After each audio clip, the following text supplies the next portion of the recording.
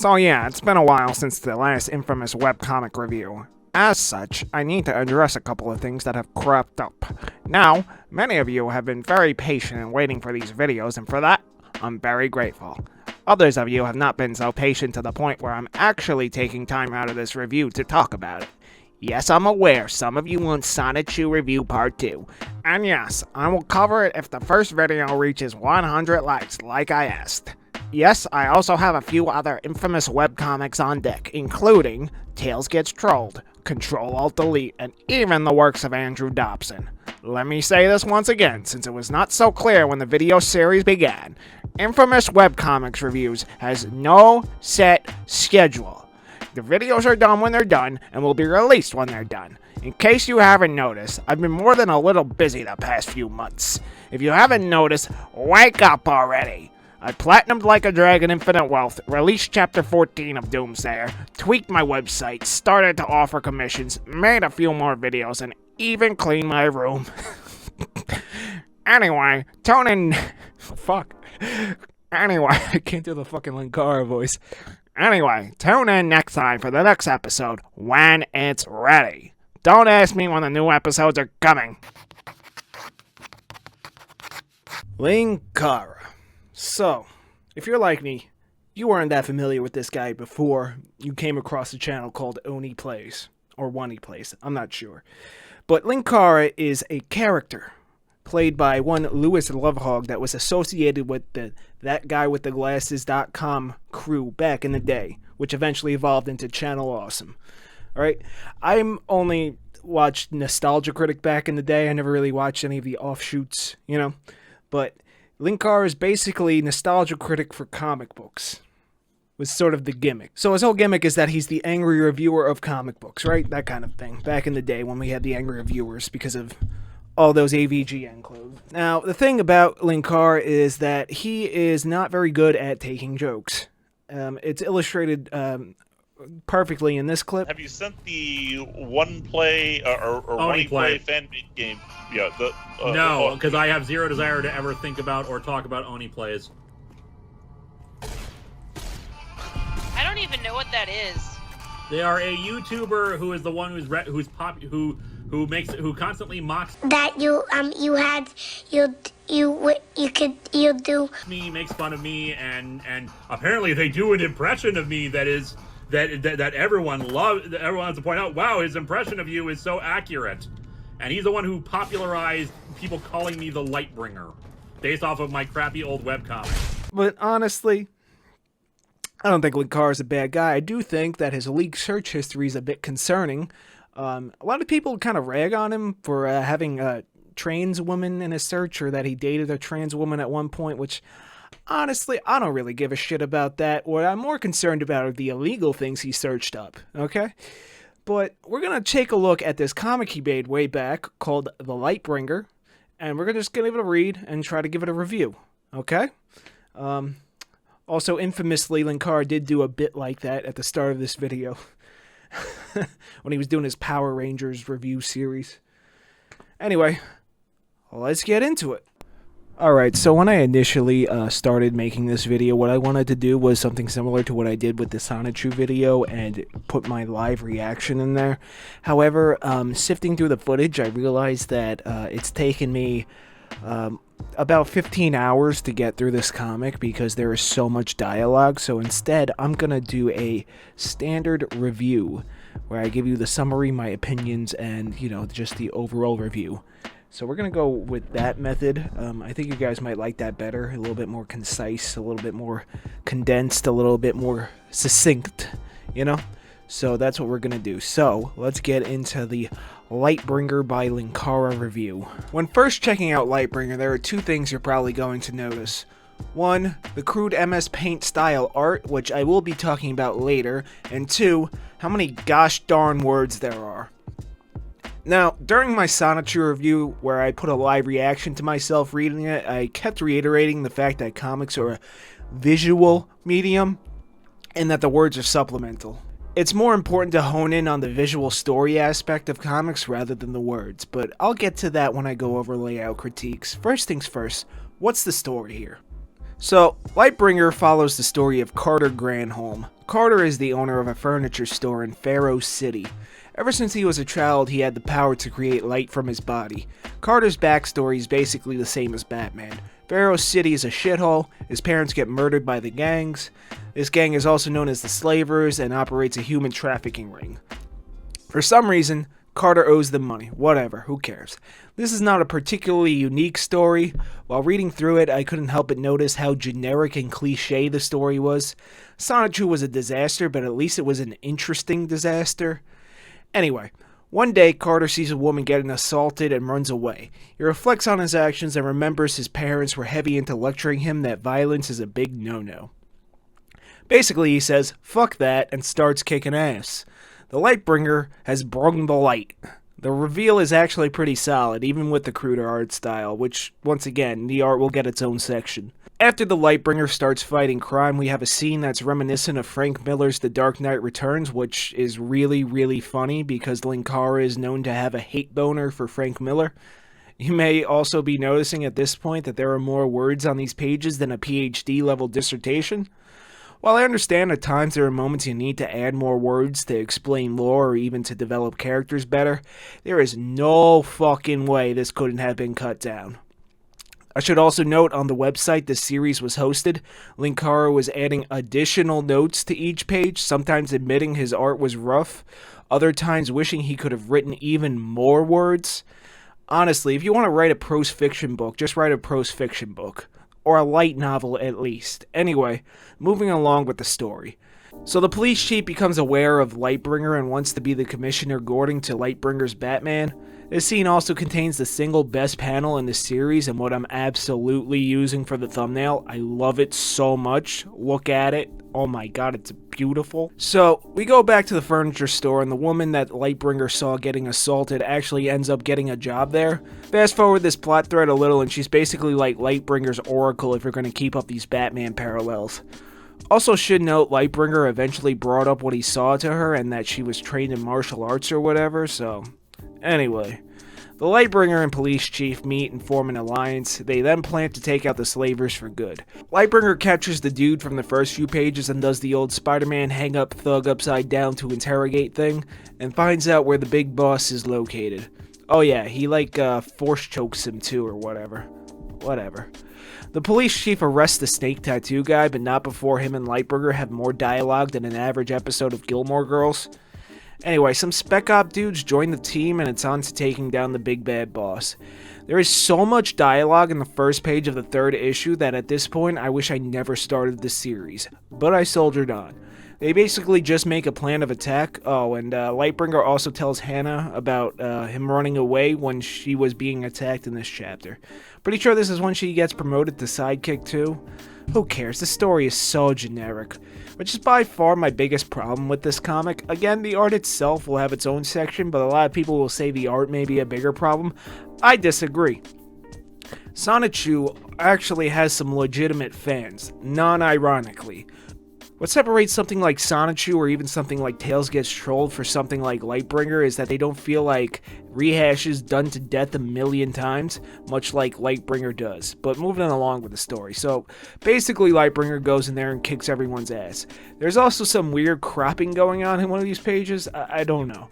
He also finds out the boss, a guy named General Weris, is actually using his illicit funds to reinvest good things into Pharaoh City, like infrastructure and charities.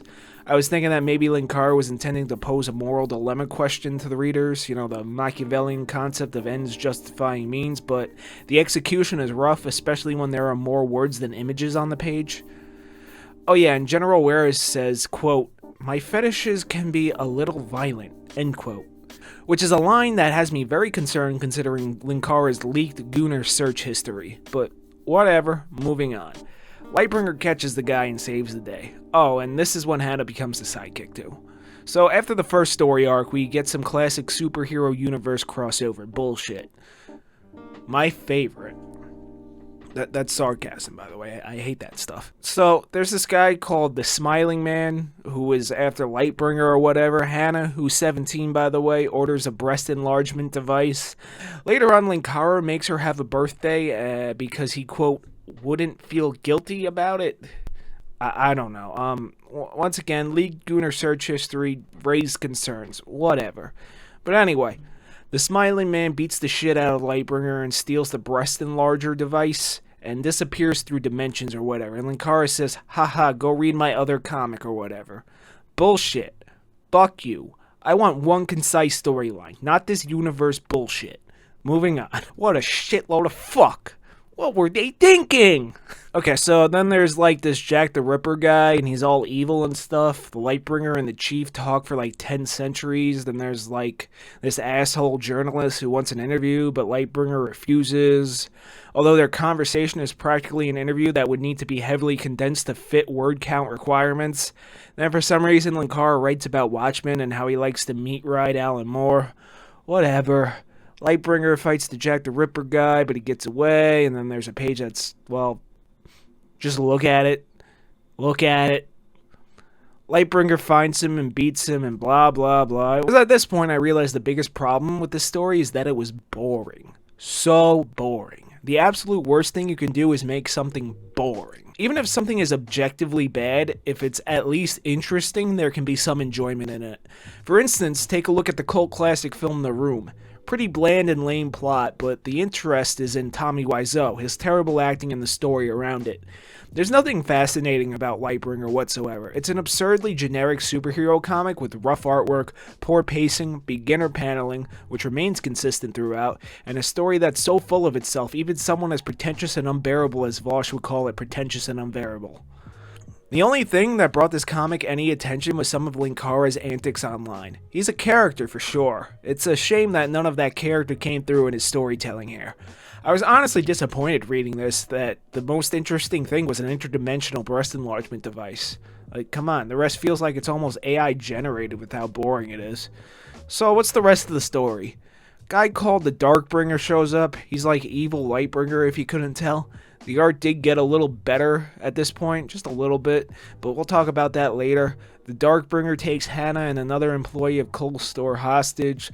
Lightbringer shows up, big fight, tough at first, but a character literally named Linkara shows up. They team up to beat the Darkbringer and the day is saved. Linkara is from some other comic, more superhero universe bullshit. At this point, I wanted to tap out. I'll admit the art was getting slightly better, but the insanely wordy and hard to read page layouts haven't changed. I will once again reiterate what I said in my Sonichu video. If you want to draw comics yourself, you should do thumbnail sketches with the word balloons before you start drawing the actual page. This will help you visualize the flow and may be a good way to cut down the script and work on the pacing and paneling. Thumbnails. Always thumbnails. So anyway, I just started speed reading at this point. So there was the Legion of Doom or some shit. There was a trial for the General Weris guy, and there's like a Catwoman clone and a hot air balloon of all things. Then for the last 2 issues, Linkara actually hired an artist to draw it. The big problem with that, even now having legible artwork and a solid layout, also less words, is that you need to read the prior issues to know what's going on. And I had already abandoned hope by then. There's like a movie or something and then it ends. I don't care. Overall, it's not the worst thing I've ever read. I mean, I have read Sonichu. The problem with it is that it's boring and generic. Also, the superhero universe crossover shit, I hate that stuff so much. 5 out of 10. At least you tried. Linkara himself has gone on record to say it was bad, so at least he's self-aware. Anyway, moving on to the art. Hey guys, I hope you're enjoying this video. Make sure you don't turn on ad blocker. So another thing that I should mention about the Linkara lore is at a certain point he made a video complaining about people using ad blocker on his Blip.tv channel. It was a whole thing. Ads worked differently back in the day. It wasn't like AdSense now where you just gotta get 1,000 subscribers and 4,000 watch time. Yeah, he made this whole video where he was ranting like, guys, you gotta turn off ad blocker or I don't need my ad revenue. I don't give a shit if you use ad blocker, but YouTube, I think, blocks it now. Whatever, you know. Best thing you could do for me is just like and subscribe. You know, leave some comments, whether that be for or against me. I love reading all of them. But let's continue this review. So, Lightbringer had 2 artists, actually. First, Linkara himself, and for the last 2 issues, a guy named Chad Rocco. Linkara credited the artwork under a pseudonym rather than just saying story and art by Louis Linkara Lovehog. Why? I don't know. He even changed it at one point. I don't get it, whatever. Anyway, yeah, his art is a bit rough, but for the most part, it's very legible. The big problem is that his layout skills and not being a very good editor when it comes to writing dialogue. Word balloons take up more than half the page, which takes away from the art heavily. There were actually improvements to the art as it went along, which is by far my favorite thing to see in indie comics, or just comics in general. Like I said in the previous video, I think drawing comics are actually a better way to improve than traditional art classes. He went from these really weird looking figures to getting anatomy pretty decent. His perspective also improved as the story went on. Would have been interesting to see him do the last 2 chapters. The color choice is fine, and for the most part I can tell who's who. Some of the cropping and paneling is confusing, and the order of word balloons are at times unclear. But it's honestly fine. I feel like the story was the main thing holding this comic back. As for the Chad Rocco chapters, they're actually quite well done, albeit a very heavy shift in style. The lines are bold and characters are more expressive, the panel layouts are legible and not super static like Linkara's run. It also seems like Linkara reined it in when it comes to writing dialogue. There are even pages without any words on them at all. The only problem with the Chad Rocco chapters is that you need to read the preceding 13 Linkara chapters, and by the time you get to these, you will have probably already given up. If I was going to rate the art, Linkara gets a 6 out of 10. Could have upped it to a 7 if he kept at it, you know. I wonder if he did. I hope he did, you know. Rocco gets an 8 out of 10. It's a significant spike in quality, but it's just a personal bias to the bold, chunky style holding it back. I don't know. It's just, I don't like those really thick outlines. It's not for me.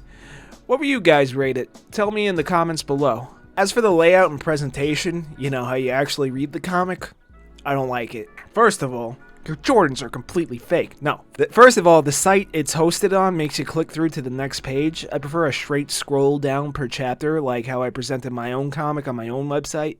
I also don't like how there wasn't a single double-page spread, as well as the crossover bullshit that makes you read 5 different series to get the full picture. I hate that so much. I hate it. I hate it. I hate it. Should also mention the fan arts.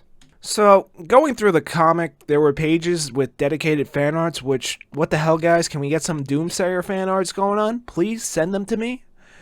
These may have been some nice palette cleansers between Linkara's pages, but they just broke up the entire flow of the already flowless story.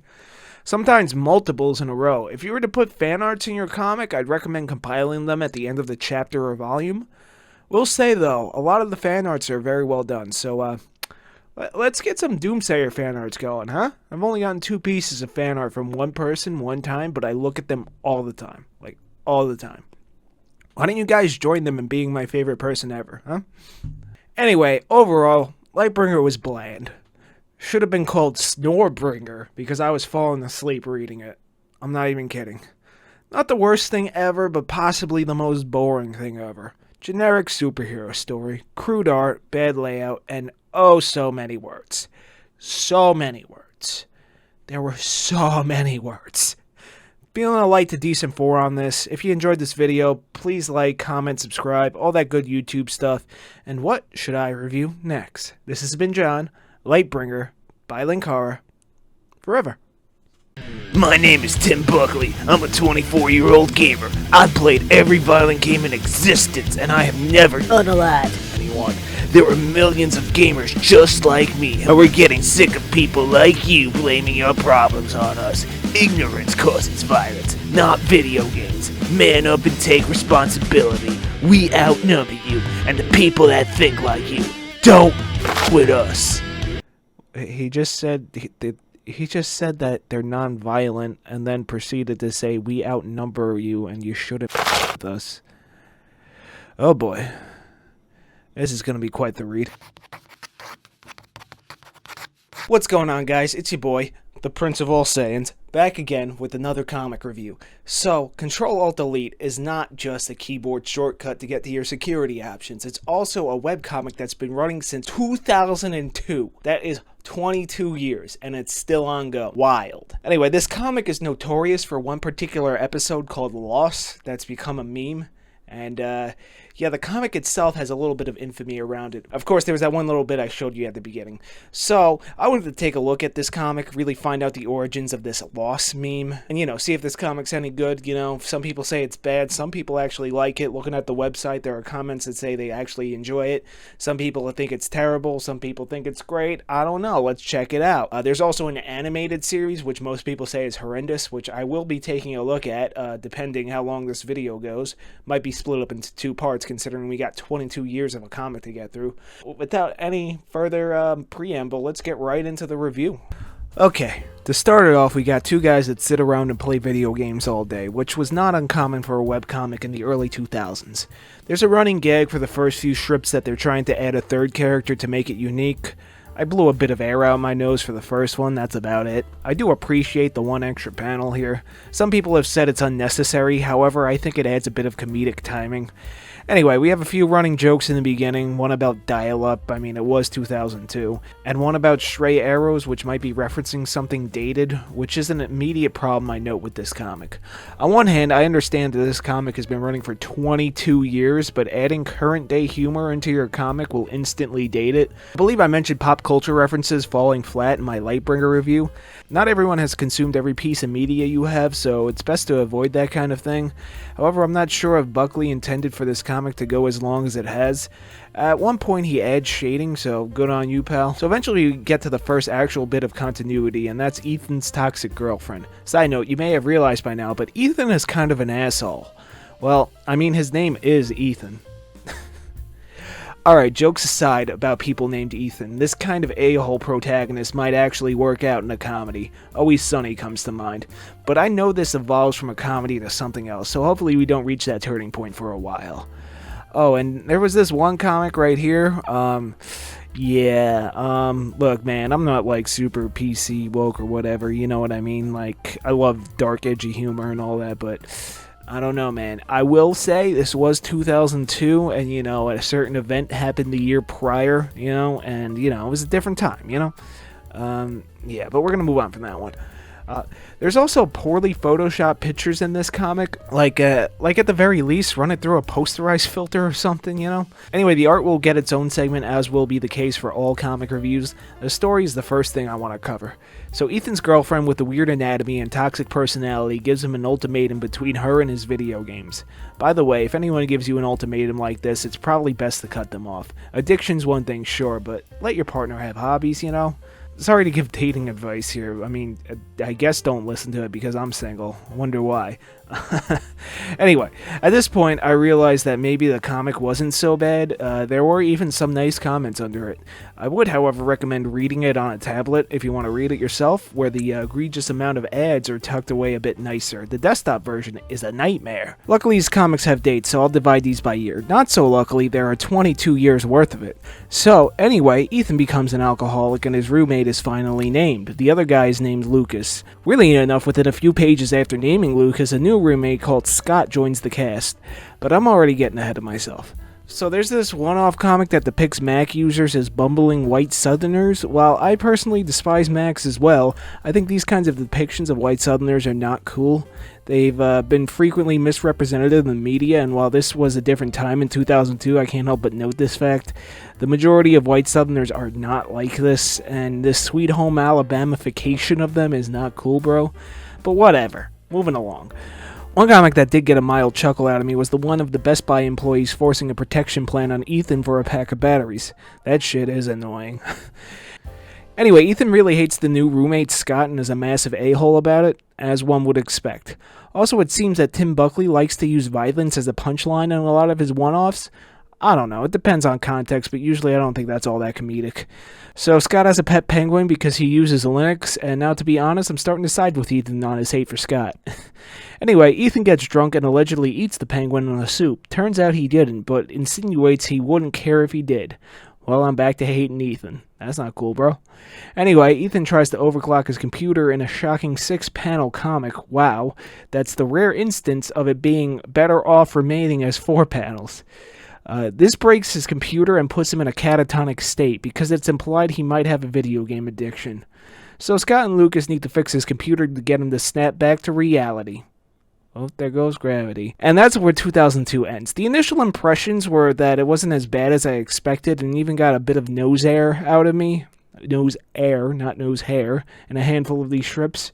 I find Ethan a very unsympathetic and unlikable protagonist, but as stated previously, this can work in a comedy. The problem is that he's sort of painted as the righteous party in a lot of these strips, even though he's a piece of shit. Now, the comic does continue, and I know it strays from comedy, so here's hoping for a bit of character development. Although, looking at a picture of Tim Buckley himself, he's got a very similar Dawson's Creek-ass haircut, so this might actually be a case of a self-insert. Who knows? Let's hope not. Moving on to 2003. Okay, so Scott and Lucas fix Ethan's computer, and he's back to being an insufferable doucher as always. There's a new character introduced in this segment named Lila. I haven't seen Lost many times, I already know where this is going. Ethan is flabbergasted at the existence of a girl that plays video games. Well, I mean it was 2003. So he decides to grab her breasts. Wow, what an asshole. Speaking of asshole things, Ethan also had everything that reminded him of his ex thrown out, including Lucas's mattress. He explained to Lucas, shamelessly, that they had sex on his bed, and Lucas had a pretty standard reaction. Should also note that Lucas isn't quite the friendly guy himself and is almost as much of an asshole as Ethan. Almost. Scott tries to use Ethan's computer, and apparently there's a device built in designed to strangle Linux users or something. I don't know. There's this one comic that I don't understand. Like, what is this? There's this one comic that actually got a laugh out of me. Oh, and Ethan punches the Lucky Charms leprechaun. There's a story arc about the heat being broken in the apartment building, and Ethan creates the fictional holiday of Winter Eamus. I believe this is relevant for later, but I've only seen a few strips of this comic before actually reading it.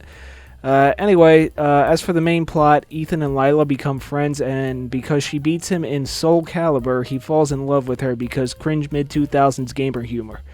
Anyway, he tries to get her a Valentine's Day gift and ends up giving her a bouquet made out of ram sticks. And he immediately requests to touch her boobs. I really do not like this guy. Somehow he's getting progressively worse. It was at this point I realized I still had 20 and a half years of strips to go through. This video might be split up into parts. I'll admit that this comic is actually not as bad as I first expected, but the biggest problem is how unlikable the cast is. My favorite characters so far are Scott and Ted the Penguin. Scott actually seems like the most normal human being out of all of them. Lila has yet to have enough screen time. Ethan and Lucas are scum of the earth. But once again, here's hoping for some character development. So at a certain point, it's revealed that the best character in this comic, Scott, was actually paying the entire rent. So there's also a running gag about Lila that's essentially, oh my god, a gamer girl? Which, I mean, it was 2003, but come on. Ethan continues to be a scumbag, kidnaps a game store employee, and threatens to unalive him with Lucas, who's also an asshole at this point, almost like he's having a reverse character arc. But Lucas is decent enough to go get a job and make Ethan get one too, so Scott doesn't have to pay the entire rent. Ethan just walks to random places and gets jobs, which is so not how it works now. He ends up working in a video game store because, of course. Also, somehow Lila actually likes Ethan, which is a bigger ass pull than a full rectal prolapse. Don't know what that is? Do not look it up. There's a Fallout 2 level editor out there. Wow, Fallout 2. This comic certainly is 22 years old. Anyway, Ethan has a Fallout addiction because he likes shitty Bethesda games. Yeah, I said it. I will also say you should see my playtime in Oblivion and Skyrim, but that's besides the point. So he hears about it and goes missing. For some reason, Lila and Lucas want to find him. If I were them, I'd change the locks, but they do find him in a crack house for video game addicts, and apparently it was built for EverQuest addicts. One of said EverQuest addicts cracks Ethan on the head with a cinder block for standing too close to his modem, and the Fallout addiction arc ends. He then successfully asks Lila out. How? I don't know. This guy's an actual piece of shit. And the fact that Lila seems like one of the more rational people in this comic only makes this more unbelievable. My disbelief is no longer suspended. Anyway, they have plans, but Lucas got him and Ethan tickets to E3. Remember E3? So now he's torn, and I want to put this comic down.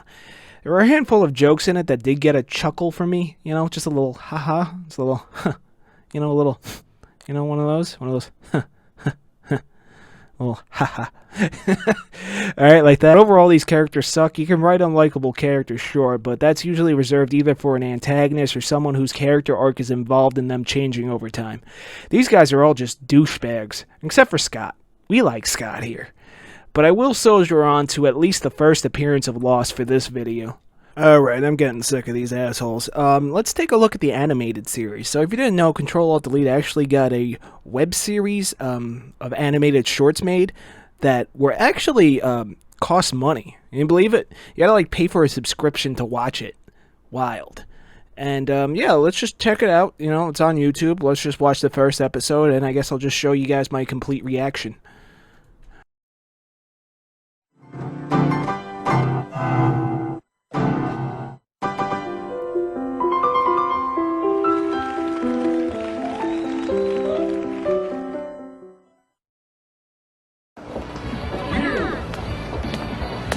Excuse me, will my PS2 play Xbox games?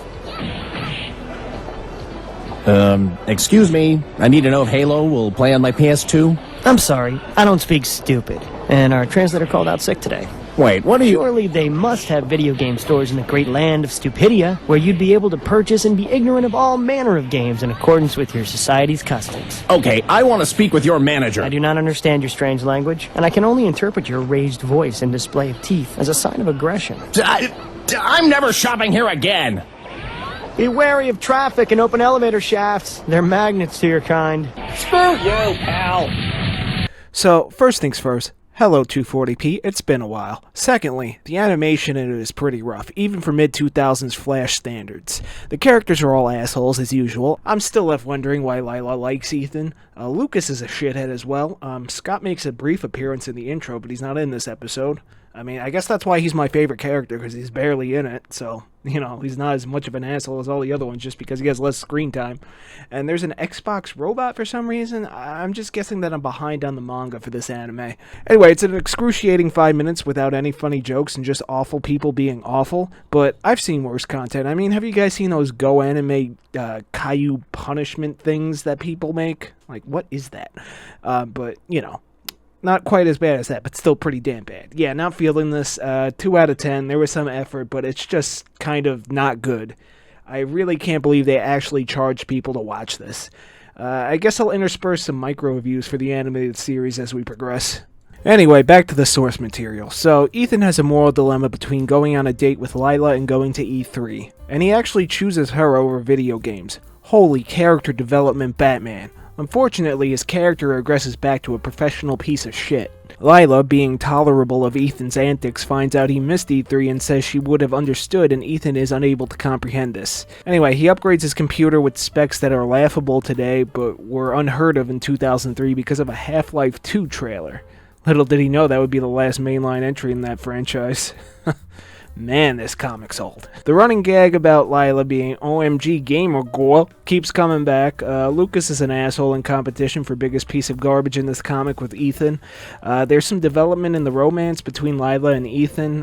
There's a joke about rap fans that include an appearance by Best Boy Scott. Let's see, there's a new hire named Rob at Ethan's job who Ethan hates because he's just like him. Well, at least there's a little self-awareness. It seems that Buckley really hated Counter-Strike players at this time. For what reason, I don't know. There's a story arc about Ethan putting his video games in the shower so he doesn't lose precious gaming time to hygiene. Also, at a certain point, Lila asks him if he watches pornography, which he basically admits to. And at this point, I'm realizing that Ethan basically has the personality traits of a modern-day incel. And I use the term incel in the true sense, not the extremist feminist male I disagree with way, you know, in the real true cell way, more or less.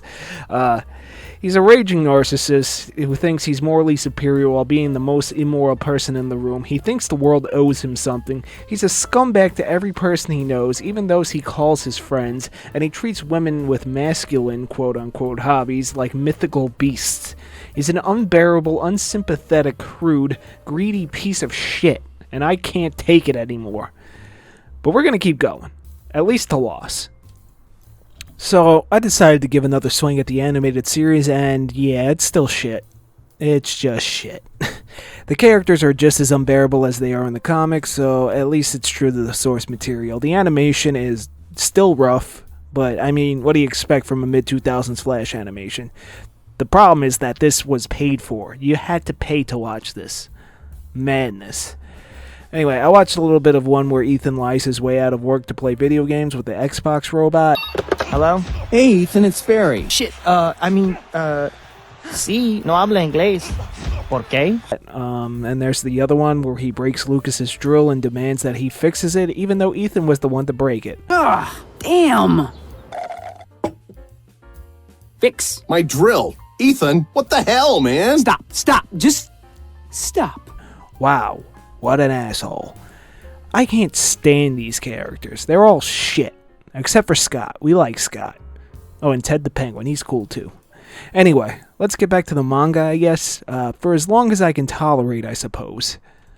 Yeah, we're not getting to loss. Okay, so Ethan goes to the beach with Lucas and gets a sunburn, and Buckley does this neat episode with a slightly different art style. I kind of like it, but he goes right back to the standard, I guess you could say, style of this comic. Anyway, Ethan is back to his shenanigans and tries to put his GameCube and Xbox into one super system and ends up burning the couch. There's a story arc about them getting recliners, and Scott actually gets more screen time. Scott, proving once again he's the best character, beats Ethan in video games and puts him in his place, like the little bitch he is. Okay, that's not part of the script, but I don't like Ethan, in case you haven't noticed yet. He also teaches Ethan about meditation. Ethan learns this art and, as expected, is a douche about it. There's also this one panel where he knocks a kid over for literally no reason. It's not funny, it's just making me hate this guy even more. Scott, being the best character, rationalizes Ethan's delusions, and for a moment Ethan isn't obsessed with the powers of meditation or whatever this story is. And then Scott is off screen and no good characters are in the comic anymore. There's this one trip where Ethan demands a wheelchair lift be installed in their stairwell because he's a lazy, entitled gamer, and I just can't take it anymore. Look, man, there are really rare cases of asshole protagonists working like the aforementioned Always Sunny, but this just ain't it, Chief. Doesn't help that the majority of the supporting cast are scumbags too. Best boy Scott is off-screen way too much, and where's Ted the Penguin? I love that guy. There's quite a few instances of walls of text too. I just want it to end, man. Please, no more. I'm gonna bookmark it here for now. Alright, so since this is primarily an art channel, let's talk about the art. The beginning story arcs are all rudimentary and cartoonish. It's not horrible, it's just kinda bland. However, since I tapped out before the later and newest episodes, I want to talk about them just looking at some random pages. There is actually a significant spike in the quality of the art. Buckley actually really improved his craft, and I gotta give him props for that. There's even dynamic lighting, panel variation, and even some camera movement. However, it seems he falls victim to the wall of text again and again. Now, like I said in the Lightbringer review, sometimes you might need to add more words, but do your best to cut them down and use this visual storytelling medium to tell the story through visuals. Now, I'm just looking at these and not reading them, so it may or may not be necessary.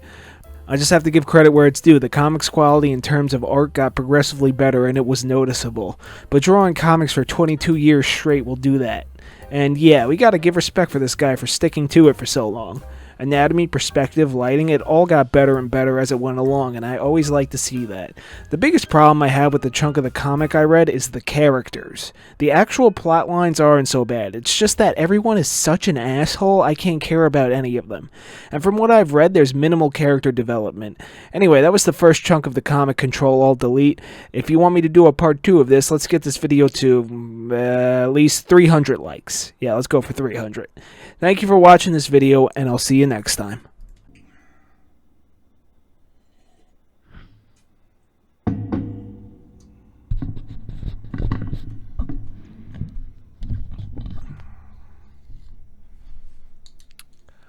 The Zootopia abortion comic.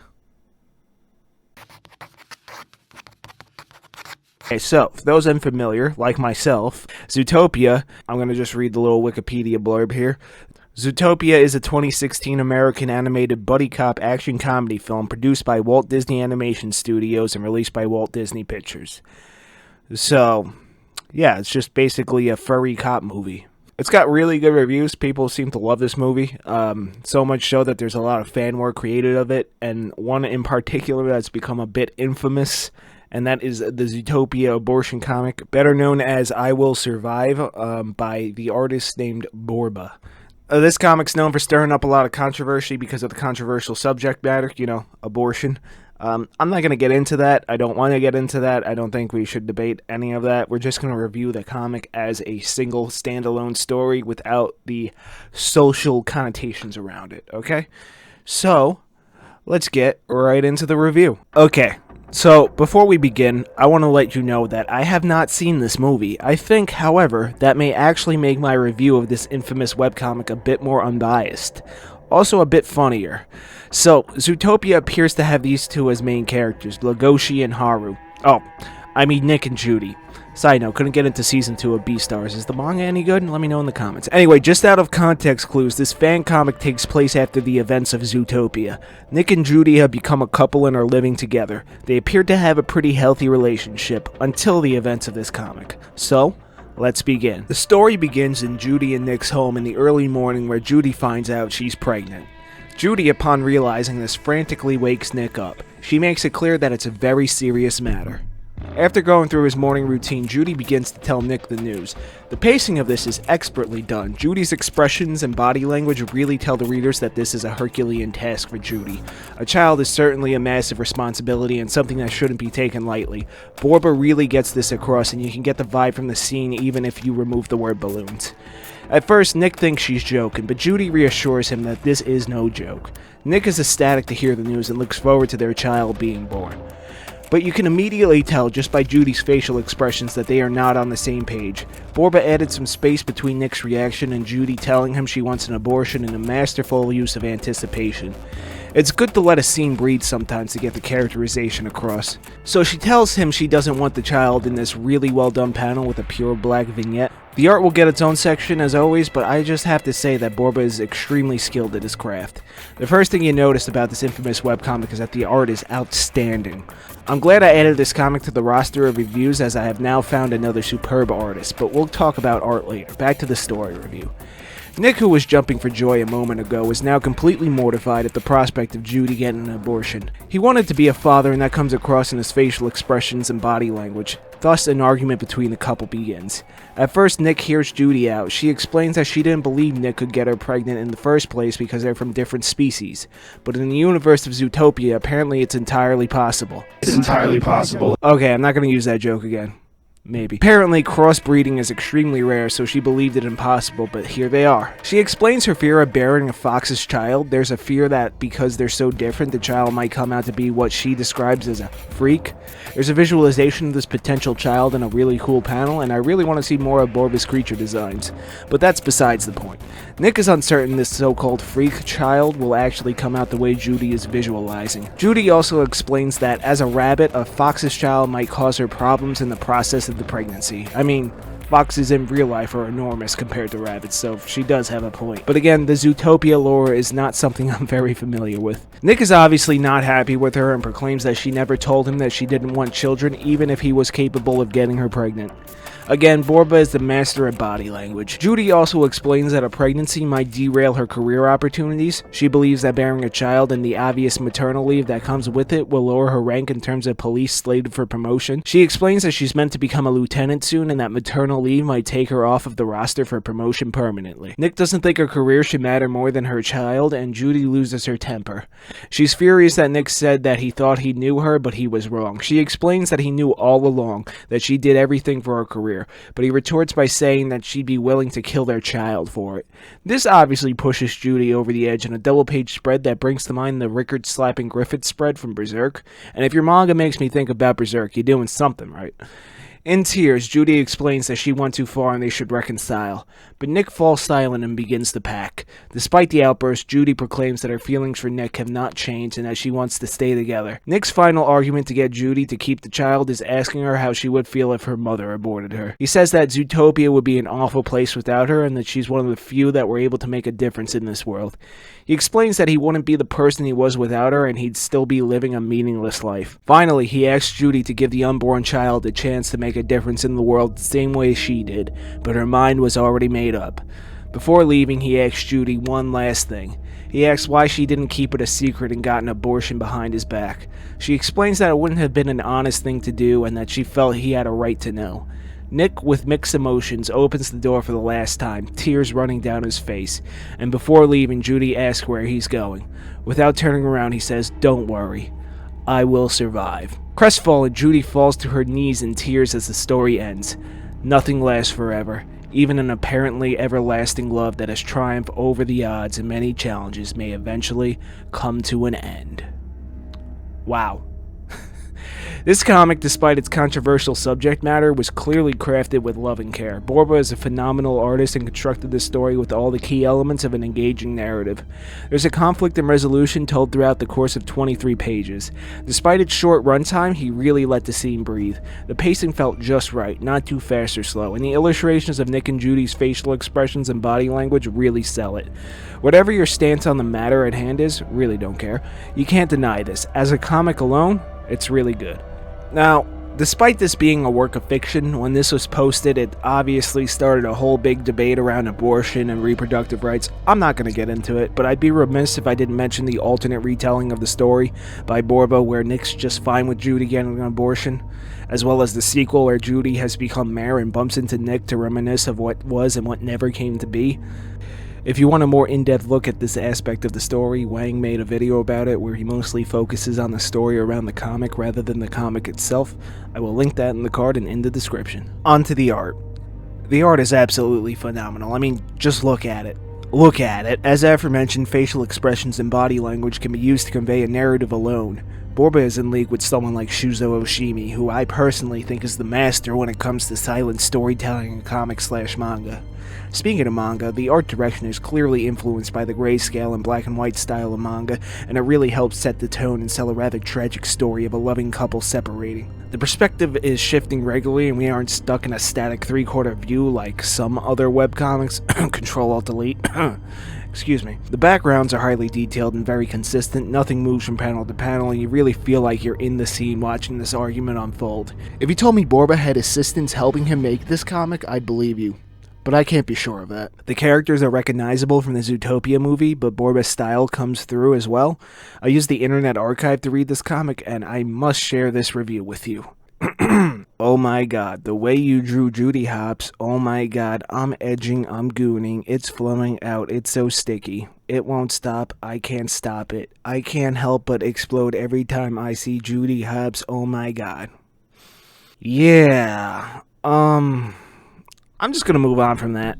Just wanted to share that with you.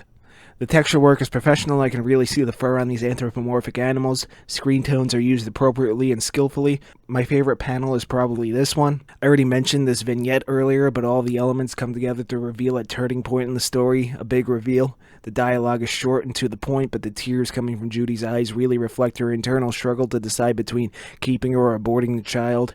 It's also apparent she can't even make eye contact with Nick when telling him this. I love this panel. This art is fantastic. So, I'm not sure how this was first displayed. I believe it was on DeviantArt because, of course. But when I went to look for it for this review, there were a few links. It took me a moment to find the Internet Archive version. I'm usually not a fan of the click to next page format. I like to separate chapters and scroll down, but with some space between the pages, not that infinite scroll that Webtoon popularized. It, however, works here considering it's such a short story. At least reading it on the Internet Archive, I'm assuming the controversy around the comic may have led Borba to take down the original upload. Again, link to that Wang video in the card in the description. I really enjoyed this one. Despite its dark subject matter, it was extremely well executed and both of the characters felt real. Kind of wild that this was a fan comic for Zootopia, of all things. Trying to separate the real-world social and political issues from the artist's work might be tough for a handful of people, but looking at this objectively, it's a good comic. Not necessarily something that I would have read by choice, but it came on my radar because of its infamy.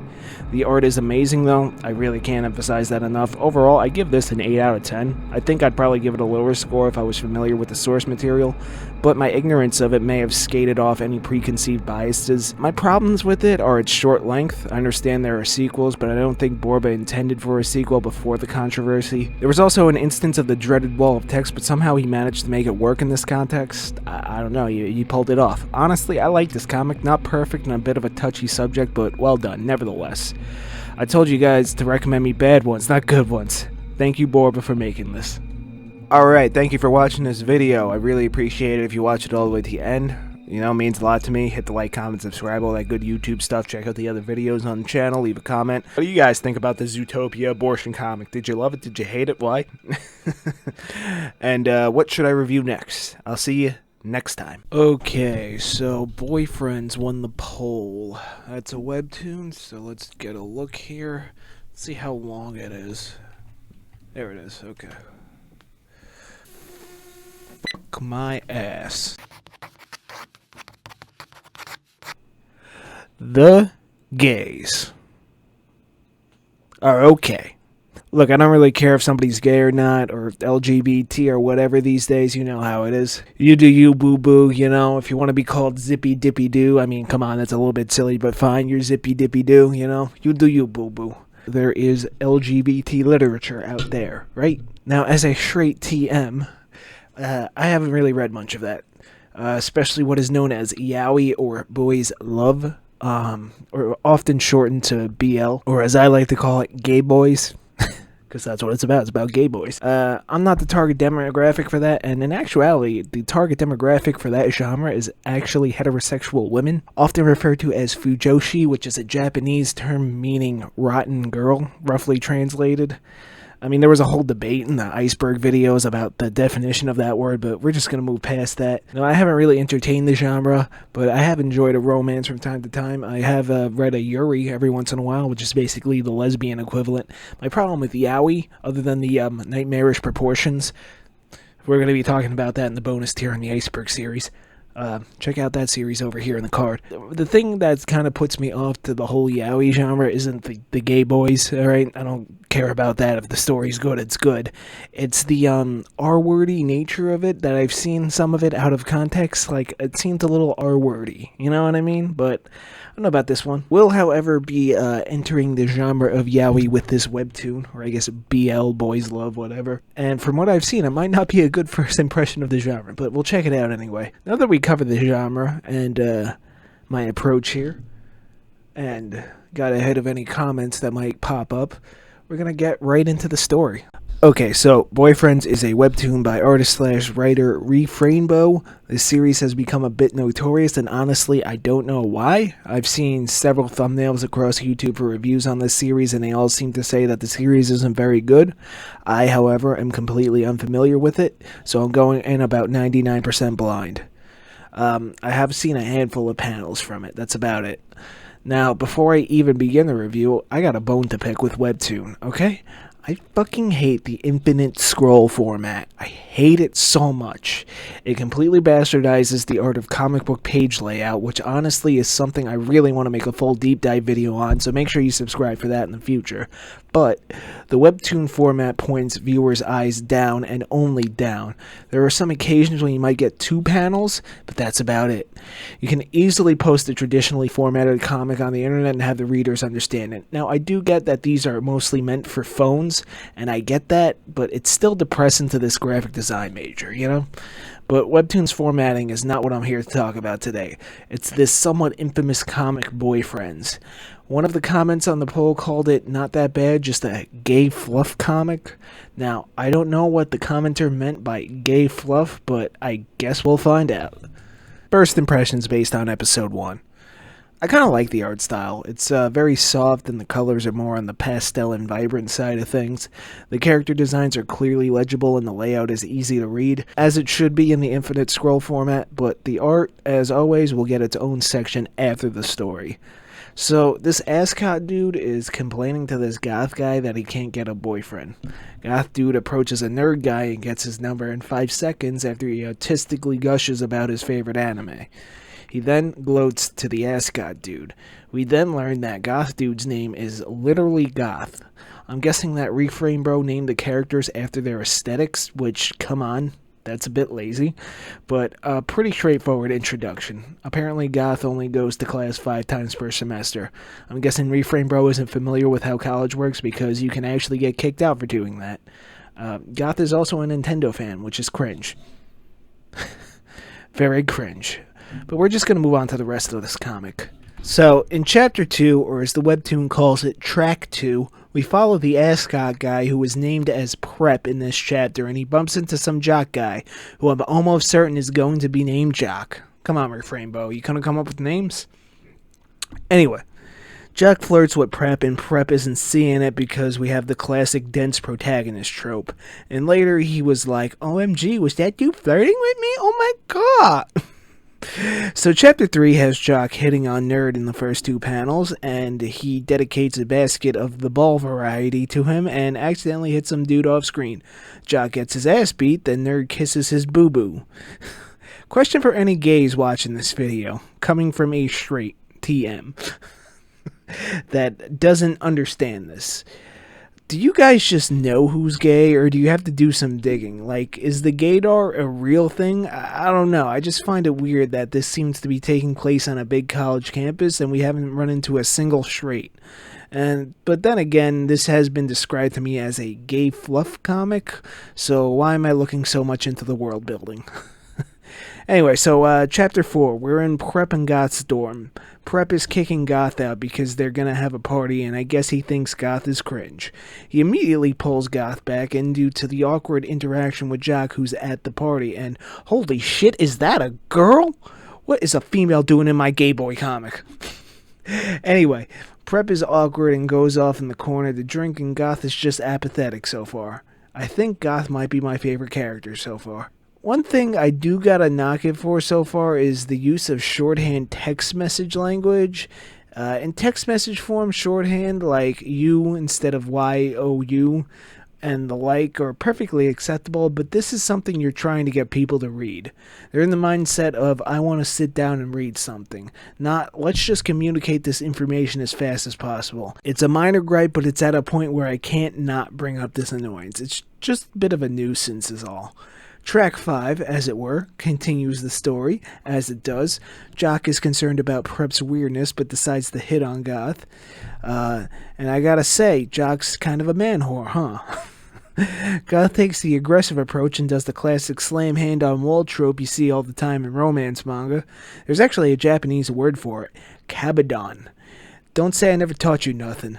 Then they go to play in Prep's room, and we have another classic trope of their conversation sounding sexual, but when Prep opens the door, it turns out they're just playing Jenga. Lots of pulling out and putting in that game.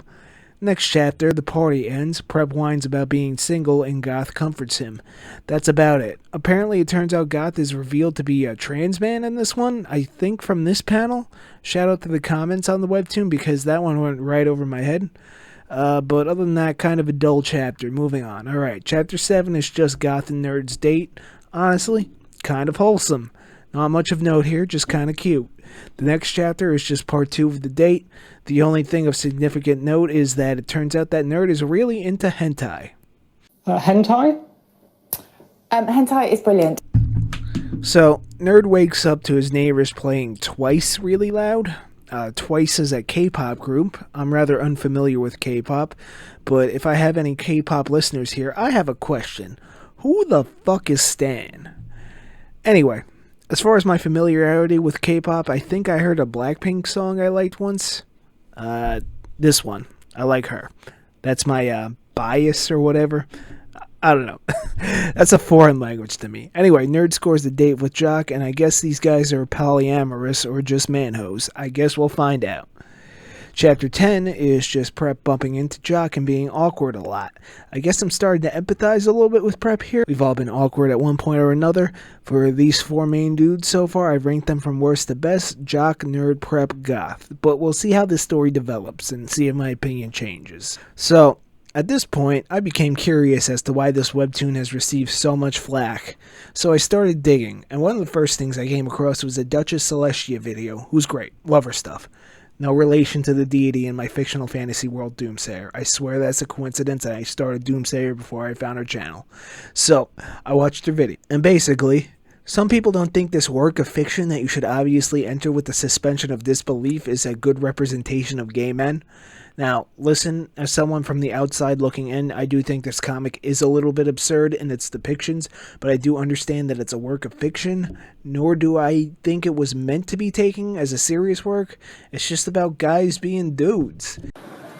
What's better than this? Guys being dudes.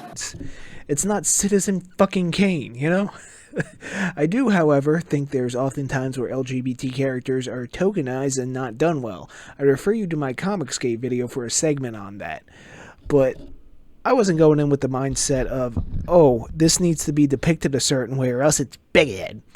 Like, look, dude, various people exist in this world of all walks of life, and some of them actually are like goth and prep, you know?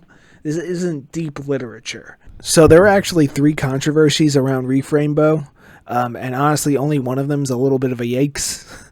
Okay, so the first one is they said the N-word when they were a teenager. Now, as someone who was once also an edgy teenager, I think this is forgivable. They even publicly apologized about it. A lot of people say shit that they don't believe now a long time ago, you know? But unfortunately, we live in a time where the internet is forever. I'm eternally grateful my edgy teenage years were on obscure anonymous forums around special interest boards, you know? Man, back when the internet was very based. Now it's very cringe. Good old days. I am quite old if you haven't been able to suss that out yet. The other thing is apparently they said some anti-Semitic comments, allegedly, but in context it was actually in favor of Jewish people. Look, man, at the time of recording this with everything going on in the Middle East, I'm just going to walk right away from that, okay? Hate bad, war bad too. Please stop. Can't we all just get along? Alright, and the big one is apparently at a certain point, Reframebo drew NSFW artwork of a member of BTS when that member was a minor. Great, we got another Shad man. Can't get away from him. Why does he keep coming back? So apparently Reframebo himself was a minor at the time, so that softens the blow, but like, you know, I don't know. I don't know, boss. So, yeah, that's basically the gist of it. Kind of feels like a massive nothing burger to me, but hey, if you can't read a webcomic about characters literally named after cliches because of it, you're welcome not to. So, back into it, I guess. Oh, and one thing I want to add to this conversation about the whole concept of this comic, quote-unquote, fetishizing gay men, is that the word fetishize gets thrown around, like, ridiculously these days to the point where it's like you're just saying something to get angry for no reason. Like, I saw this, it's from 4chan, so maybe it's like the guy's fucking around, but still at the same time, I'm at that point where I'm like, I don't understand. It's like, oh my god, it's like Square Enix has a adult woman fetish. Oh, I guess I do have a fetish, huh? Also, what game is this? Because there are 2 big reasons I am sold. Anyway, look, man. You know, somebody's always going to have a problem with something, and there's always going to be at least one guy that says, fuck you, you know? On every one of my videos, there's going to be at least one dislike. I could make the perfect video, and one person is going to dislike it, you know? That's always going to be how it is, alright? I think that's all I have to add in the post-edit here. Yeah. It's kind of dumb. All these controversies are a little weird and dumb. Except for that one time he drew spicy stuff of a minor. As a minor, but still, I don't know. Anyway, controversies aside, let's get back into reviewing the actual comic. Chapter 11 has Prep musing his awkwardness. Nerd approaches him and gives him a bit of a confidence boost. So from the synopsis of the webtoon before I started reading it, I'm under the assumption those 4 are eventually going to start a polyamorous relationship.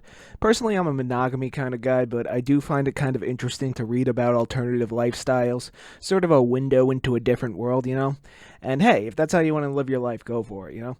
I do hope, however, that this inevitable polyamorous relationship creates some actual conflict, because I'm starting to understand what the commenter meant when they said fluff. And speak of the devil, because in Chapter 12, Nerd suggests to Goth that they should try a polyamorous relationship with Jock and Prep. So they... What are these names? Apparently they do have actual names, but they're only referred to by these nicknames in the comic, whatever. So they make plans to meet.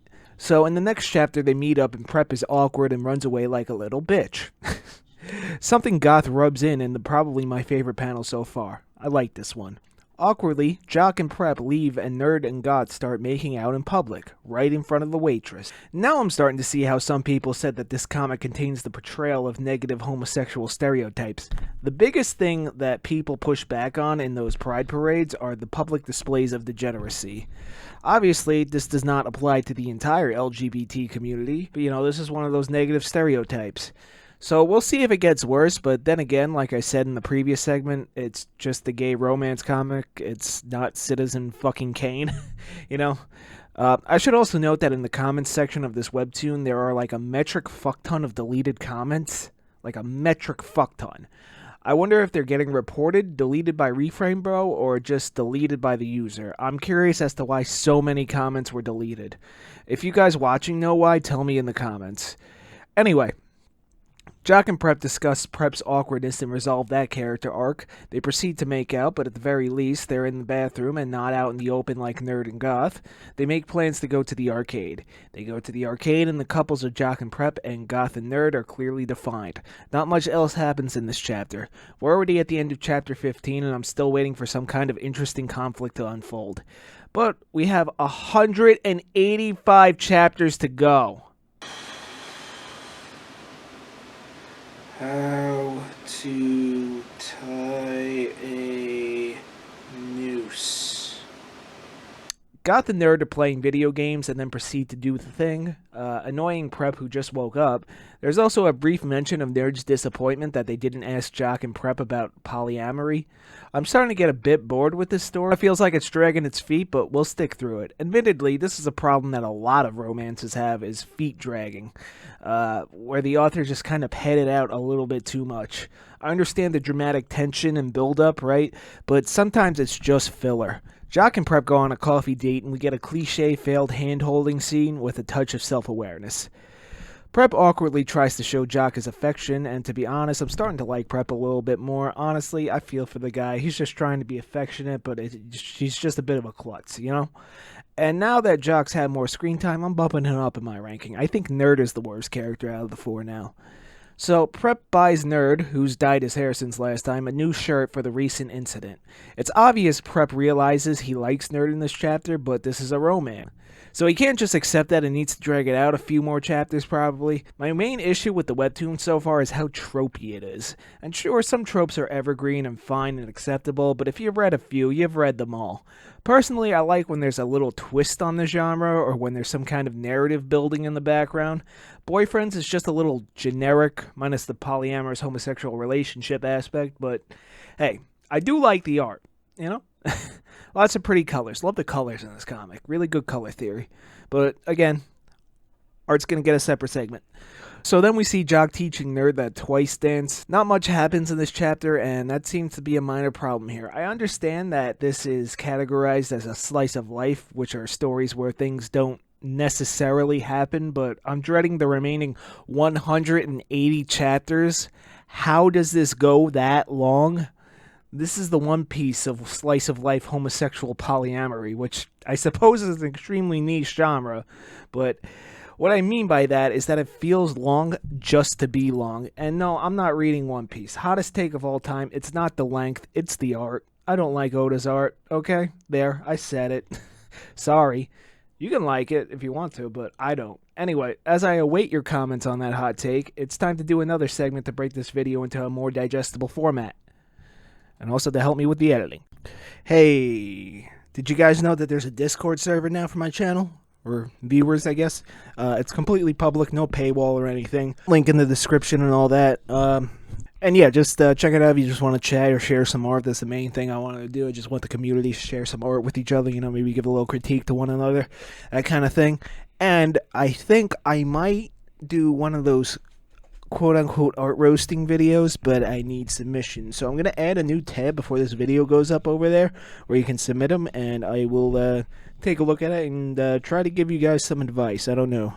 Obviously, I'm not going to do the whole Sam Does Arts things where it's just like, fan's so funny, here's how you fix it, draw exactly like me, you know what I mean? But yeah, that's over there. And actually, I think maybe at some point in the future, maybe when the channel gets a little bit bigger, maybe we'll do user-submitted comic reviews, if you guys make indie comics yourself.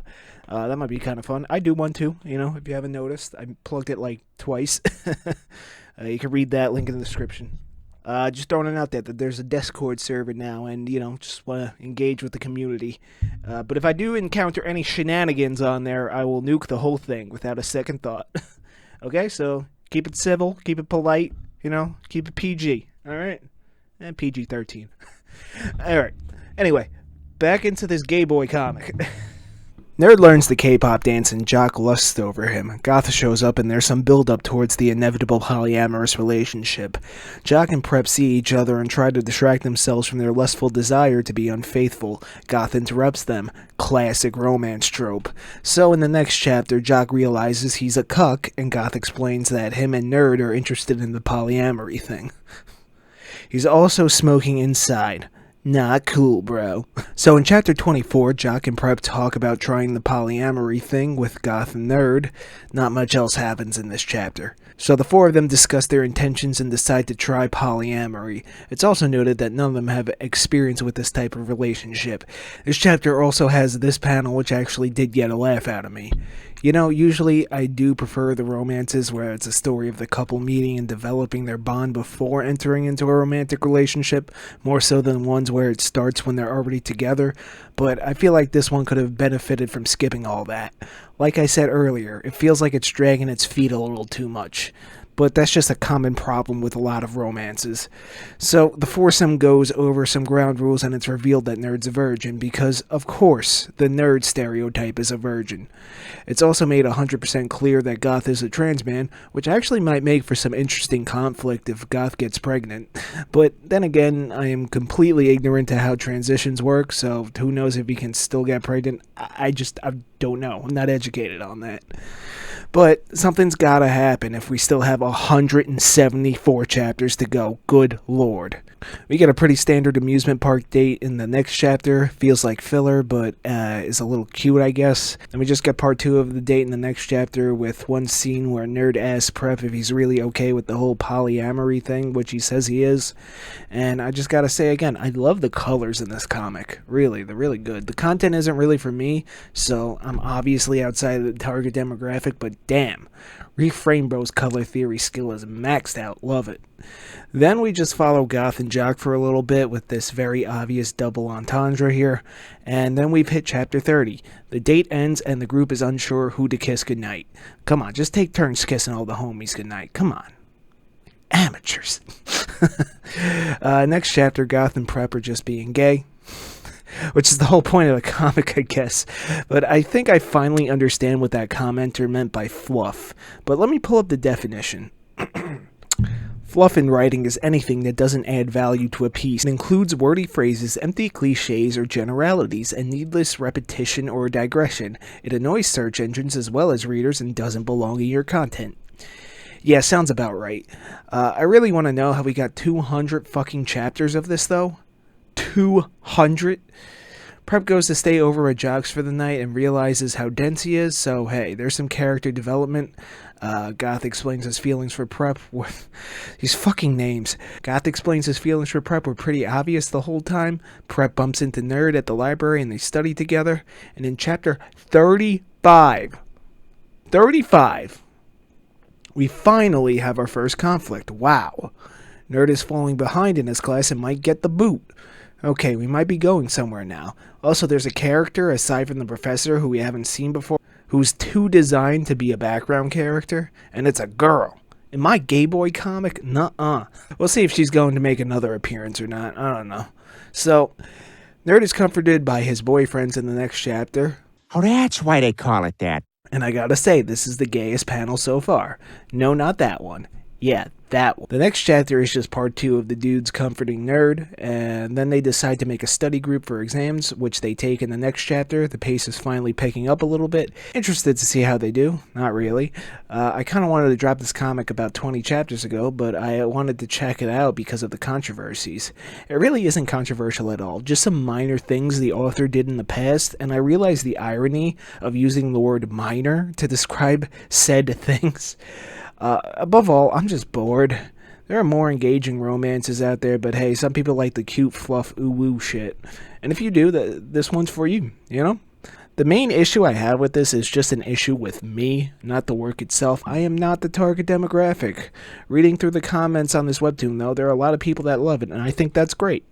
You should never seek validation for liking something. Just enjoy whatever you want, and someone calls you cringe or whatever because of it, fuck them. I am going to soldier on to Chapter 50 for this video, though, the 1/4 mark. So in Chapter 40, it's Pride Month, and Nerd and Jock never went. Goth went once, and Prep is an expert, because of course, if one of them would be an expert, it'd be Prep. Okay, I get where the criticism of the portrayal of stereotypes of gay men comes in, and let's be honest, once again, like I said earlier, there are people out there who are, in fact, just like Prep, and if they see themselves in this comic and relate to and enjoy this character, though, hey, I think that's a good thing. But we do get more details about these characters' sexualities in this chapter if you care about that sort of thing. As stated before, Goth is trans. Turns out Jock is bi and Prep is just regular gay. And thanks to the comments, Nerd is pansexual. Keep him out of the kitchen. I kid. I actually have no fucking idea what a pansexual is. Nor do I really care to look it up. You know, just you do you, boo-boo. So the guys go drinking and encounter another guy. He joins them and we get a silly fourth wall break. Oh, that's so silly. Aren't you a silly Billy, huh? I really don't want to read this anymore. So then they make plans to go to the beach, and Refrainbow must really like twice. There's also some self-awareness of the beach episode trope, which just continues in the next chapter and the next chapter, which has this panel, which I love. And then there's another chapter at the beach. The beach date ends, and then we see Prep and Jock go shopping. Nothing happens in this chapter. They continue shopping in the next chapter. Prep buys Jock some new shoes. Holy shit, he bought him some shoes! Wow. Oh my god. Most iconic moments in fiction. It's right up there with the Bayonet activating in Berserk. I'm sorry, guys. I'm losing my fucking mind here. Anyway, next chapter, Nerd goes roller skating with Prep and Goth, and as always, Prep is clumsy. Poor bastard. Then Nerd takes Jock skating, dragging Goth along once more, and we find out that Nerd is a bit conniving, hopefully foreshadowing a villain arc. Please, I am so bored. This is so bored. But Goth picks up on this. Uh-oh. But it's immediately resolved in Chapter 50, and where I'm ending this video. I feel like I just read 50 chapters of absolutely nothing, and I understand that's sort of the appeal of this whole slice of life genre. I, however, feel like the majority of these chapters could have been cute little 4 to 6 panel shorts Refrainbow posted on Twitter. Fuck you, Elon, we're never calling it X. Anyway, the dynamics between the characters is non-confrontational and everyone gets along. I think that a story about a polyamorous relationship would be a perfect place to write conflict, however Boyfriends has none. The best slice of life / romances usually have some sort of overarching narrative or subplot to keep the readers invested. Even bad ones understand this. As for some examples, there was the recently super successful Bocchi the Rock, a slice of life about a girl using music to get over her social anxiety. Not a lot happened, but there was a plot. One of my favorite anime ever, Chihaya Furu, is just a high school romance about professional karate players, which is a really cool Japanese card game. Season 4 when? Why has the manga not been officially translated and published in the West? Why? Anyway, a bad show, like Rent a Girlfriend, there's this overarching narrative of the main character hiding the fact that he's an insufferable incel. I mean, using a rental girlfriend service. God, I hate that fucking guy. Can't stop watching, though. I don't know what it is. It's like bad reality TV. Like, Anyway, the main issue with Boyfriends that I have is that in the first fourth that I read, there's practically zero conflict, and if there is, it's resolved immediately. I get that's not necessarily the appeal of this genre, it's supposed to be cute and cozy, but basic writing is exposition, conflict, rising action, climax, falling action, resolution, right? We all learned this in high school English class. Now, actually inserting a conflict into the narrative isn't always necessarily going to save your story. Just look at Lightbringer. It's me, I'm a Lightbringer. Check out that video in the card and I'll put it in the end screen too. If you can't write a good plot, write good characters. Which is another issue I have with Boyfriends, is that the characters lack depth. I read 1/4 of the story. I couldn't tell you much outside of these characters' names being perfect to describe them in one word. Honestly, I do really believe the best character is Goth because he is so over this shit, and so am I. If you like this story, hey, that's perfectly fine. I don't hate it or anything, it's just not for me. I'd give the first fourth of this comic a 4 out of 10. Just kind of put me to sleep. Now on to the art. Alright, since this is an art channel, it's time for the art review. I actually really like the art in this comic. The style is what I'd expect from a modern era LGBT story, very Tumblr aesthetic. The characters are cartoony but very clearly legible. The designs are good. Reframe Bro knows what they're doing with panel composition and even uses the webtoon format to their advantage by adding negative space between panels for a better rhythm. My one criticism is how minimal the backgrounds are, and that's par for the course in webtoon. But when the backgrounds are there, they're solid, nothing mind-blowing. Kind of a funny comment coming from me because drawing architecture is my worst nightmare. Fucking straight lines. But, you know, it's solid work. A little too much with blank backgrounds to the point where it's noticeable, but it fits the aesthetic of the comic. The presentation on Webtoon is something I talked about earlier, but once again, I hate the infinite scroll format. Like I said earlier, I post my comic old school style over on my website. This down and only down motion of Webtoons is like a knife in the heart of this graphic design major. I would call myself a graphic designer, but job market's all dried up. Anyway, whatever. Page layout is by far the most overlooked tool in comics. A good page layout can really drive home the points of a narrative. I do believe there was a published book of this series, or two, so I'll have to see how they rearrange things there. But overall, I give the art an 8 out of 10. Not necessarily my cup of tea, but the skills have got to be recognized here. And man, do I love the colors. Anyway, guys, that was Boyfriends. Or at least the first 50 chapters of Boyfriends. If you want a part 2, let's get this video to 300 likes. This is by far the most controversial webtoon ever. There's some things from Refrainbow's past worth one single eyebrow raise, and that's about it. Oh, and there's also something about the ads for this. Like, I don't know, I'll have to take a look at them for part 2, but only if you like this video. Anyway, like, comment, subscribe, you know, YouTube stuff, and what should I review next? We should review this comic called Doomsayer. It's really bad. We'll just have to wait till April for that one. Anyway, thank you all very much for watching this video. I hope you enjoyed it, and I will see you next time.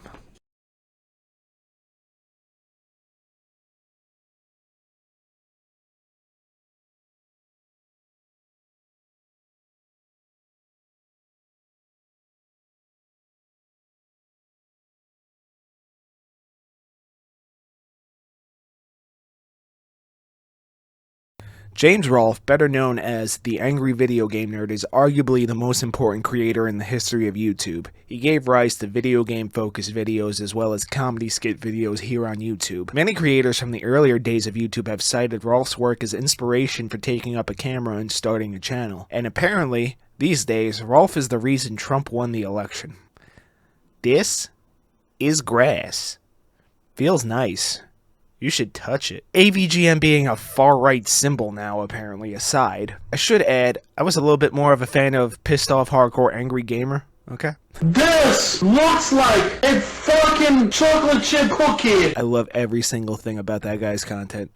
Especially the Nintendo shit cube. And this is what I like to call the Nintendo shit cube. And the reason I call it the Nintendo shit cube, because it's a piece of fucking shit! Now, we wouldn't be talking about the AVGN if it wasn't for a good friend of Rolf's who convinced him to upload his bad Nintendo games videos to YouTube in the first place. That is, of course, Mike Matei.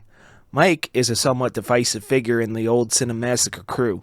While he was part of arguably some of the absolute best episodes in the earlier years, some fans didn't really like when the Cinemassacre channel was producing more Mike-centric content. I mean, personally, I think Minecraft with Gadget is his magnum opus, you know, in my opinion. I understand why all the kids are playing this game these days. It's because they like to build brown bricks with Minecraft. I also like to build brown bricks with Minecraft. It's the most fun you can possibly have. Now, there was also the introduction of the Screenwave media crew in the more recent years, after the original crew had parted ways. A lot of fans were angry that James got help with his videos, citing the decline in quality as Screenwave's doing.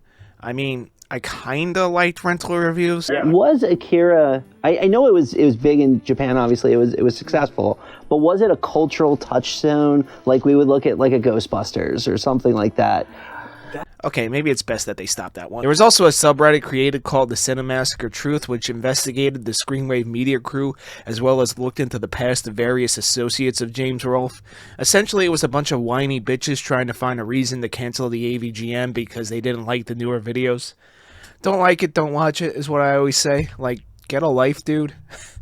There was, of course, something notable that came out of looking into Mike Matei's background. Something big and concerning. No, not his dong. That is, of course, the Loco Bandito.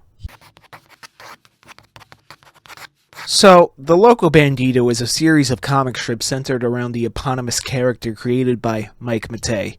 He has stated that his intent was to create a shock comic in the vein of artists like Robert Crumb. Oh boy, maybe I'll talk about Robert Crumb on the channel one day.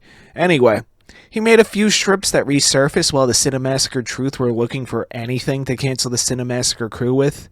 And, yeah, these strips, they were not received well, to put it lightly.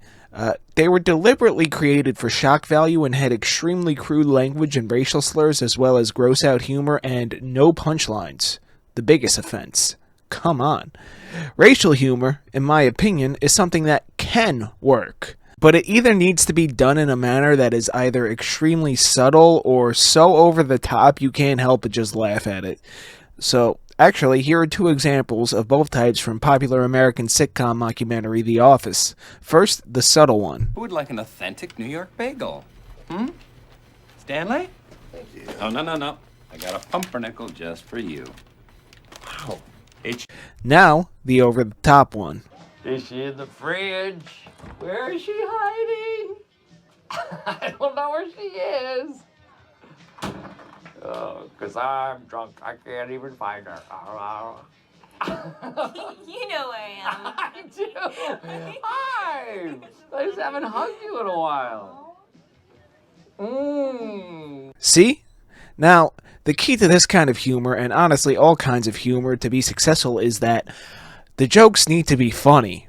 I know. Crazy. Well, did Mr. Matei succeed in this? Well, let's just take a look at the surviving strips. I'm sure there's more, but these are the ones I found, and find out.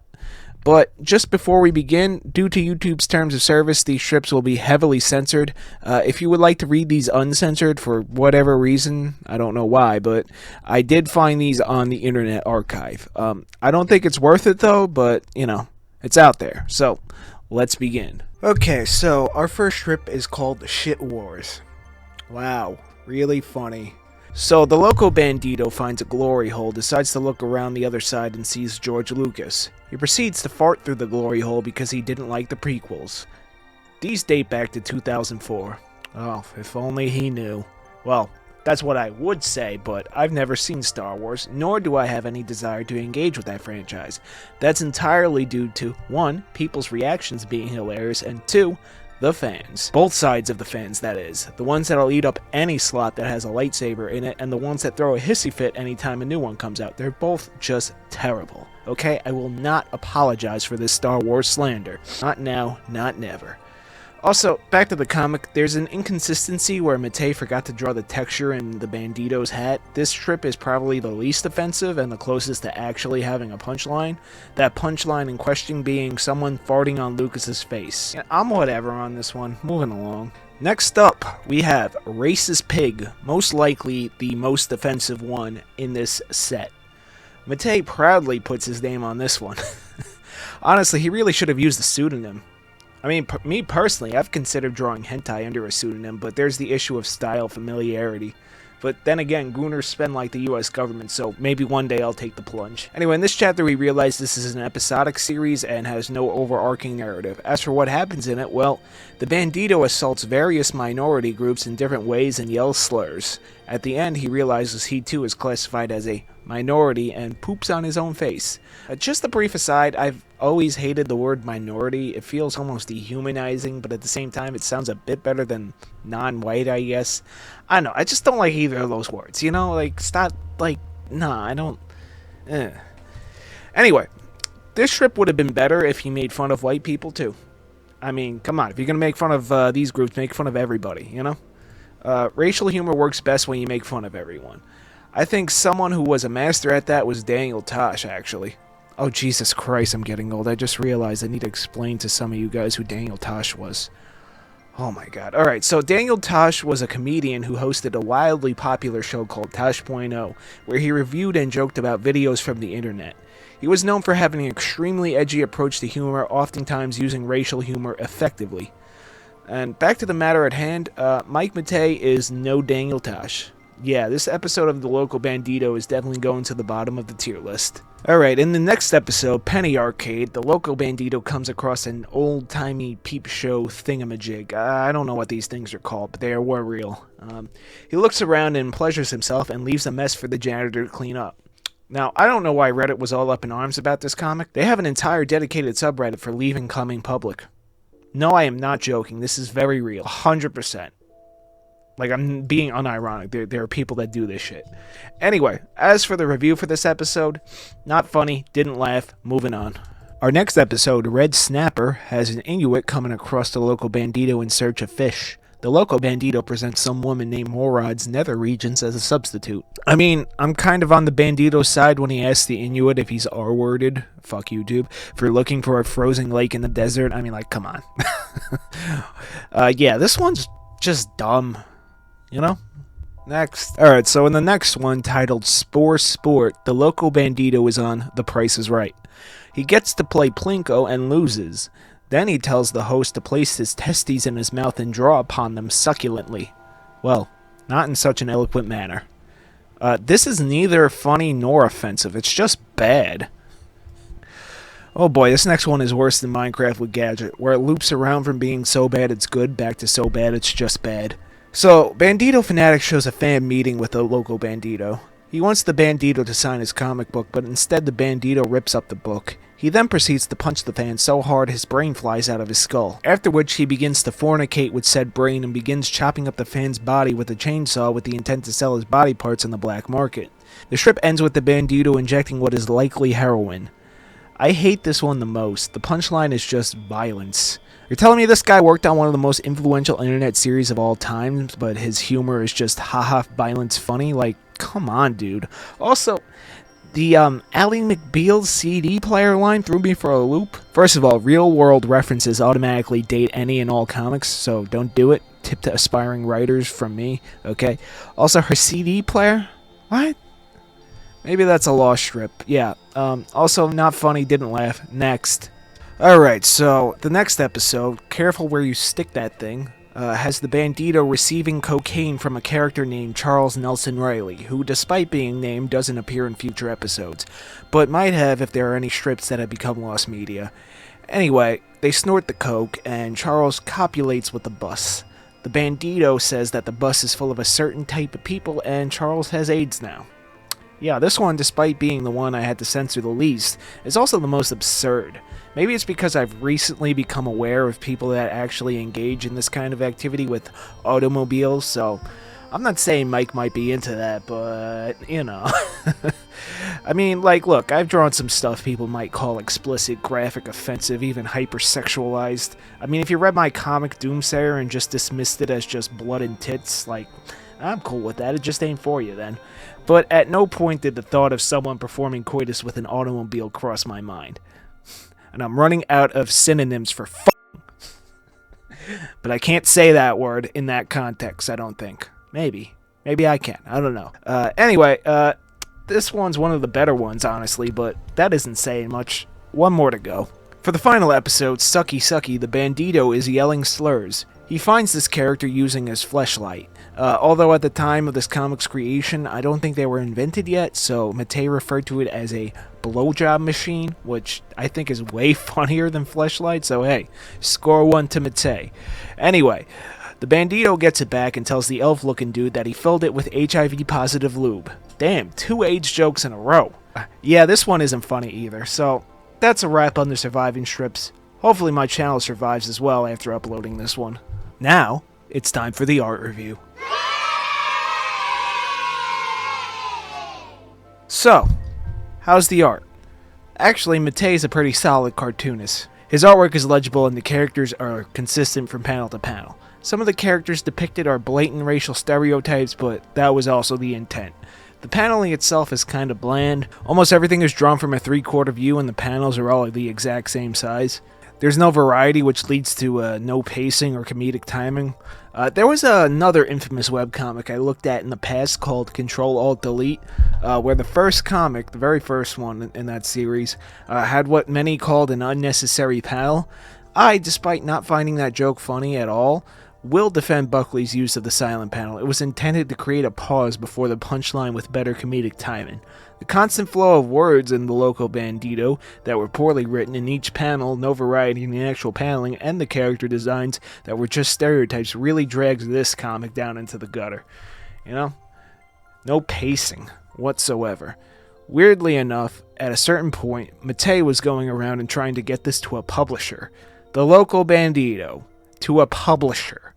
Well, I bet there's a niche group of some guys that like funny hats and long white cloaks that might have loved to publish it. The art is okay from a technical standpoint, I guess. I mean, it's not going to blow anyone away like a Yusuke Murata or a Junji Ito.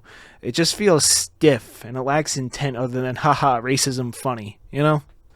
Like, come on, man. You could have did better than that. Alright, so final thoughts on the Loco Bandito. Yeah, it's bad, but it's more like Matei was going for the so shocking that people couldn't help but laugh at it approach, but it just ended up being kind of shit, you know? The question that I'm sure everyone is asking is Mike a good old boy? No, I don't think so, actually. He has publicly stated that he was aiming to shock people and that if it offended some people, he was sorry. And honestly, he just doesn't strike me as that kind of person. Also, I should note that the oldest date I could see on these was 2004, which was 20 years ago. And while some people might say, like, well, Mike's older, like, he was an adult at the time, sure, you know, and he probably knew what he was doing, but the evolution of edgy humor has changed over the years. Back then, just saying slurs was edgy humor. You know, it wasn't taken as seriously as it is now, you know. Did I think it was funny? No. But, you know, that was what being edgy was back then, you know? Now being edgy is like, I don't know, jaywalking. You know what I mean? So, yeah, I don't think he's really a good old boy, you know what I mean? Now, the better question is, will he ever come back to Cinemassacre and make the newer nerd episodes less shit? We can only hope. I've been John. You've been great. Thank you for watching this video.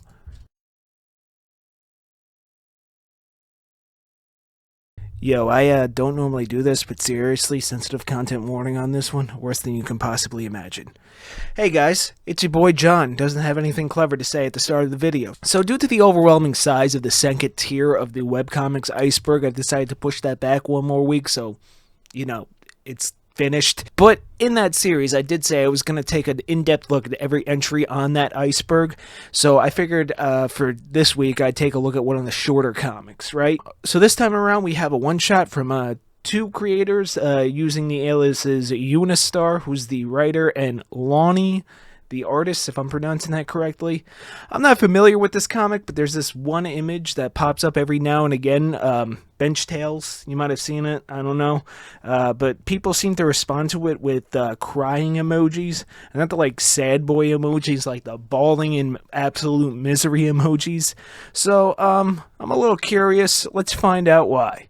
Welcome to another installment of Infamous Webcomics. This is Two Babies, One Fox. So, actually finding the comic was a little bit difficult, but I did come across it on the Internet Archive, uploaded as separate JPEGs for whatever reason. We're in luck because it's short, you know, so I can bang this one out, right? So this is a Sonic fan comic, if you couldn't tell by Tails. I am a Sonic fan, some might say unfortunately. Banger game, though. Fuck them haters. But, you know, knowing the Sonic fandom, I'm fully prepared, you know, for this to be as cursed as possible. He was, in fact, not fully prepared. You know, I've seen Sonichu, I've seen Tails gets trolled, frickin' Shadow Sonic toilets, DeviantArt, literally just DeviantArt. You know, I might do a video on the darkest depths of DeviantArt one day, you know, so smack the subscribe button. Do it now. So I've seen my fair share of Sonic cringe, you know? I expect this to be no different, although the title of the comic harkening back to a viral shock video is a little bit concerning, so I don't know.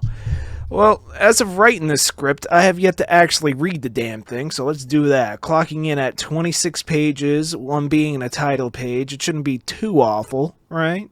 Right? Oh my god, he's totally trying to delay the inevitable. No, actually, I'm trying to stretch the video out to be as long as possible without adding anything of value, just like the big boy YouTubers. Alright, no more putting it off. Let's see why it's got such a horrific reputation. So, we start with the title page. It's definitely by a furry artist. That's my first impression, and obviously not a good one. Never is. It depicts Tails with Cream the Rabbit and another rabbit who I can't identify sitting on his lap. Look, I'm a fan, but I haven't played every game, especially the post-Jason Griffith era.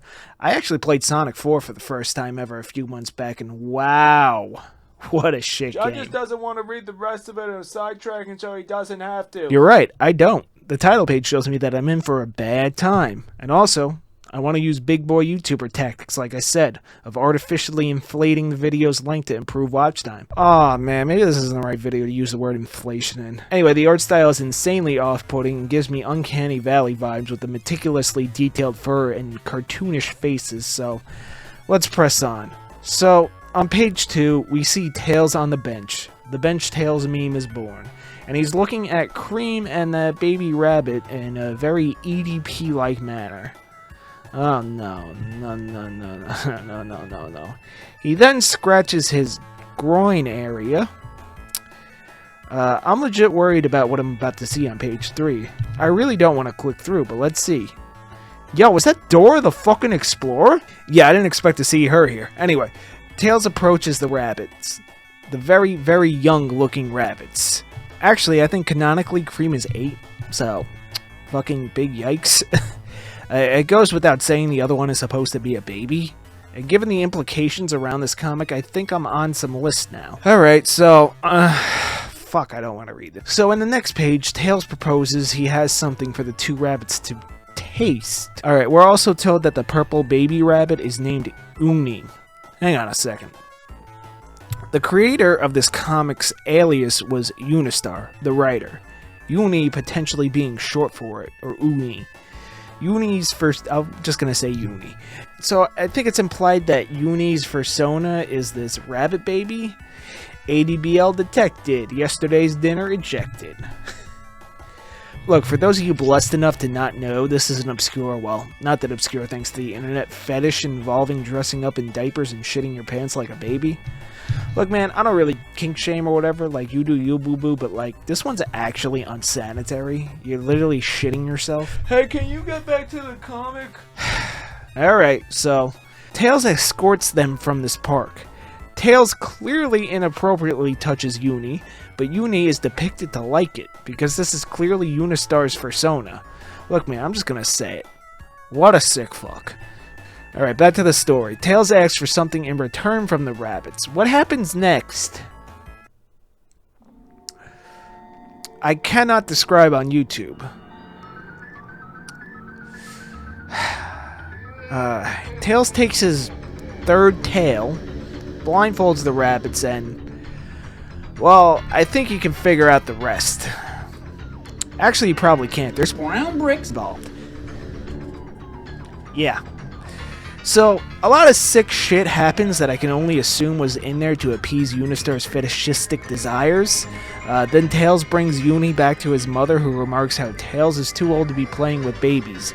In the very next page, Uni's mother says Tails should use lube next time. And the comic ends with Cream farting.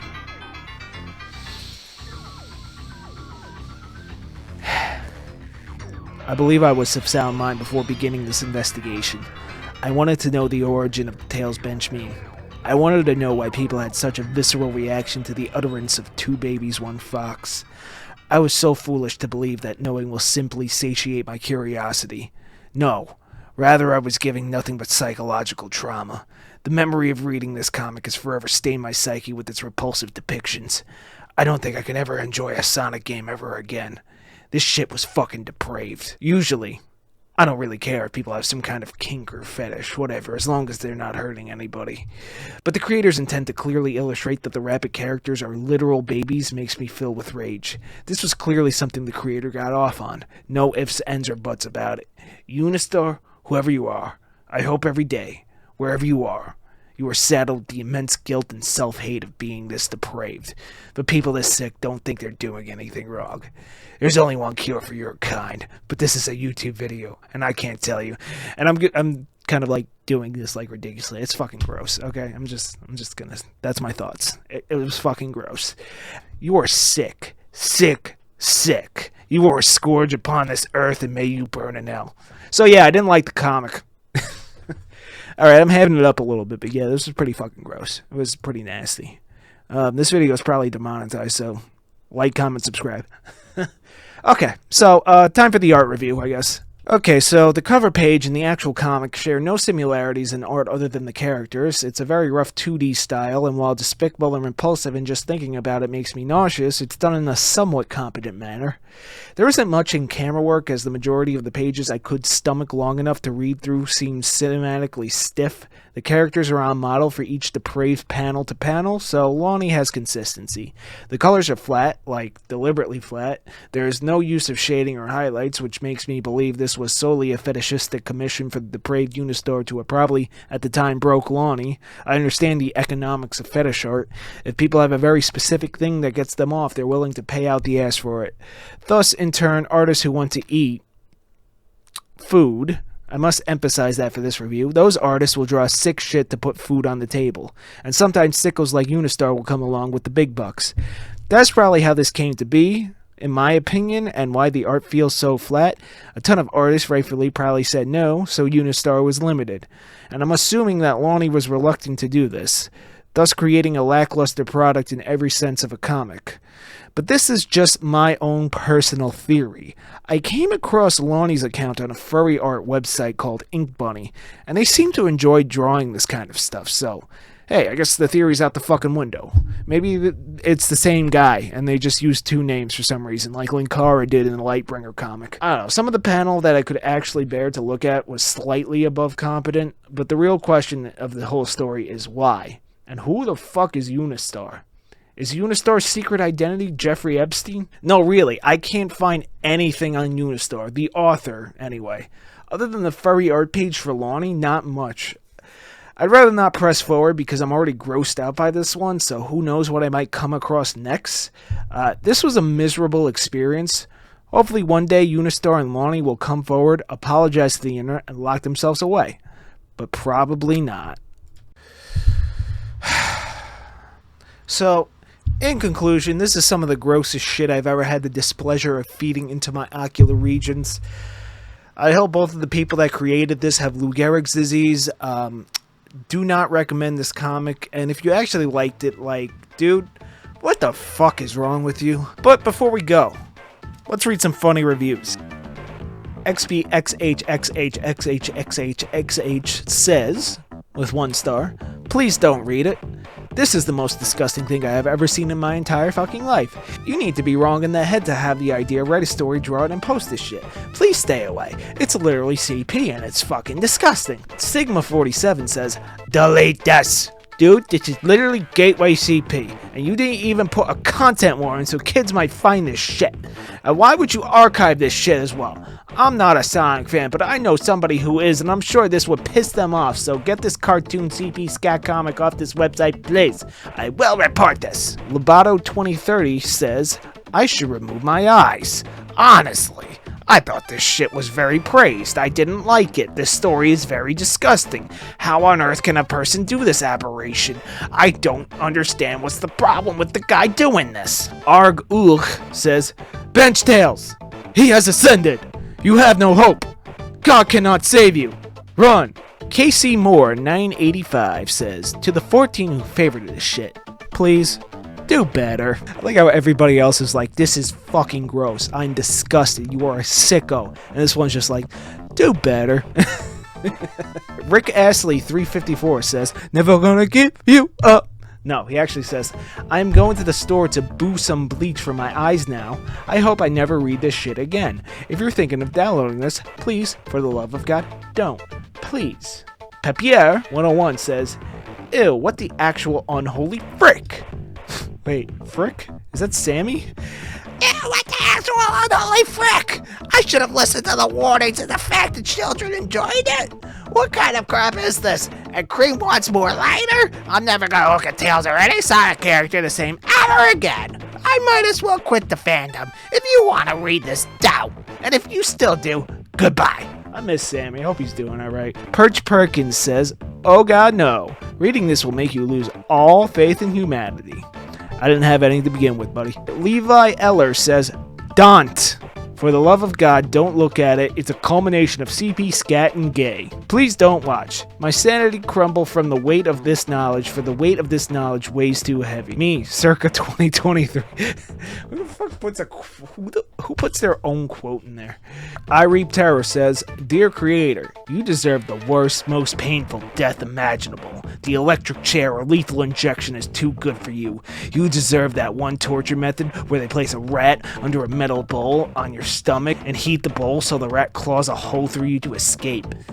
God damn, do they do that? MF Ganpata says, holy Jesus, what is that? What the fuck is that? Leandre708 says, what in the fuck? I'm never playing Sonic Advance again. What in the holy hell have I witnessed? I'm about to throw up the hell. Snout says, maybe don't succumb to your curiosity. This was bad. Literally CP. Lane Cruise 498 classic. I like how Z-Mangs was like, I can't find it and it should stay lost.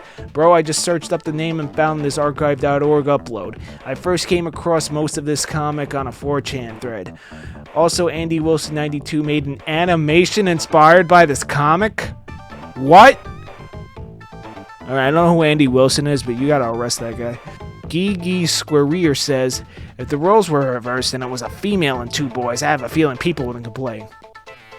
That tells me Gigi didn't actually read it because the baby rabbit was male.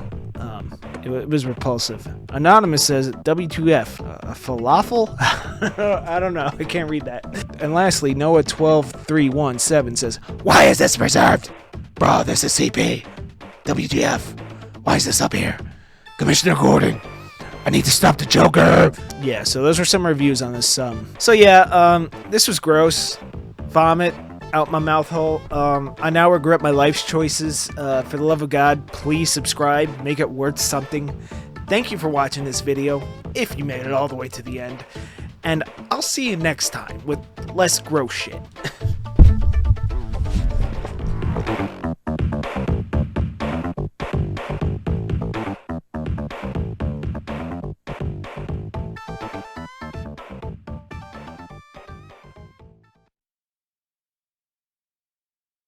Women.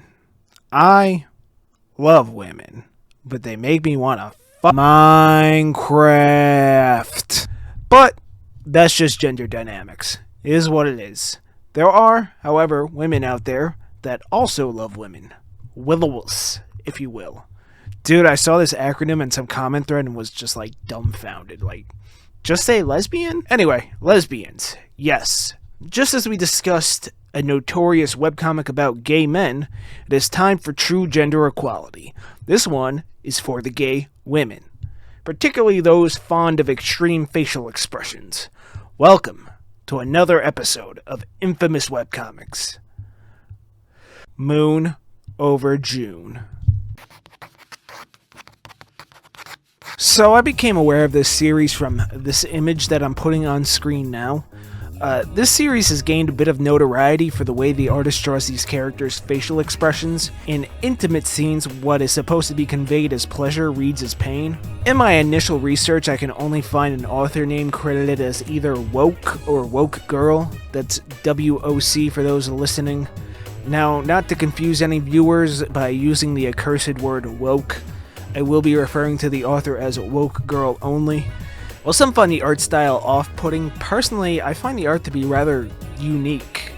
I don't want to call it bad, because having a very recognizable, distinct style is a good thing in my opinion. I don't think this is doing Ginger Chicks any favor, though. I am intrigued.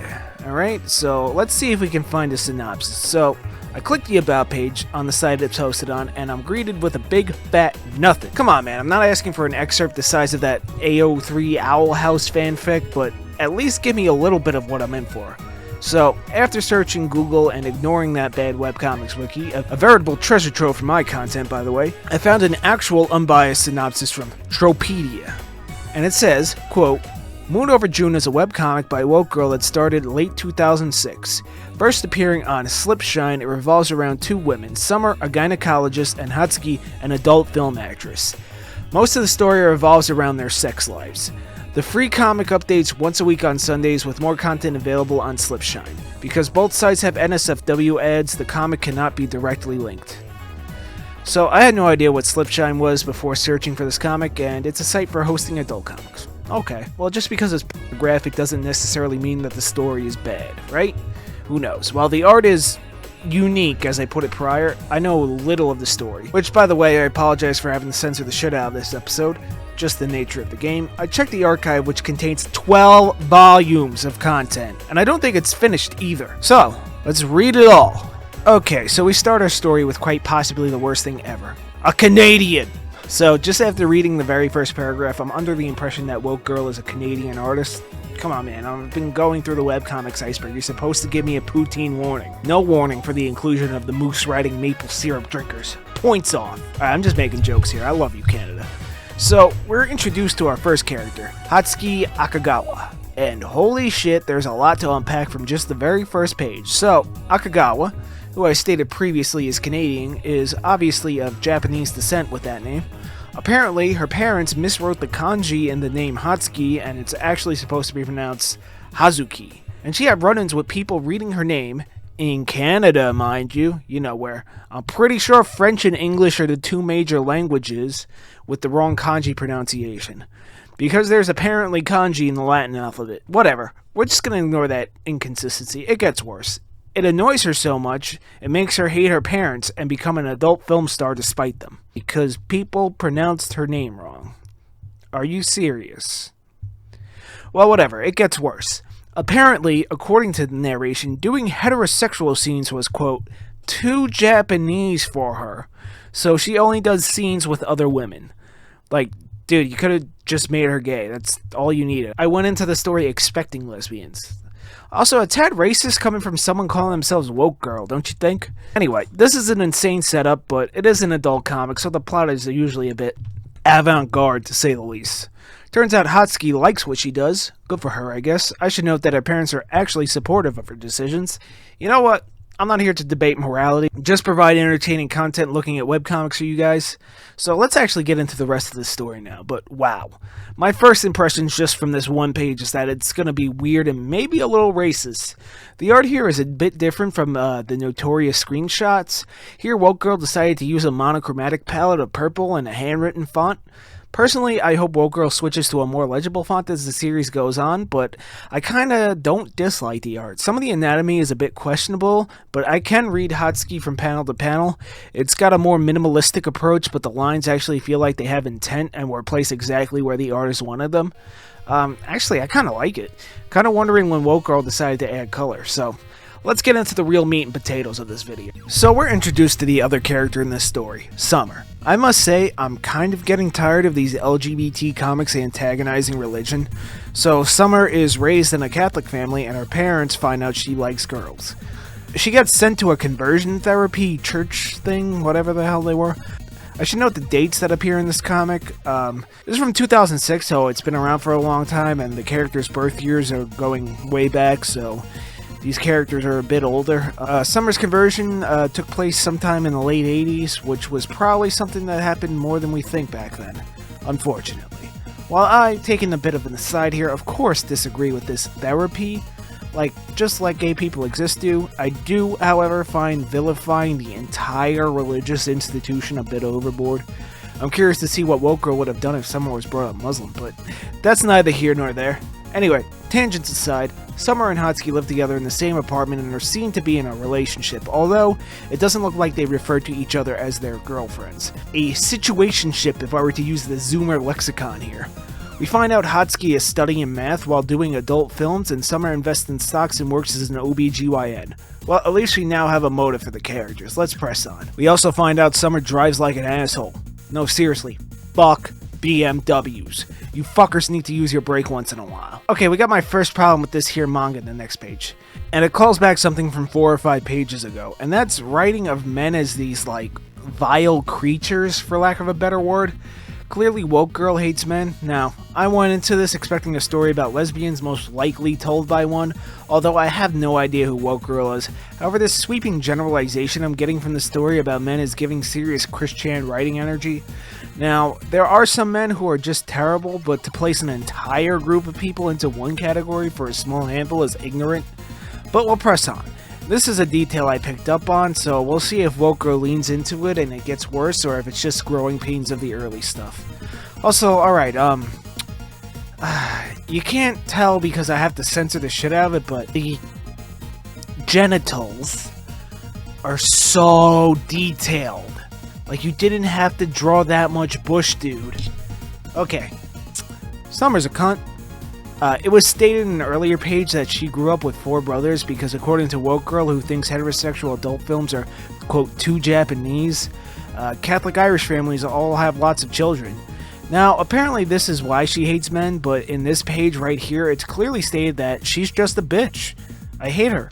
It's also stated that she doesn't even like Hatsuki despite them acting as a couple. Perhaps Woke Girl wanted to illustrate that gingers have no soul because Summer clearly doesn't. But we ran into a cardinal sin of comics all beginners find themselves committing. The dreaded wall of text. Like, just write a book at this point. Damn. And use a more legible font. And we learn of the kinds of adult films that girls like. Hatsuki likes to watch men on men, and Summer likes videos featuring pregnant women. Alright, I don't know why, but this drawing right here looks kind of racist. Okay, so we finally have our setting. We're in a city called Greenbird, which has a large queer population. This place had once had some weird laws because the mayor in the 50s passed a no parades law in a fit of lunacy. It was put away while most of his laws were reversed, except for the no parades one. And there are no parades, Woke Girl notes gay pride parades, allowed. Side note, why did they call them gay pride parades? Ain't nothing gayer than a parade. Summer continues to be a raging misandrist, you know, to people she doesn't even know, just minding their own fucking business. Even the narration acknowledged how petty she is. What a bitch. We're also introduced to a lesbian bar Summer and Hatsuki frequent to pick up women called Kitty Corner. Kitty Corner, come on. I can't show you this next page, but there's a very detailed panel of Hatsuki and Summer's first time together. You know, I always thought that these adult comics are supposed to be, you know, erotic, arousing, whatever the word is, pleasant to look at. This panel that I can't show you is absolutely nightmarish. I will note that the narration mentioned that Summer needed to buy a waterproof tarp to give you an idea of what's in this panel, but trust me, it's so much worse than you're picturing. Okay, and on the last page of the prologue, we're shown how many partners each woman has been with. We find out that much like Hatsuki, who is a given considering her profession, Summer is also a raging whore. I think Woke Girl is trying to set up an enemies to lovers story, but so far, I'm kind of hoping this turns into a psychological horror where Hatsuki kills Summer. I really do not like Summer. Perhaps in time there's some character development, so let's press on. Alright, so we finished the prologue. We've been introduced to the characters and settings and quirks of this world, like the whole no parade laws. So let's get the story moving along as well as this video. I spent way too much time on the prologue, but unfortunately first impressions matter in the world of webcomics. If you don't get your readers hooked in the beginning, you're going to have a lot of work to do. Let's see if Woke Girl delivers. So after the prologue, the story devolves into these semi-episodic strips, mostly gags, with light continuity throughout. There's a running joke I think is kind of cute where Hatsuki calls Summer various synonyms of the word sums. There's this strip that actually got a giggle out of me too.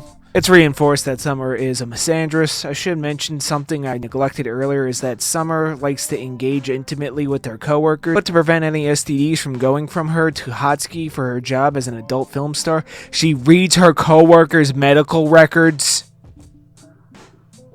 I hate this character. There's also something I noticed. The characters speaking all have different fonts and it's kind of distracting. Pro tip, just use one font, unless it's for dramatic effect, like making some monster's dialogue more menacing or something like that. And at a certain point, Woke Girl added color to our work. While I kinda like the monochromatic purple, I think this actually improves the legibility because some of the earlier pages blended together.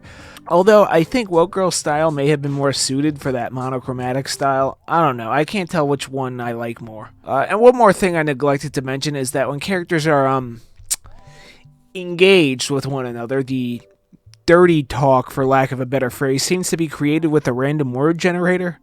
Come on, you could do better than that. Fucking lemurs? Really? We also find out that Hatsuki lost her virginity on her first shoot, which, just wow, 0 to 60, holy shit. And for the rest of Volume 1, it's never brought up again. Wow, okay. So, then there's a little story arc about Hatsuki getting other performers to help her. Well, how do I put this without getting demonetized? If I'm not already. Release water? Yeah. And I might put this face in the thumbnail. There's a detail that's making creating this video difficult that I picked up on nearing the end of Volume 1. Now, understandably, an adult comic would contain lots of nudity. However, there are scenes where the characters are nude for literally no reason. Just hanging out with their clams flapping in the breeze. Just 'cause. Like, does it never get cold in Greenbird? Like, it's unnecessary. Not to mention that the best adult comics should treat intimate scenes much like fights in shonen manga. That's a good parallel. Hold on, hear me out. Hold on. There are very few people who enjoy a story with just mindless violence. However, many successful comics contain a lot of violence, and the fights are praised as well. Why? Because there's a whole bunch of context and character leading up to it and after it, right? If Berserk was just the war scenes, it wouldn't have stood the test of time. But it does because of the character writing and the intent behind Guts' war on the demons. Jesus fucking Christ, did I seriously just bring up Berserk in a story about weirdly drawn lesbians? Anyway, I want some build-up and payoff here, you know what I mean? If I wanted to view adult content, there's plenty of better and quicker options. I want a story here, you know what I'm saying? I expect these adult scenes in this kind of story, but I also want a story too, you know? So, Summer's brother Sky, with 2 eyes, visits, and Summer is angry that her brother is trying to maintain sibling relationships. Of course, Sky recognizes Hatsuki. Not quite sure if Woke Girl is going to build on this, but it's nice to have another character to follow. Hopefully he comes back later. So a few strips later, Summer hits on someone she believes is a woman, and when it's revealed that he's just a feminine-looking dude, she threatens him. She approached him, and now that she regrets it, she jumps immediately to violence. Could have just said, "Oh, sorry, I thought you were a woman from far away," or something like that. Oh, that probably would have been worse. Or even a more passive, like, "Oh, I thought you were someone else I knew, sorry." But no, immediately threaten violence. I hate this bitch. So, does everyone just sit around and eat breakfast naked? Like, damn, you're gonna spill that hot coffee on yourself. See what I mean when I say unnecessary nudity, or rather, unearned nudity? There's no build-up, it's all payoff, making it feel disposable. Honestly, I wish this site had a comment section to read. So, then we reach another mini story arc of Hatsuki wanting to equip some gear to infiltrate Summer's rear gate. We start to see the notorious faces emerge. Oh boy. We're going to see that the faces continue to evolve into the memes. Some of the panels add shadows and highlights, mainly the panels I can't show you, and Summer finally caves to Hatsuki's backdoor pleading. Yeah. What the fuck has my channel become? Oh, profitable, that's right. And there's one more thing I noticed about this comic. There are a lot of panels of the girls going to the bathroom, to the point where I'm starting to suspect that it might be a fetish of woke girls. Pure speculation on my part, though. Perhaps someone who actually has this fetish and comes across this video can go read it themselves and confirm or deny it. The faces are also starting to get memeier as we approach the end of Volume 1. Summer meets Hatsuki's parents at her graduation, and they seem to immediately approve. Wait until they see what a raging bitch she is. And we're hit with another wall of text. Also, once again, in another scene that I can't show you, the duo is eating breakfast in the nude. Drinking coffee like that is fucking dangerous. Also, Hatsuki comes up with a plan to get a tattoo so people would stop recognizing her from her videos, and she plans to continue to do these films by heavily covering the tattoo in makeup. Summer actually is helpful for once and suggests Hatsuki quits, but Hatsuki, throughout the series, loves her job, so she doesn't want to. They run into each other at the tattoo parlor, and the faces are evolving. It's crazy how it didn't look like this just 100 or so strips ago. I'm only 1/8 of the way through the story. Why the fuck did I want to be a YouTuber? There's also another scene of Summer using the toilet. This has got to be some kind of fetish. And we conclude Volume 1. It was interesting. I wasn't expecting so many one-off strips. I thought this was going to be a story with continuity. I feel like there were attempts at humor here and there, some swings at character development, and the occasional progression of the plot. It wasn't the best, but so far it's better than Sonichu and Lightbringer. And honestly, a bit more interesting than Boyfriends. I'm more interested to see the faces evolve into what we know them as. There's definitely some progression there. I really want to drop this, but I already started and this video does well. Some people might spam the comments asking for a part 2. I want this to be a one and done, so I'm going to press on. Frequent illustrations of Summer and Hatsuki urinating and all. So, we start off Volume 2 with Hatsuki needing a physical exam for graduate school, and Summer examines her. Turns out, Hatsuki is pregnant. The plot thickens. And it's also revealed that Summer got IVF treatment, so they're both pregnant. I fear what woke girl will write if Summer has a boy. And it turns out Hatsuki is quite based. For those just listening, she just called her retarded, believing she can manifest a female baby. Also, videos are meant to be watched, not listened to, just saying. I mean, hey, I'm guilty of it too, but like, come on, like, peep the editing, bro. So, back on track.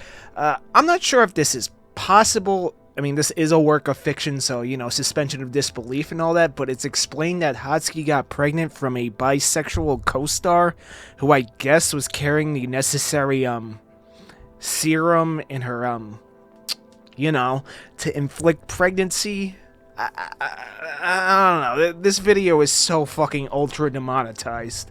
This might get me a strike. Anyway, I'm pretty sure they gotta clean themselves out before shooting. Hatsuki's been shown to be working with companies not independently produced. I don't know, and to be honest, I don't really want to know. Whatever. They're both pregnant, and now we're in a pregnancy story arc, okay? Hatsuki decides to have the child, so as the story continues, Summer's misandry is reinforced. I really want to know where Woke Girl is going with this, especially if Summer has a boy. Well, I will say one thing I like about this comic is that Hatsuki is always calling Summer out on her bullshit, almost as a stand-in for the reader. It's like Woke Girl knows Summer is horrible. Alright, we get a bit of another filler strip, I guess you could call it, where once again Summer immediately threatens violence to a man rather than a simple, sorry I'm gay. I really hope she has a boy. She deserves it. I'm also starting to think these two are nudists due to the out-of-place nudity. What is with the gratuitous naked breakfast scenes, dude? Again, you certainly don't want to spill hot coffee on your genitalia, do you? So, I'm going to show you this panel with no context, and I want you to guess what it is. I'll give you a hint. It actually grossed me out a bit. Like, bro, clean up after yourself, you slob. A few strips later, Summer's brother surprises her with the baby shower, and she's a bitch about it. They also invite strippers to a baby shower. Yeah, this is starting to get a bit suspicious. Oh, and she also proceeds to kick them out of the party that they put on for her. I hate this bitch. Ungrateful, super cunty, suspicious kinks, raging misandrous for no particular reason.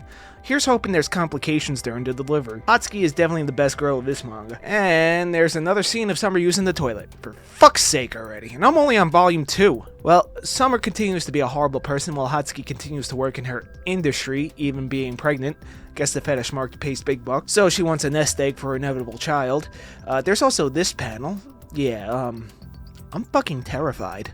So we reach this panel where it's revealed Hatsuki seeks revenge on her parents by planning to hide the child from them.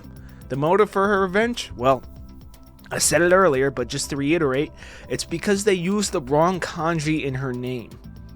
Yeah, seriously. What a sicko. Her and Summer deserve each other. So a few strips later, Hatsuki starts going into labor in the middle of class.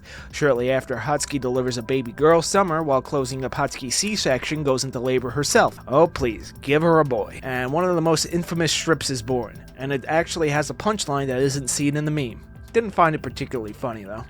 And Summer had a girl. Fucking bitch. Turns out Summer named her daughter Moon, and Hotski named her daughter June. That's why they call it that. I'm really concerned where this adult comic is going with these babies. So far, it's a bit very much not sexy. I don't even think actual lesbians would find it as such, but the inclusion of the two leads giving birth in it is making me extremely concerned and having some Bench Tales flashbacks. So at this point, it's pretty evident that these women are sex addicts, and honestly, it's kind of gross, and they're doing it right there in the living room where we know the kids are just one room away. Honestly, they should keep bedroom activities in the bedroom. Their degenerate behavior has me concerned for the kids. Okay, so there's a strip where Hotski explains she, climaxed from breastfeeding. Yeah. I should also note that the two of them are completely in the nude while she is breastfeeding. A bit, you know, I really regret reading this series, but according to the views, you guys love to see me suffer. I do it so you don't have to. I will, however, be speed reading the remainder of the comic. So Summer's mom visits to see her grandchild, and of course Summer is a bitch about it. Granted, Summer's mother does not accept her homosexuality, which is kind of a dick move on her part, but, you know, I guess she is her mother's daughter. They're both assholes. Then they get a minivan, and Hotski hates anything that's Japanese, once again because her parents simply used the wrong kanji, which she could totally go change legally, by the way. You can get your name changed if you want to. It's entirely possible. So the comic devolves into Hotski and Summer managing their sex addictions while balancing their childcare. I do not like where this comic is going. Well, here's a panel I can show you with no context. However, if I provide context, my channel might get a strike. So I'll leave it to your imagination. And we end volume 2 of this story with the new and negligent sex addict mother searching for a house. Remember when I said I want story in my adult comic stories? That's barely here at all. You may not think so because I had to cut out a lot for this video for YouTube, but there's a severe lack of plot in these strips. The ones I covered were just like 1/15 of this volume. If Loco just wanted to draw erotic illustrations, that's fine. But I was under the impression that this would contain, you know, story. So far, the main characters have been unfathomably unlikable, particularly Summer. There are no consequences for their degenerate behavior, and the adult scenes are far more horrifying than pleasant. It is quite the slog to get through, but we have 10 volumes left. 10 volumes. I need a break. Let's read some reviews. So, as I like to browse the So Bad It's Horrible page, I found mention of this webcomic, which was described as a gender-swapped shredded moose. What the fuck is shredded moose? Yeah, I guess I'm gonna have to cover that one too. Typing the comic into the search engine brought up only a troper link. Apparently the comic is made by a troper here. The comic has since gained a legitimate of sorts article. I not reading it. But I wonder, is it really shredded moose bad? I'd like to hear the details. Which is somebody who started a thread on this. And here are some of the replies. I only saw the free preview parts of it, but from what I remember, the art was ugly, the story was uninspired, and the overall experience was forgettable. I would probably hesitate to call it So Bad It's Horrible, however. Yeah, it's forgettable. Nothing too great or bad. Well, if you can tolerate two lesbians living together, leaving no bodily function or orifice unexplored, it's readable as a slice of life story. Seriously? It's not the greatest reading material on the internet, but horrible? Not by any stretch of the word. There are a few additional drops of entertainment that could be wrung from seeing two jerks interact with each other and with the world at large. Where are you, Froggy? That's a terrible Big the Cat, I'm sorry. Not that bad. Kind of funny at times, although the story is forgettable and the art is shit. Again, I wouldn't really call the art shit, I would just call it unique.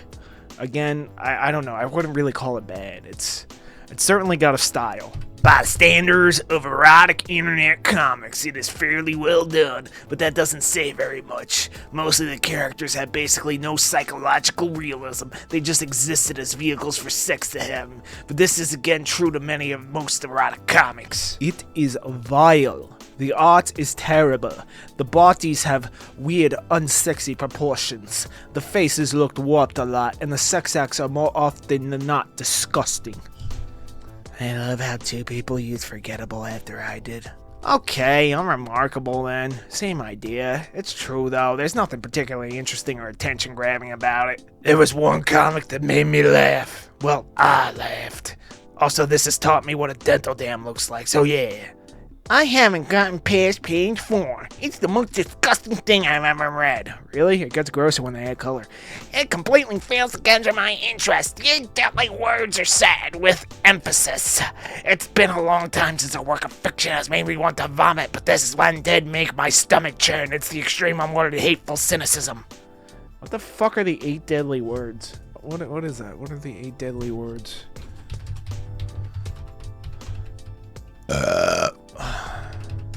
Oh, excuse me.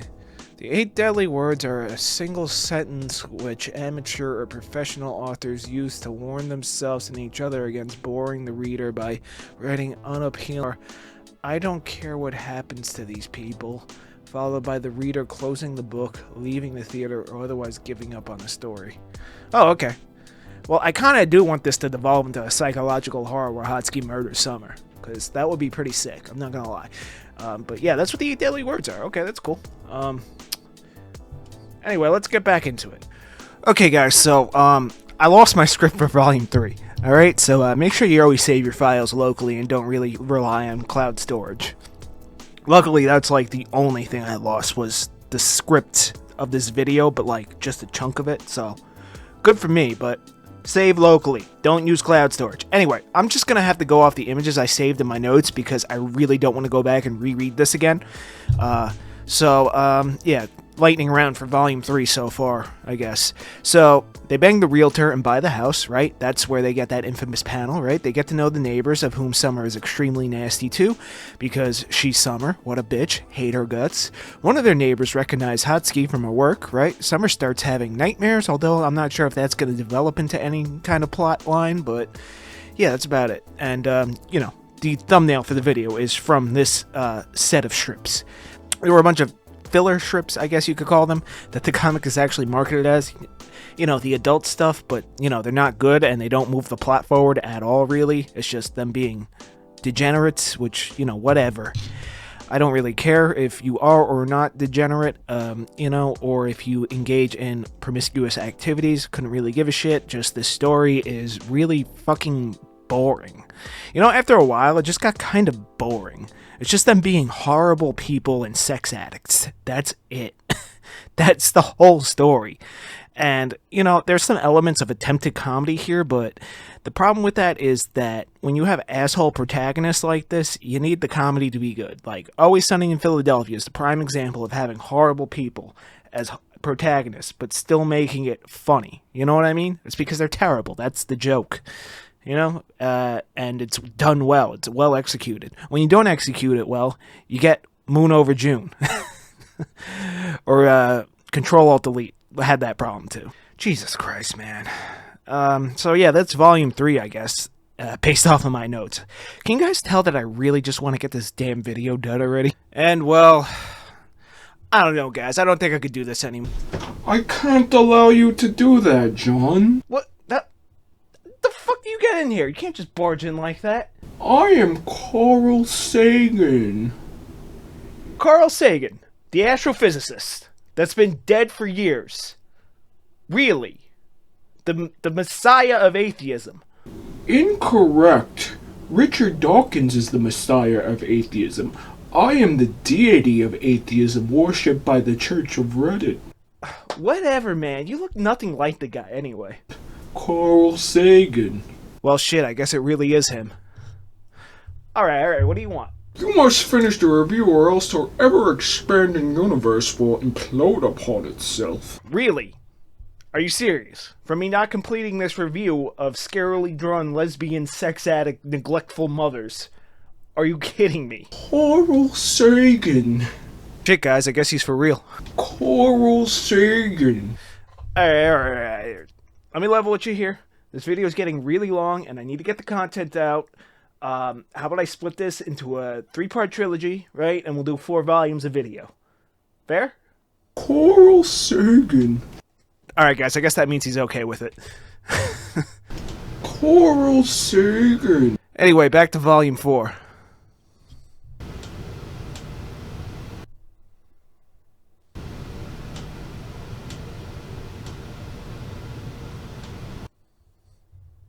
Get the fuck off my property! Alright, so I was going to go back into Volume 4 to round out this video, but I realized I already did 4 installments, including the prologue, and it's also looking like the final volume is a bit shorter. So, rather than subject myself to this any further, for your entertainment, because you love to see me suffer, I'm going to wrap this video up now, okay? Carl Sagan's going to kick my ass, but that's alright, I'll make it up to him next time. But before we go, I do want to read a few more reviews. Alright, so, Mr. Mustache says, no. I'd call it trolling, but it just seems to believe too much in itself. The story is bad, especially since the entire comic centers around what jerks the main characters are, and yet the later strips focus on them seeking true love, finding people who are equally intolerable to themselves, and just giving up on having relationships altogether because their one attempt at it didn't work. The characters are more annoying than offensive, and the artwork is legendarily bad. If you're into a bit of fascination, go for it, but otherwise don't waste your time, I guess. It just goes on and on. I guess that just gives you a general idea of, like, the sentiment. Let's see what else they have to say. Esther23 says, surprisingly touching. The art is either stylized or hyper-realistic to the point where I can see why people don't like it and minor internet memes exist to mock it. Some of the jokes don't always work, but the main characters are incredibly flawed. But at the end of the day, this mostly gag-a-day slice-of-life webcomic is one of the best out there. It's an incredibly strong story about the relationship of two people, an incredibly stressed and misogynistic gynecologist and a spacey adult film star roommate. Wait, hold on. Misogynistic? She's misandrist, not misogynistic. I don't know, I guess Aster liked it, so, you know, there's a couple fans. Alright, let's see. WKCIA says, a trollless deconstruction of the slice of life. Much in the same way that My Immortal... Oh, God. Oh, God. Did somebody say My Immortal? No. Much in the same way My Immortal is the ultimate deconstruction of the fanfic, here is the ultimate deconstruction of the slice-of-life webcomic, personified in comics like Questionable Content, Candy, or other webcomics that generally don't have a point. With the greater allowances for explicit content on the internet, the genre has become a place where casual sex stupidity of the protagonist and Seinfeldian...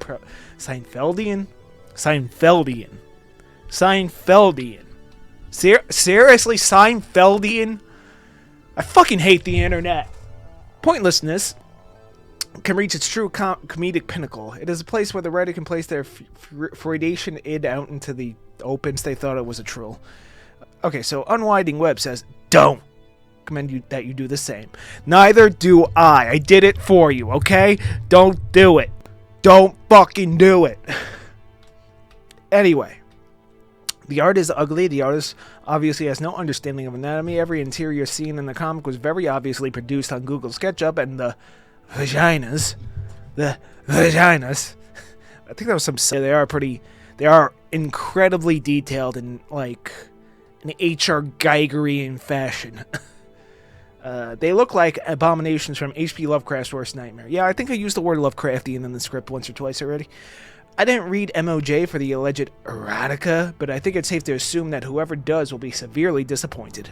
Alright, so that's going to wrap up part 1 of this Nightmare trilogy, and I will see you guys next time. Thank you very much for watching. Check out some of the other videos. Thank you to patrons, and yeah, I will see you next time.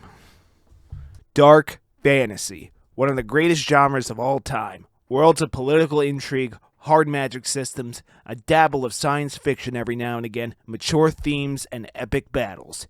Some of the greatest works of art fall under the dark fantasy umbrella. Today's comic is, however, not one of them. Welcome to another episode of infamous webcomics, Doomsayer. Typically, I just review these comics, but today I have a special guest, the author and artist of Doomsayer itself.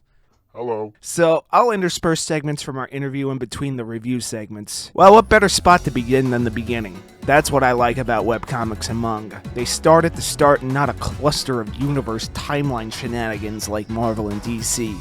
Anyway, let's begin with a synopsis.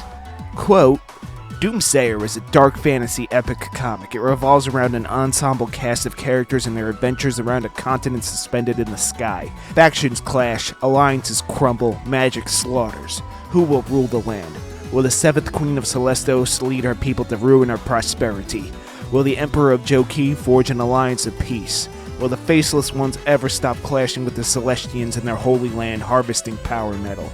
Only the sky goddess Celestia knows. That's a lot of words that I don't know what the hell they mean yet. A lot of vocab in this one, huh? Alright. Chapter 1, aptly titled Power Metal, starts with a map and a brief overview of the world's magic system. It's a pretty bare bones map, probably could have had more detail or a variant, but it's just there. It's a map that exists. I suppose that the author wanted to leave himself room to build. As for the brief summary of the magic system and world, one thing bugs me. So, you got this world called Celestos, right? Yeah. But there's this region named the same thing. That doesn't make sense, dude. Ah, but it does, actually. It's one of those things that was going to be mentioned in passing, but the entire continent used to belong to Celestos before getting split up over time. I have a feeling that you just made that up right now. No. It's all according to plan.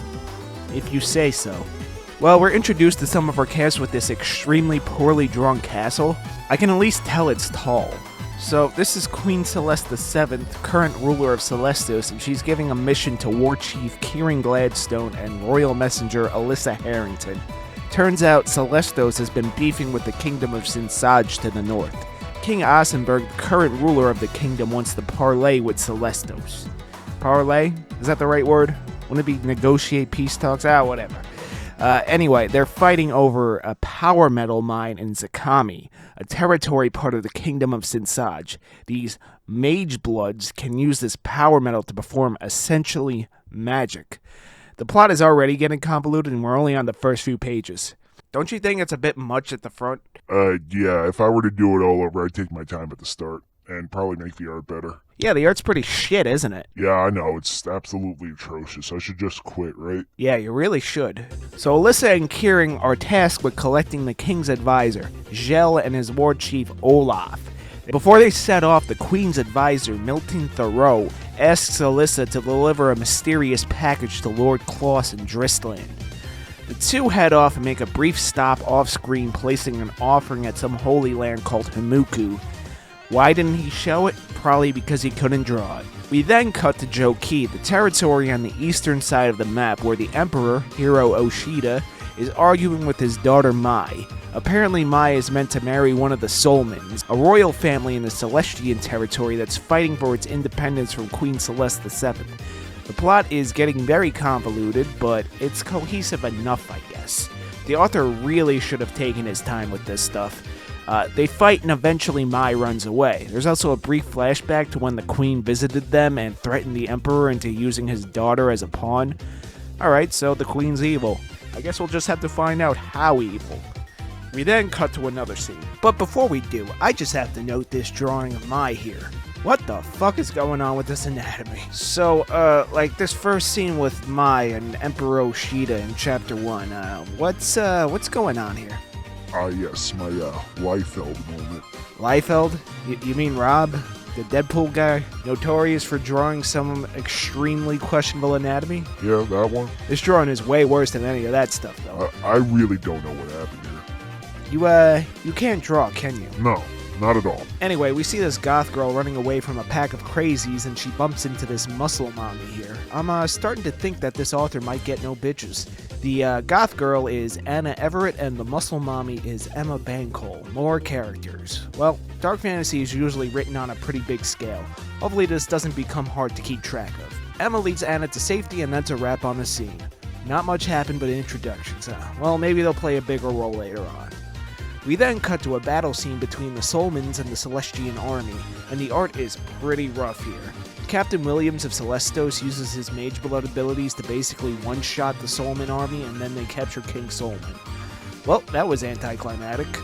Kind of fucking lame, to be honest. Maybe the artist couldn't draw a proper battle scene, I don't know. We then cut to another group of characters in Oksana, the southern part of the map.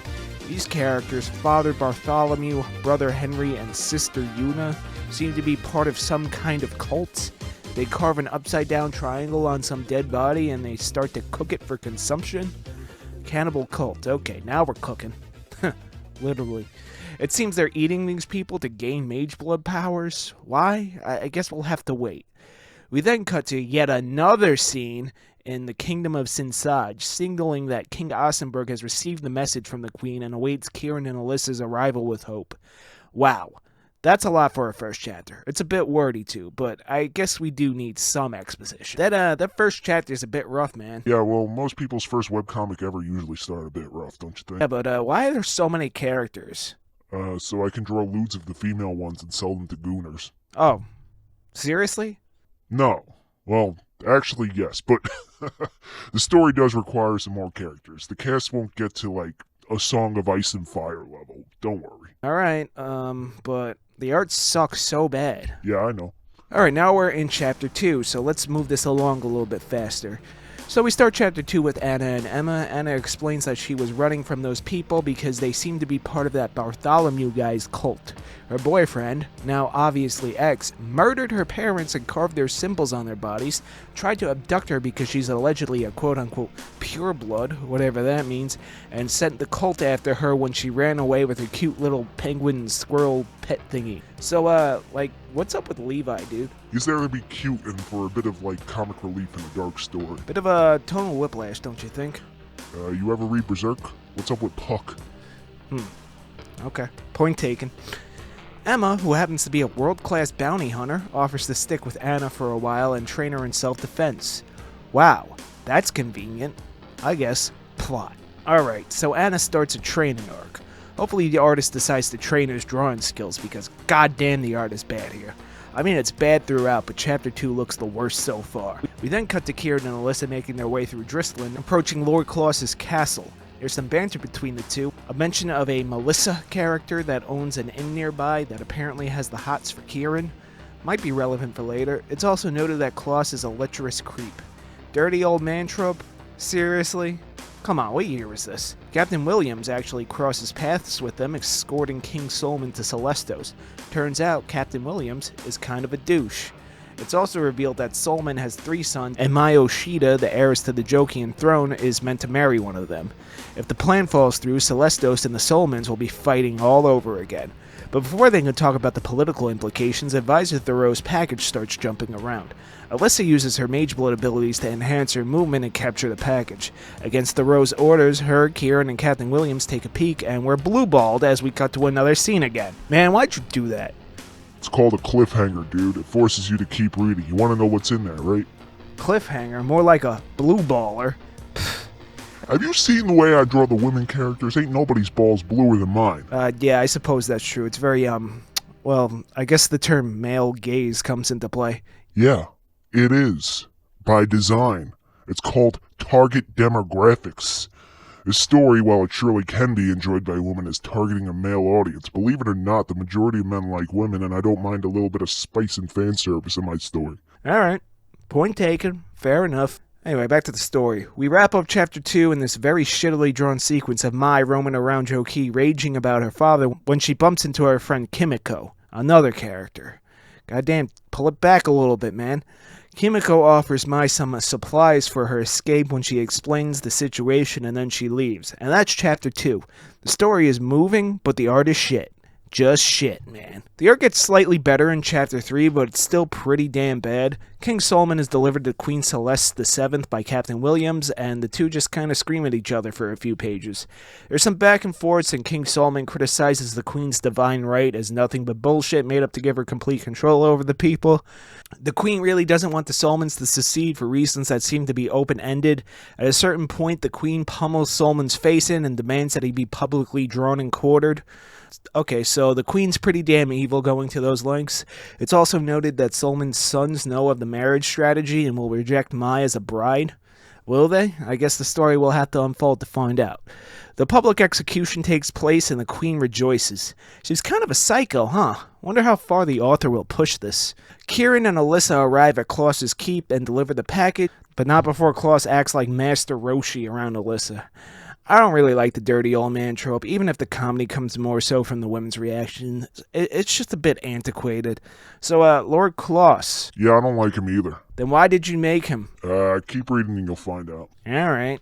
Anyway, the two confess that they saw the contents of the package and Klaus is about to perform a lord dump. But the chapter ends. Well, at least the author knows how to keep the reader reading. Chapter 4. Chapter 4 starts with a Mai scene. Wow, what an asshole. I want to know what Klaus was gonna say. Anyway, Mai reaches a boat that takes travelers across the Shamatarian Ocean to Shamatar. Turns out she doesn't have enough money, but the captain makes an offer to let Mai work as a deckhand in exchange for passage. Also, wow, the first mate. Maybe the only woman in the series that doesn't have fucking Z-cups? Anyway, Mai sets off on the boat despite the captain recognizing her as the heiress. Shouldn't more people recognize her? I guess she doesn't get out much, and honestly, kind of reflected in her personality. Alright, the story's okay, but the art is still shit.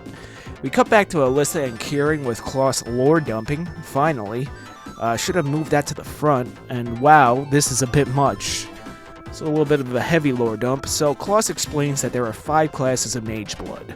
Enhancers who use Power Metal to enhance their movement, Environmentalists that use their Power Metal to manipulate the environment, Shapers that can form pieces of Power Metal into anything they want, Archers who can use Power Metal to fire projectiles, and the rare class of Controller that can essentially use Power Metal for brainwashing. But wait, there's more.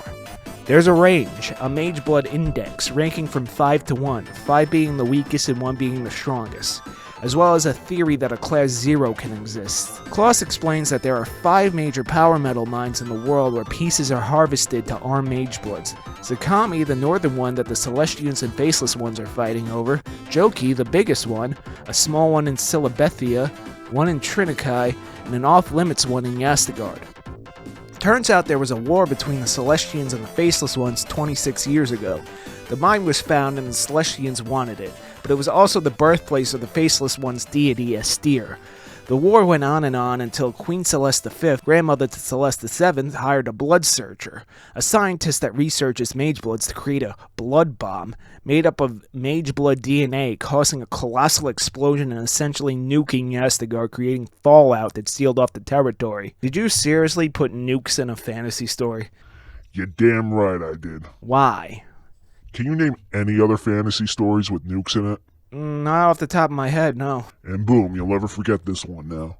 Okay, so allegedly the Fallout is creating these creatures somehow, and a guy named Mike Watkins, a controller class mage blood, is catching them to send them to higher ups for research.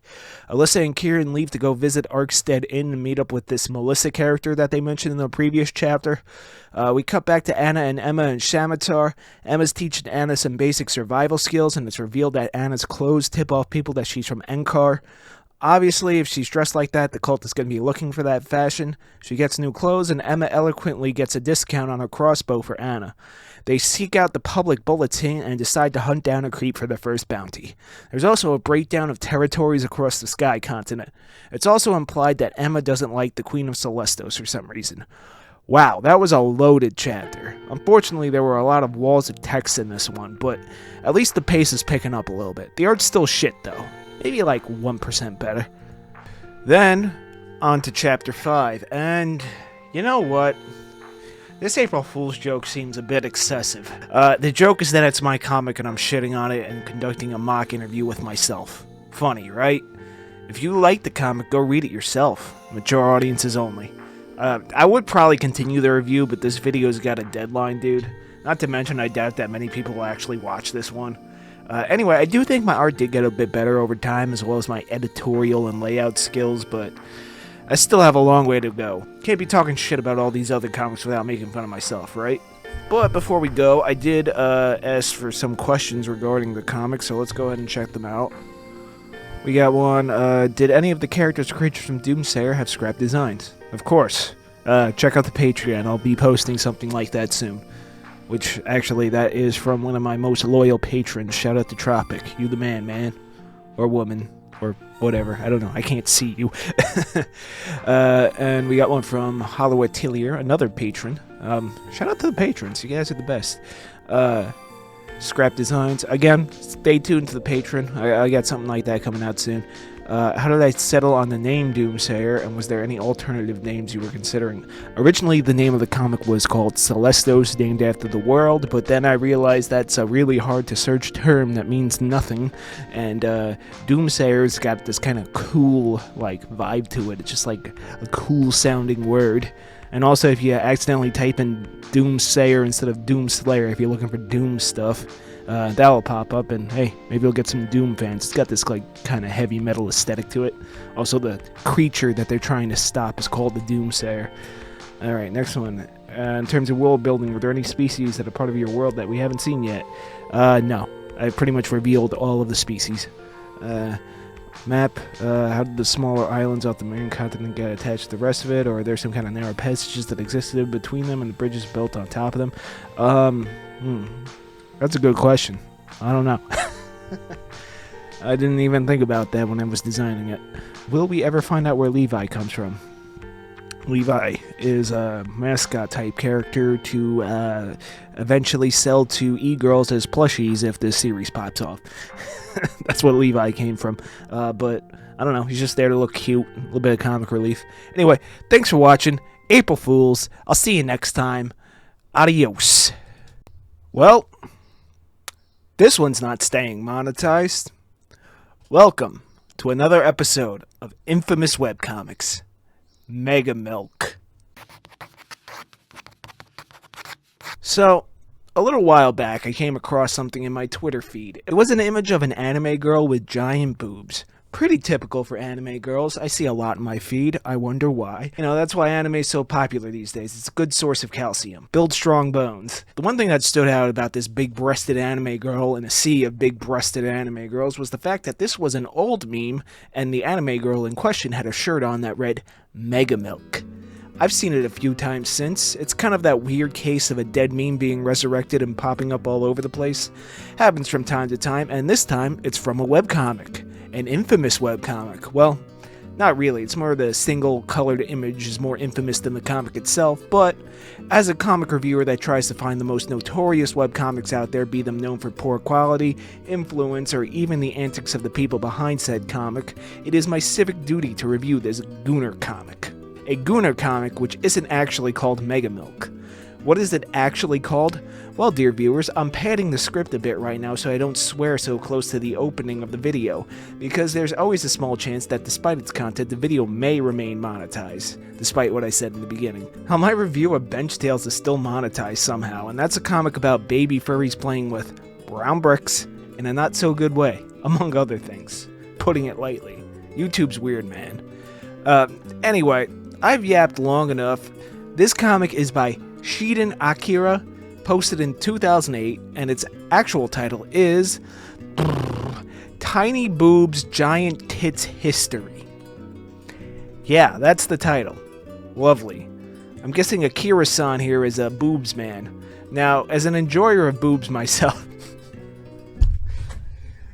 is a script.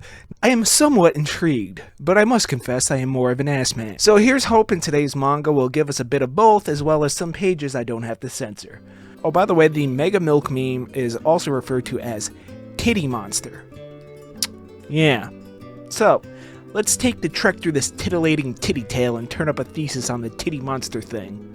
Luckily, I was able to track it down. Let's begin. 2 moments later. Alright, so, since this is round 2, we might as well get more context for this Mega Milk meme. Let's read Know Your Meme over here. So, we're going to quote this from that website to get a better idea of what we're talking about here. Quote, Mega Milk, or Titty Monster, is an exploitable image of a woman holding her own breasts with a crazed expression on her face while wearing a shirt which reads Mega Milk. The character is frequently redrawn to resemble other fictional characters alongside with the facial expression become a common Photoshop exploitable on other faces. So yeah, that is a little bit of background on this image. So, I just finished reading Tiny Boobs Giant Tits History, and I can safely say I don't want to live on this planet anymore. So you see, at first glance, I assumed that this was just a standard Gooner comic. Nothing fancy, you know, just some pretty decently drawn erotic art, probably coupled with an odd plot that revolves around or results in sexual activity. But then I remembered, this is from Japan. And as much as I love Japanese stuff, anime, manga, JRPGs, hibachi, city pop, you know, love that stuff, there's some stuff out of Japan that I come across from time to time that just makes me go, you know, what? What the fuck? So, before I get into the plot summary, let me just give a fair warning here in a subtle way. before I get into the details. Let's just put it this way. Anime YouTuber Giguk would absolutely love this manga. Yeah. Okay, so our story begins with a girl who does not get a name at all in the story. Like, well, name your characters. So, we'll just call her Milk-chan. Alright, that's the only reason she's there to exist anyway, in the context of the story, is just to have massive breasts. Alright, so Milk-chan here is very upset that she has small breasts, which, by the way, if I may take an aside here, for any ladies watching, first of all, I'm really sorry that this is my first video I came across. Definitely not a good first impression. Secondly, all boobs are good boobs, except for fake boobs. Small boobs will always be better than fake boobs. Boobs give life, quite literally, so they're all great. And I'm probably going to have to run a word count on this script for the amount of times I said the word boobs.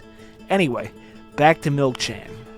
Her little brother, Shigeru, makes fun of her for being part of the Itty Bitty Titty Committee, and at one point slaps her chest.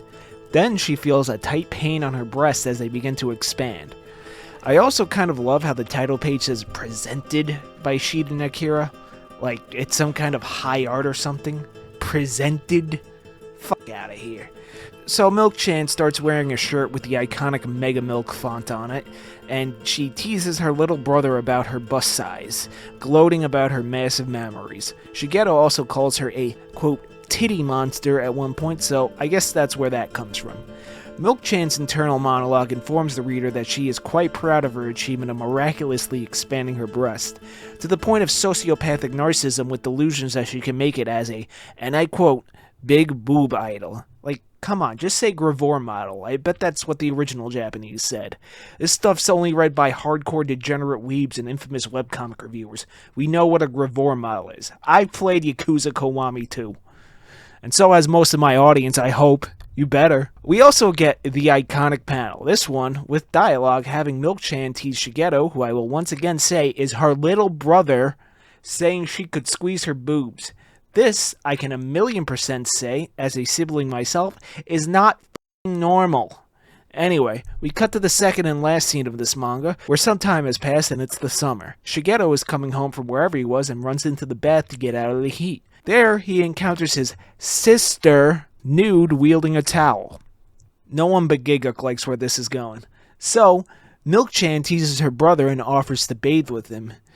Now, I will take a moment and say that there are certain cultural differences between the Western English-speaking world and the Far East. One of those things that any weeb is familiar with is nudity in public baths. We've all seen at least one goon or slop anime that always has at least one public bath scene. You know, way back there were public bathhouses in places like Europe, but eventually that sort of cultural norm faded out. But it still remains the norm over in places like Japan. They got onsens, you know? So at first I was like, okay, this isn't weird, right? Just a Japanese thing, right? This isn't going where I think it's going, right? Like, they're siblings. They wouldn't do what I think this is leading up to, right? Right? Well, I'm going to speedrun the end of the story because I can't be bothered to edit the panels on screen to be acceptable for YouTube standards, and I really don't want to talk about what I read for much longer. So, to wrap this up, Milk-chan washes his back, pressing her boobs on them. He gets hard, she teases his wee-wee size, then she proceeds to give him a then a blowy, for lack of a better word, and to try to skate around potential demonetization. And the siblings perform a, Lannister-esque ritual. Let's just say this may have had an influence on the indie game, The Coffin of Andy and Lele. Yeah. In the end, they realized they did a no-no, because no shit, and well, Shigeru, well, he quite liked it, but Milk-chan shuts down the idea by slapping him in the dong and making fun of his size. He then starts to feel a tight pain in his wee-wee. Just say penis, come on, what the fuck is this script? Why did I write that? He then feels a tight pain in his penis. I don't know, it feels too harsh. Penis, you know? It's just such a harsh word. Anyway, he feels a tight pain in his dong, implying that his family has the ability to increase the size of body parts by the will of a slap. Ridiculous. So, this was pretty gross, and I didn't like it. Anime YouTuber Giguk would love this one, though. I like Giguk, though, but he's kind of weird about this kind of thing. Anyway, let's go on to the art review segment. Okay, it's time to play everybody's favorite game show. Why didn't get age restricted? Is it A, YouTube's got something against me, man? Is it B, excessive use of the words penis and boobs? Is it C, brother-sister intimacy? Or is it D, the actual Mega Milk image itself is considered graphic content? Boom, boom, boom, boom, boom, boom, boom, boom, boom, boom, boom, boom, boom. If you guessed D, you are correct. Yeah, it's kind of weird. That's the reason I got age restricted, not the rest of it. Alright, well, I'm going to edit out some of the words in this re-upload, but really? I don't care if it gets demonetized, but if it gets age restricted, people can't see it. So, yeah, it just gets, like, totally killed in the algorithm. So, yeah. Well, at least he got this fancy director's cut. So, despite the story being, well, fucking disgusting, the art, it's honestly pretty good. I hate to say it. This is a Japanese manga, so it reads right to left, but it's easy to follow and laid out legibly. There's never really any walls of text, and I can always tell which character is speaking. The character designs are pretty standard for the late 2000s anime manga scene. You know, those like enormous moe eyes that I personally find absolutely fucking disgusting are fading out around this time, and anime is starting to get a little bit more realistic in its artistic approach. You know, I can't emphasize how much I hate the moe eyes era, that clan-ed looking ass aesthetic of the early and mid 2000s. Now, unfortunately, Shiden didn't take that approach and went for a more realistic look, so I'll have to save that rant for another day. Characters are consistent from panel to panel. I never get confused by too many details. The environments exist, and that's about as much as I can say about the backgrounds. There's nothing too fancy about them. It's a typical Japanese home setting. If you've read, like, one slice of life manga, you know, at least once, even just glanced over it, you more or less seen them all.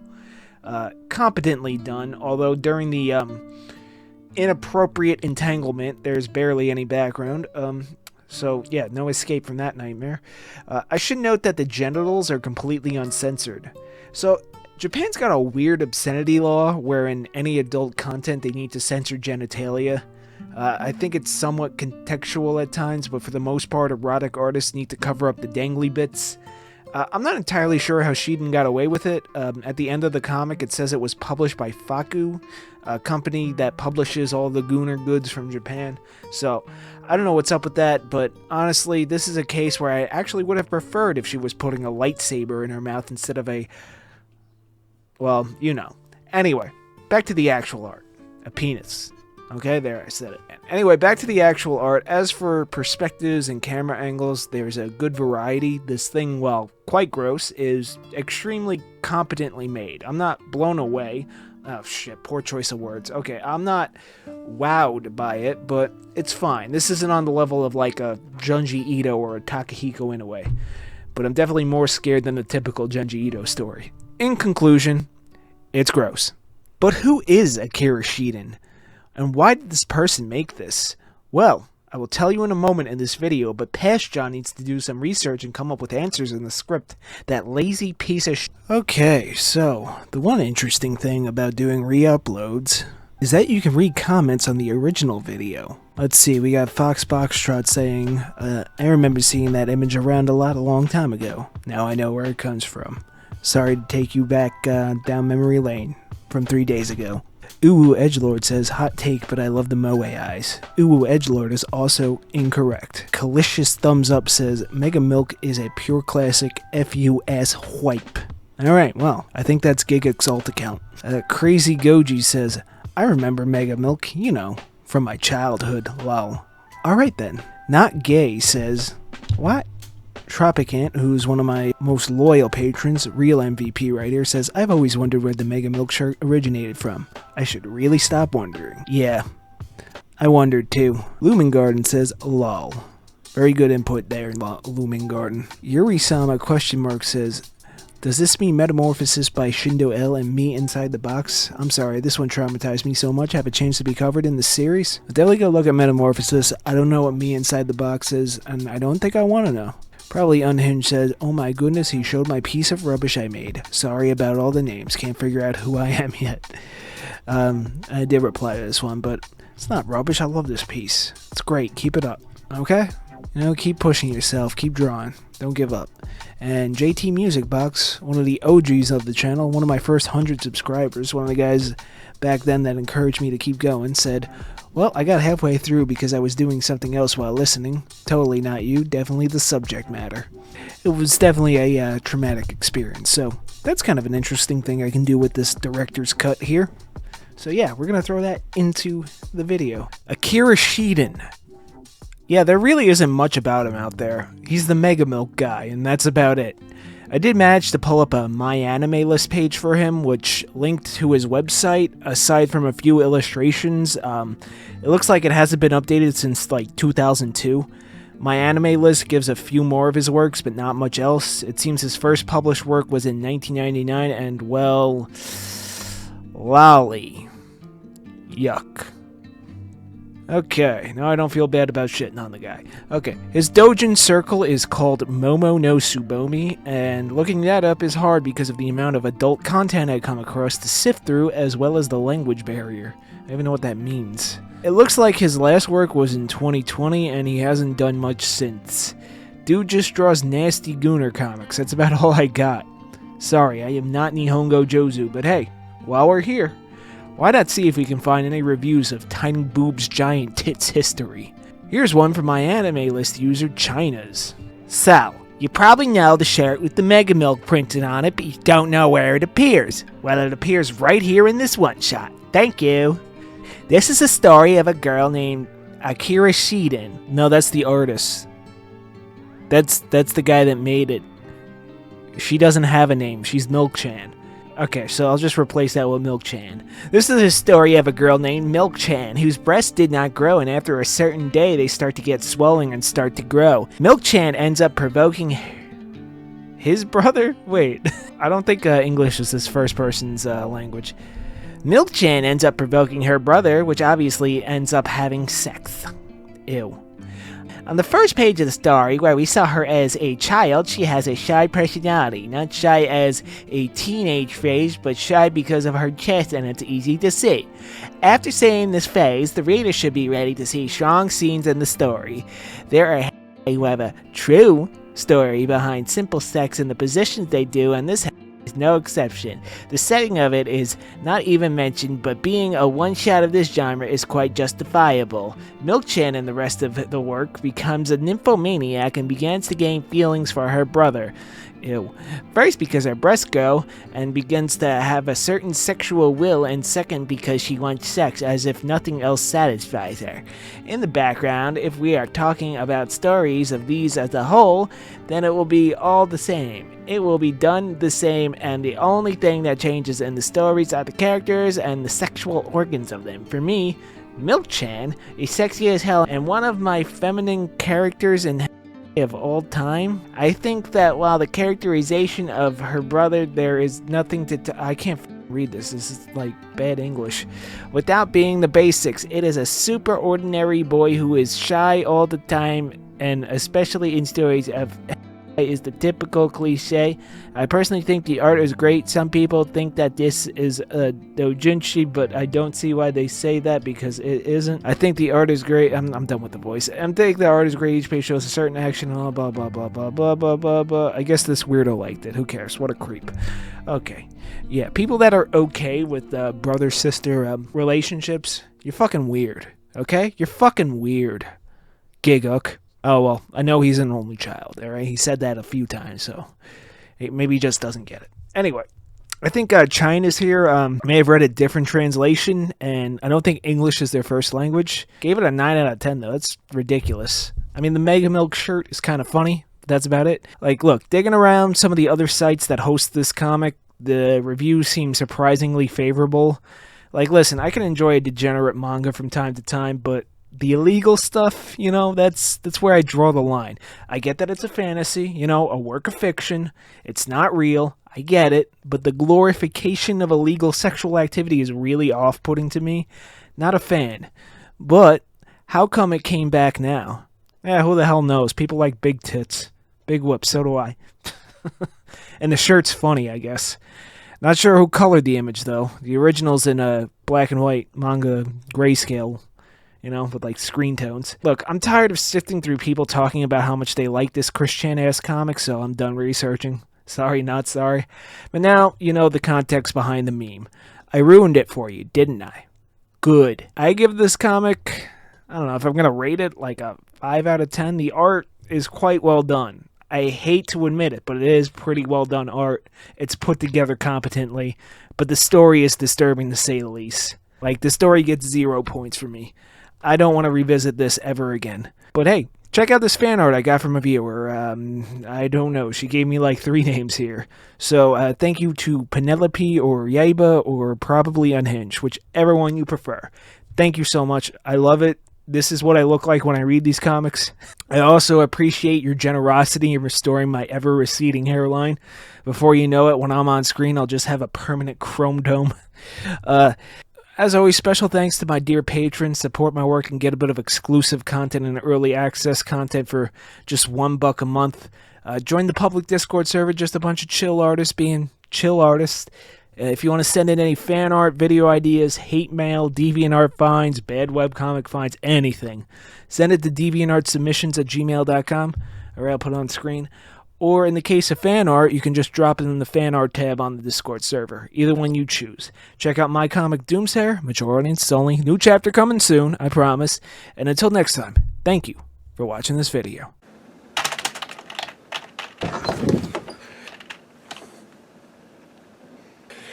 It appears you have failed to complete part 2 of the Moon Over June review, John. What? Carl Sagan, the astrophysicist. You're back. Yes, it is I, Carl Sagan. You have doomed us all to the end times, lest you do part 2 of Moon Over June. That sounds a little too biblical prophecy for the Messiah of atheism here.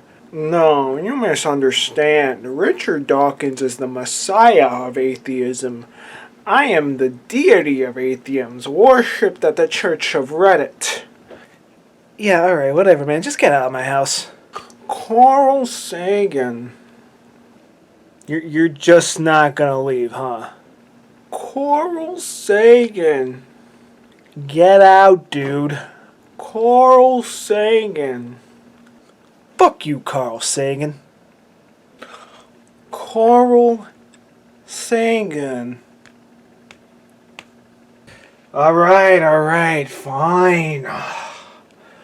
Welcome to another episode of infamous webcomics, Moon Over June. Part 2. Well, in the previous video in this series, I tapped out despite wanting it to be a one-and-done review. I did, however, intend to finish this.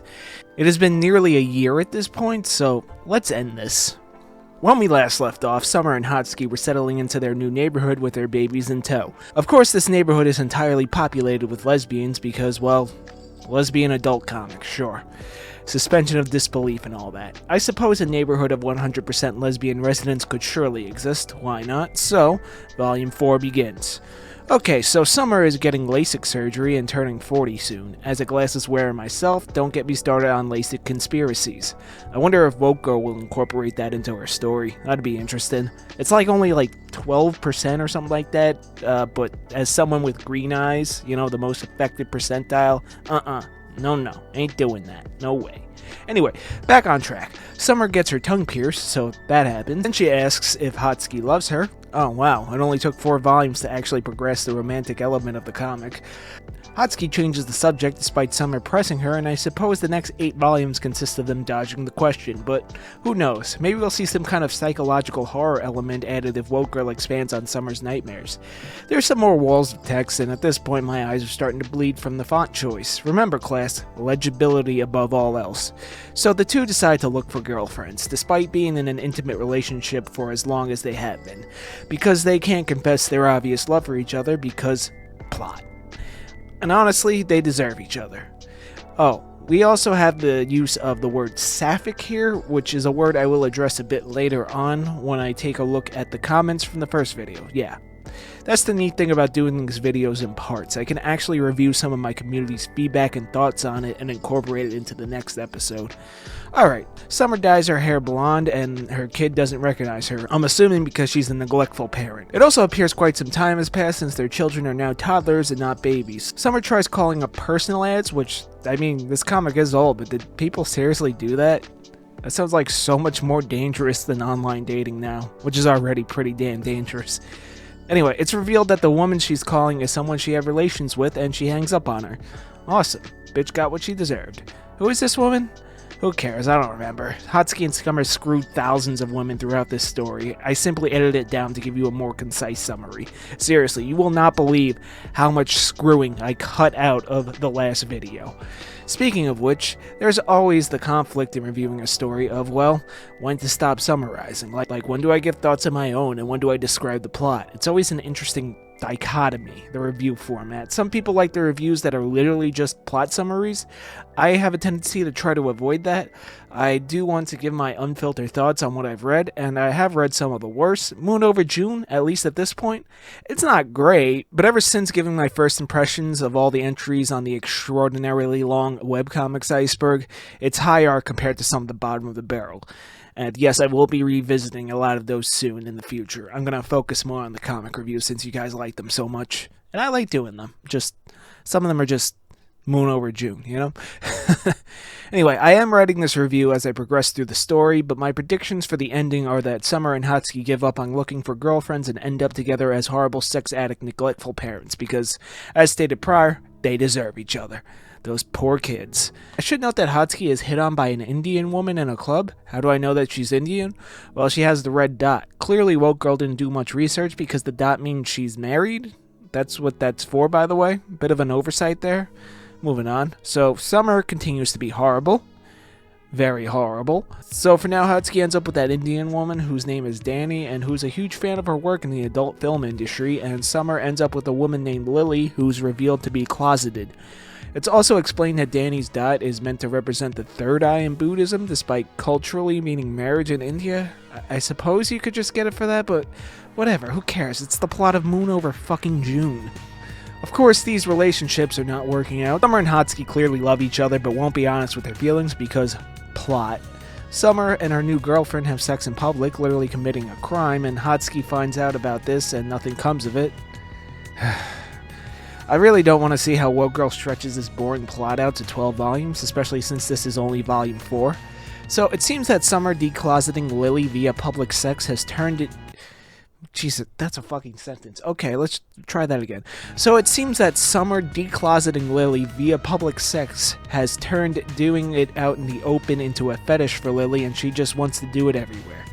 Clearly putting a strain on their relationship, as Summer doesn't want to, despite her being the one to initiate it.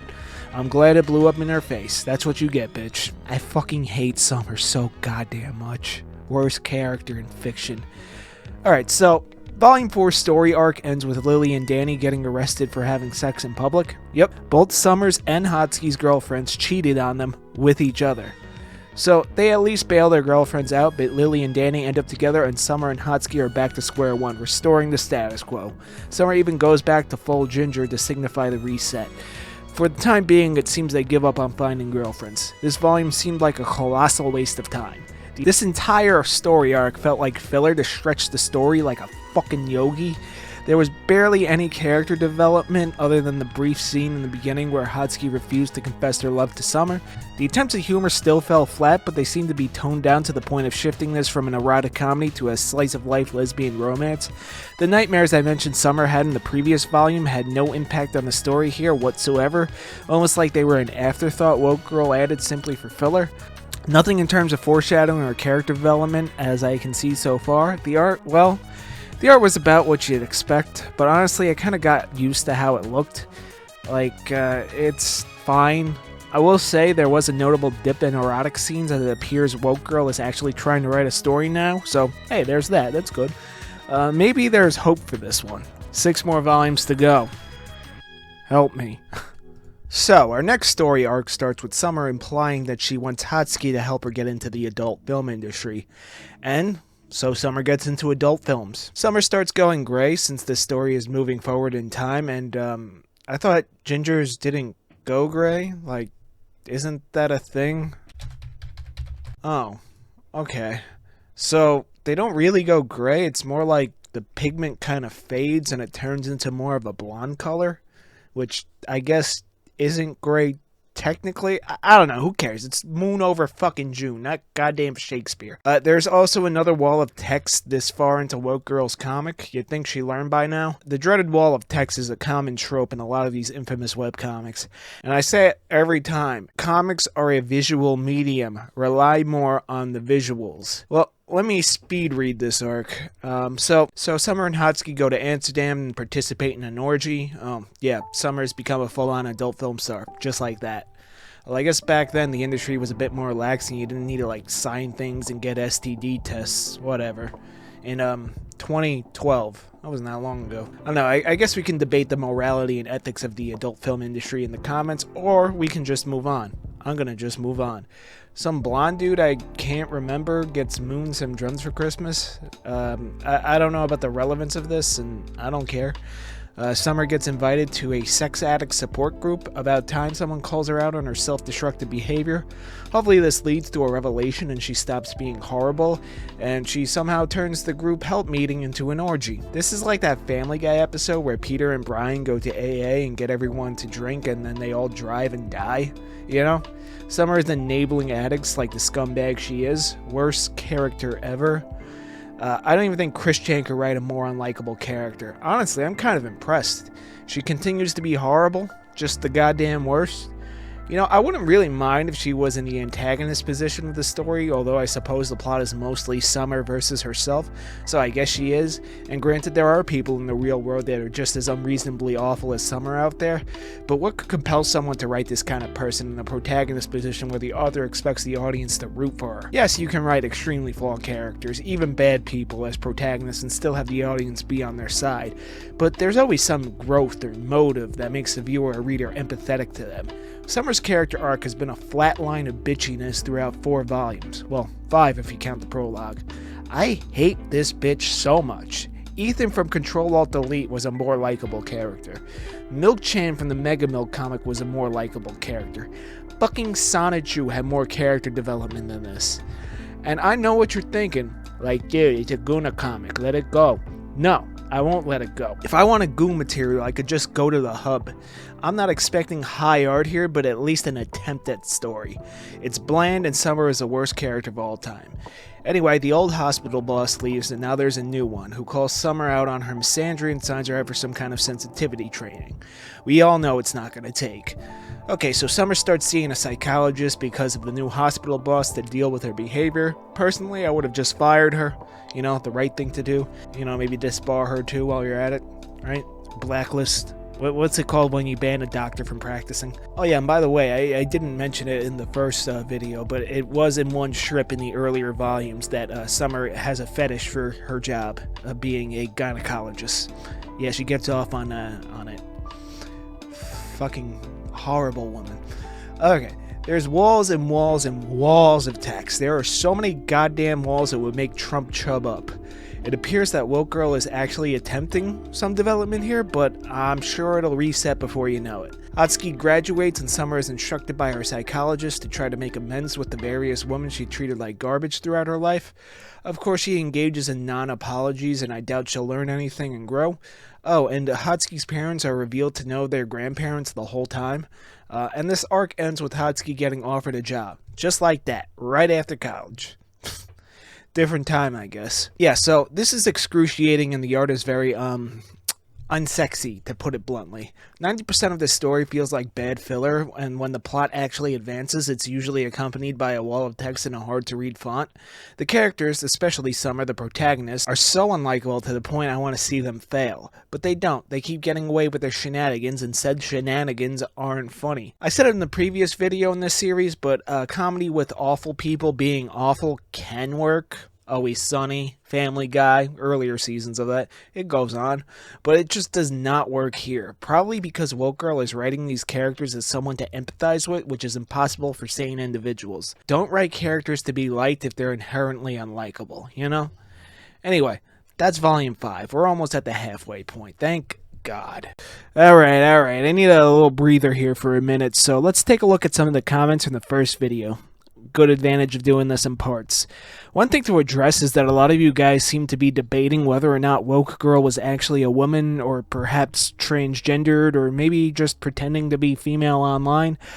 I don't know. There really isn't much to go on. She seems to be working anonymously under this pen name. There's not much out there. They go by the feminine-sounding Woke Girl, so I will continue to use she, her pronouns because I got no problem calling people what they want to be called, you know? Simple as. Also, there was this one comment that kind of bugged me a little bit. It seemed antagonistic of my realization of the demonization of the Christian/Catholic Church. That's an obvious trope of the LGBT comics. I've read a few of them, LGBT comics, or at least some of a few, via the Webcomics iceberg, and it's a very prominent addition to many of these stories. All I was saying is that it's not always true. Sure, there's scumbags like the Westboro Baptist Church, but there are also priests wearing friggin' pride flags these days too. It just seems like a gross generalization of an entire group due to the actions of a few. Like not every gay person is Jeffrey Dahmer, There was also the correction a lot of you guys threw out that the phrase woman-loving woman, or WLW, is now outdated, and they use the term sapphic, which, look guys, nothing but love for the LGBT community. Seriously, you guys get a bad rap for a handful of nuts, poor choice of words, on TikTok and Twitter, just small group of weirdos, like the 1%, the 99%, just plain normal, but look, I'm not gonna be carrying around a fucking encyclopedia of gay, you know what I mean? And if I were to be so bold, some of this stuff is come on, man. Have you guys ever heard of sapiosexuality? Apparently it's sexual attraction to intelligence. What? That's a preference in a partner, not an entire sexuality, right?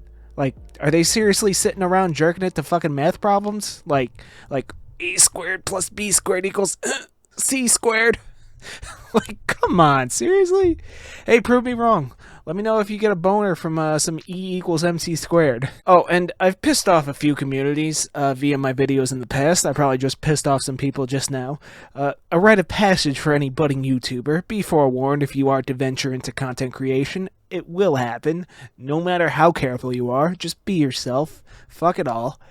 But the communities I've seen to anger, well, we had the inflation fetishists that got mad when I simply explained that one who doesn't have this fetish might, in fact, find it a bit odd. That's more or less all I said, really. I made some autistic people angry with me by simply identifying that obsessive behavior is a key factor of autism. Special interest, I believe, is the official, medical name. All I said was more or less, oh, this person who's clearly obsessing on this one thing, it might be a sign of autism. That's all. Nintendo fans, though, they can stay mad. Fuck them. Fuck them in the 30 FPS. Free Bayonetta. No, in this instance, I've angered some nudists. Yes, I have brought the wrath of the Winnie the Pooh cosplayers, the danglers, the flappers, those who see themselves liberated from the imprisonment of accursed fabrics. Well, what really happened is that they misinterpreted me, claiming that the nudity in this adult story felt unearned, which it is. If I want to look at adult content, there's other better options, but hey, sometimes I want a story in my smut, I want the build-up, I want the context, I want the payoff, And I also stated an objective fact that drinking hot coffee with your genitals exposed is a dangerous situation. You never know if you're going to spill it on your ball bag or your clam, or whatever else they're doing with their designer genitals these days.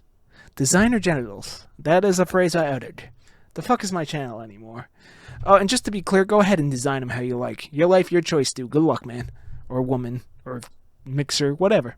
You do you, boo-boo. Some of you guys actually seem to enjoy the artwork of this comic, so hey, well, girl, if you're watching, you got some fans. Also, if you're watching, your comic's not that bad, honestly. We like to review bad media in a vacuum. See, this piece of media is notoriously known to be bad art, but then we find ourselves in a philosophical pickle, don't we? What is bad art? Is Moon Over June bad art? Is Berserk good art is my own comic, Doomsayer. Any good or any bad? Chapter 19 just dropped at the time writing the script, by the way. Mature audience only. The infamous webcomic series, while intended to entertain, is not just to entertain. Maybe it is for you viewing this, and that's fine. But for me, I want to look at what some people consider the worst ever and try to find what the creator intended. You know, to find the diamond in the rough, the redeeming factor. Maybe, just maybe, even find enjoyment in it. Hell, Lightbringer, another notorious webcomic, really had the issue of just being boring, as well as the pretty crude artwork, but I could tell Linkara, he had a lot of heart going into it. You know, that dude definitely loves his superhero comics, and it really shone through.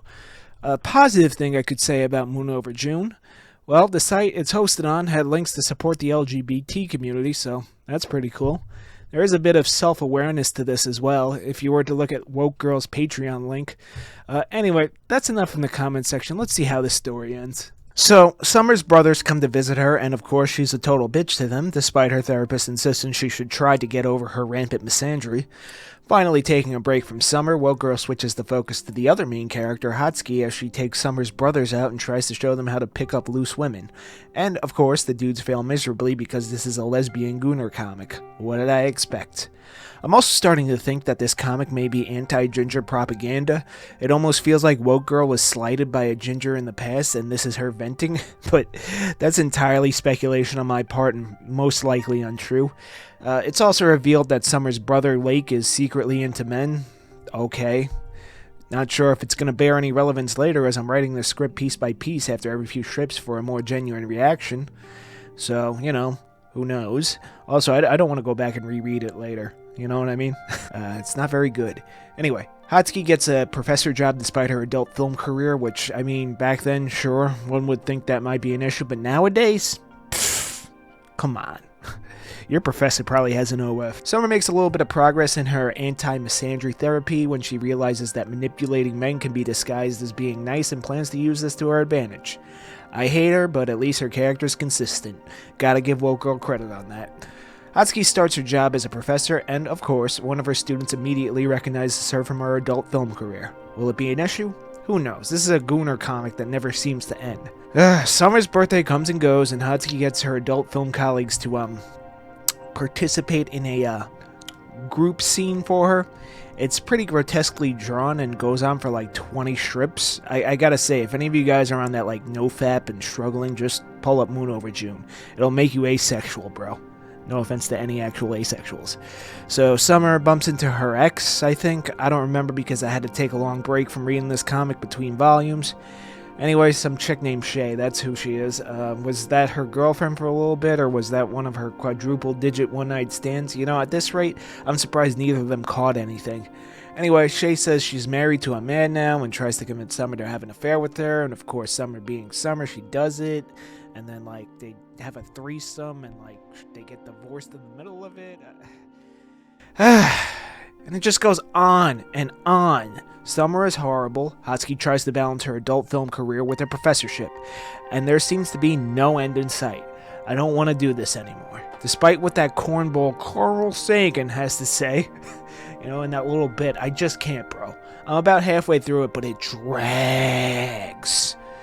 Oh my god, it drags. The entire girlfriends arc was essentially filler. I'm sure the story is just going to be these two women being awful to each other and everyone around them until they confess their apparent love for each other. Let's jump into the last strip, which I can't show you. That's exactly what happens. But just for the sake of conclusivity, and for the sake of me just wanting to move on from this exceedingly long comic I don't want to read, let's ask ChatGPT. And ChatGPT says it's unfinished. I think it's finished. I'm certainly finished. I asked it to summarize the story so far in this case, and the AI took a shit. Just didn't work. Is this what we're sacrificing all our water and electricity for? Seriously? What a fucking joke. Speaking of jokes, remember not to take my videos too seriously as they are just opinions. If you love Moon Over June, go read the shit out of it. Hell, go donate to Woke Girl's Patreon. I didn't enjoy it, but I did want to look at it on the channel due to its infamy. My biggest issue with it are that I find the artwork in this adult comic highly unappealing, and when it comes to adult comics, the quality of the artwork is a vital piece and sometimes the only thing that keeps readers coming back. See, the ecchi genre. The two main characters are insufferable assholes, which could work in a comedy, but framing is important. Summer and Hatsuki are written in a way where it feels like Woke Girl wants you to root for them, rather than to see them fail and suffer the consequences of their own actions. And while they often do get hit with karma, it always ends up being inconsequential as to reset the status quo. The mission of this comic didn't feel like a story with erotic content, but rather erotic content with a story built around it. Woke Girl's mission statement for the series seemed to me to be, how do we get these girls to screw? Intercourse is the engine of the story, which made the characters and plot suffer. And I'm sure of what you're thinking right now. John, dude, it's a Gooner comic. What did you expect, bro? Listen, just because it's erotic and exploitative in nature does not mean it has no artistic merit. As a matter of fact, I find some of the most interesting stories can be developed on the Gooner... What the fuck is a sentence? As a matter of fact, I find some of the most interesting stories can be developed with Gooneristic intent. Erotic art is real art, and because of that, it matters to me. Despite Moon Over June being a comic I don't recommend, it is a notable piece of erotic media in the LGBT space. Notable mostly due to its poor quality and extremely exaggerated facial expressions, but an interesting take on the subgenre nonetheless. I give this infamous webcomic, Moon Over June, a 4 out of 10. I'd probably give it a lower score if I actually finished it. Regardless, I'm happy to be finished with it and want to put this review behind me. It was a hard read, but hey, if it looks interesting to you and you want to give it a whirl yourself, by all means, if you're old enough. Don't let me shape your own opinions, but if you do, have, or will read it and actually enjoy it, please tell me why in the comments below. Special thank you to Patreon supporters. Check out my comic Doomsayer if you're old enough. Chapter 19 just dropped at the time of recording this. Drop in the Discord. Come say hi. Share some art. If you want to send me anything directly, content suggestions, feedback, hate mail, fan art, ship posts, fan fiction, whatever, drop me a line at deviantartsubmissions@gmail.com. Like, comment, subscribe, and hype. Yeah, I really don't know how that feature works, but it would be quite kind of you to do so. Who knows? It'll probably be outdated soon. Remember the star ratings from back in the day? I wish they'd bring that back. Anyway, for all the rest of you, thank you for watching this video. Until next time. Ecchi, a popular subgenre of Japanese media particularly applicable to manga. What is it? Well, Wiktionary, because Google decided to replace search queries with poopy AI responses, states the following. The following, which was written by a human being. Quote, Ecchi, a genre especially of anime and manga featuring playful tongue-in-cheek usage of sexualized scenes in situations such as double entendre or flirtation while remaining often used to differentiate from which features overt sexual themes, or a situation within a story, especially anime and manga, which ventures into the ecchi genre. So basically, in short, it's like softcore, kind of. Another way to approach the genre is like rom-coms with a bit of spice, right? These can vary on the spice charts from a few jalapenos up to a Carolina Reaper, you know? So what's the appeal of this genre? That's actually a very easy to answer question. A lot of ecchi has amazing artwork, like god-tier artists. And of course there's the fascination with really out-there concepts for bizarre plots, like High School DxD, for instance. A very popular ecchi series has the protagonist power up by fondling boobs. That is so fucking stupid, I kinda love it. I stated in the previous episode of this series that even the most degenerate art out there is still art and should be respected and given artistic merit. There are, however, times when the genre goes horribly wrong. Welcome to another episode of Infamous Webcomics, Ecchi Fitness. Ecchi Fitness is a one-shot webcomic in the ecchi genre, as the title implies, written by an individual by the name of Ryan Stewart, who also goes by the name Donkus, and Eric the Goat. Oh. This'll be exhilarating, won't it? Anyway, the 18-page story started serializing in October 2006. Ow, my tongue. Fucking bit my tongue. Holy shit. The 18-page story started serializing in October 2006 and concluded in January of 2008. 2 years, 18 pages. You know what? Now I don't feel so bad about taking so long between Doomsayer chapters. Luckily, it's short because of this. I feel like I needed a palate cleanser after concluding the eternal saga of the Lovecraftian lesbians, otherwise known as Moon Over June. Well, I guess if your idea of a palate cleanser is a line of dinkleberries after a never-ending stream of mushy hot diarrhea, what a shitload of fuck. What were they thinking? Anyway, shall we begin the story review? So the story starts with this horrifying cover page of the main girl Helen and what is later stated to be a medicine ball possessed by a spirit named Tosh? Or maybe Tosh? Tosch. Yeah, That's a medicine ball. I don't know why it has arms, dude. Don't ask questions. I don't really like converting reviews into like a general plot summary. That kind of content is dull to me. I don't really like that, but it's so short. That's what this section is going to be. So, here's the long and short of it. Helen works at a gym, a 24-hour gym. Her boss lets her run the overnight shift. She mentions that her boss was being weird, but we get no resolution of whether or not he knew about Toast the Medicine Ball spirit. Anyway, boss is only in it for 2 panels, so who cares? I do, damn it. Ecchi Fitness reboot for 2025, anyone? I digress. So, Toast the Medicine Ball jumps on Helen and grabs her boobs. A fundamental failure to understand ecchi tropes, I see. Dude, he's supposed to accidentally fall on her inappropriately. The tried and true trope that transcends all of ecchi. So common makes you wonder, how are people so bad at walking, right? She punches him because, you know, Eric the goat lover watched 1 episode of Televeroo or something. Toast tries to get a gander at the girls, and of course Helen refuses. He then lore dumps that he was banned from heaven and hell for being too much of a gooner. The only way his spirit can move on is if he has no degenerate thoughts for 3 days, but glaring at the women in the gym makes that impossible for him. I mean, hey, maybe he's got a point. I mean, you should see the gyms nowadays. They're practically adult film sets with how many OF girls record themselves in there. Side note, personally, I don't care if that's what you do, but, like, kind of a place and time sort of thing. Like, don't record that in the gym, bro. Little tangent there. Okay, anyway, back to the story. It ends with an Evil Dead parody, or the alternate ending that's a parody of a movie called Bubba Hotep or something. That took some research. Sorry, I'm not a Gen Xer. Guys, listen. Ghostbusters is not that good, alright, Gen Xers? It's a decent movie. It's not Citizen fucking Kane, though, okay? Who am I kidding? Gen Xers don't watch my channel. Too busy shitposting on Facebook about how soft Gen Z is because back in their day, we ate dirt and listened to Nirvana, man. We're so tough. With 2 F's because new metal. We drank cola with trans fat, man. We had grunge music, man. We made the new metal, man. Boom, bop, ba, boom, bop, ba. That means I need to refinance my mortgage in Gen X speak if you don't know. Anyway, shitting on Gen X aside, despite that being my favorite pastime, it's like everybody goes after the boomers. Like, no, it's fucking Gen X. There's also an extra page that's supposed to be like a blooper outtake kind of thing, and that's it. As for the art, oh, wait, hold on a second. I forgot the worst part of the series. The one thing that makes this already bad comic even worse. The fucking horror. It's British. What was that? Did your cat get in last night? Oh hell, the little bugger probably shat and spray everywhere if it got in last night. Oh well, I better go and catch this bloody thing. I'll chuck the little shite out before it does some damage. Yeah, kitty, come to Ellen, let's get your mangy arse out of here, eh, mate? Oh, you better have a real hot glowing reason for grabbing those 2, mate, because if you don't, you'll be shitting bloody stews for a month, eh? Absolutely horrific. Beans on toast, yeah? Ugh. Anyway, out to the artwork. The art is pretty bad. Okay, next section. No. So the art is pretty bad. It kind of looks like one of those like extremely cursed how to draw manga books made by Westerners in the early 2000s. You know the one I'm talking about. It's done in grayscale with screen tones and the character designs are hard to look at. The main redeeming factor of the ecchi genre is usually how fucking good the art is.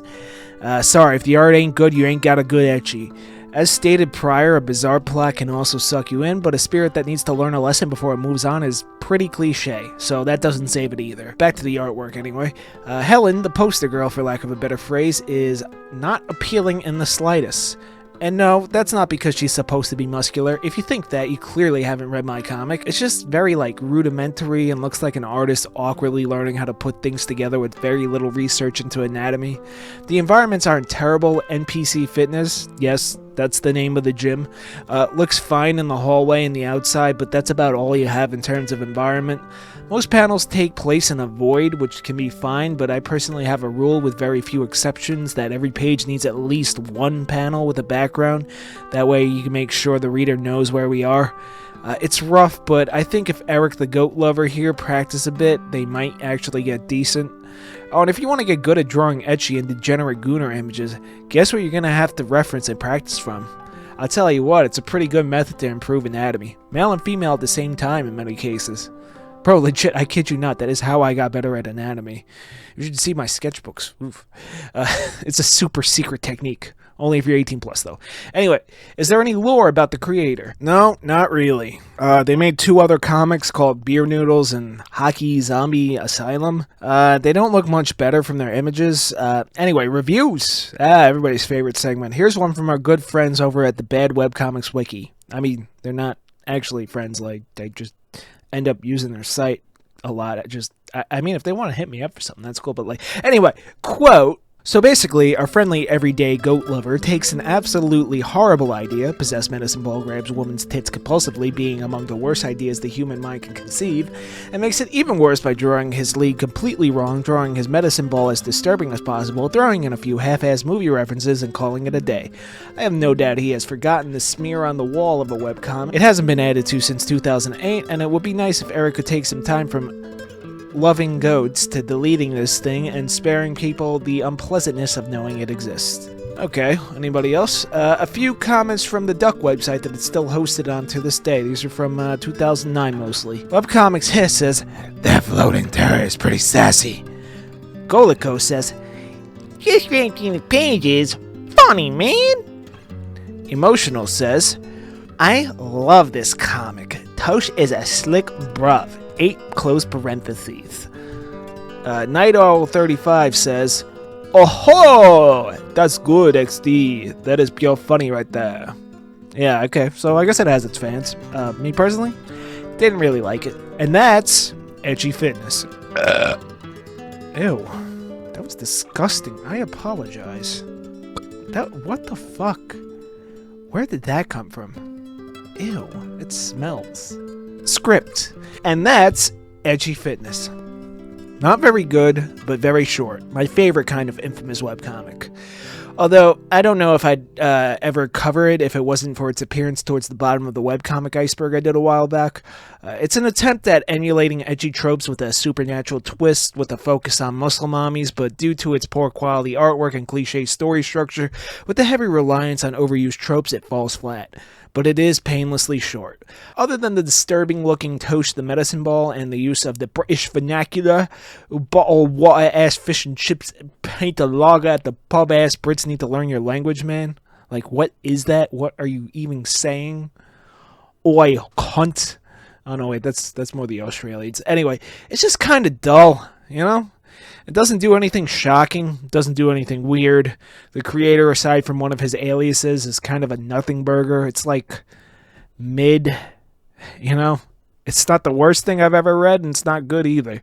I give Ecchi Fitness a mid 5 out of 10. Alright, and that was Ecchi Fitness. Thank you very much for watching this video. If you like what you saw, please like, comment, and subscribe. And hype, if that's still a thing when this video goes up. I don't know how that works, who knows.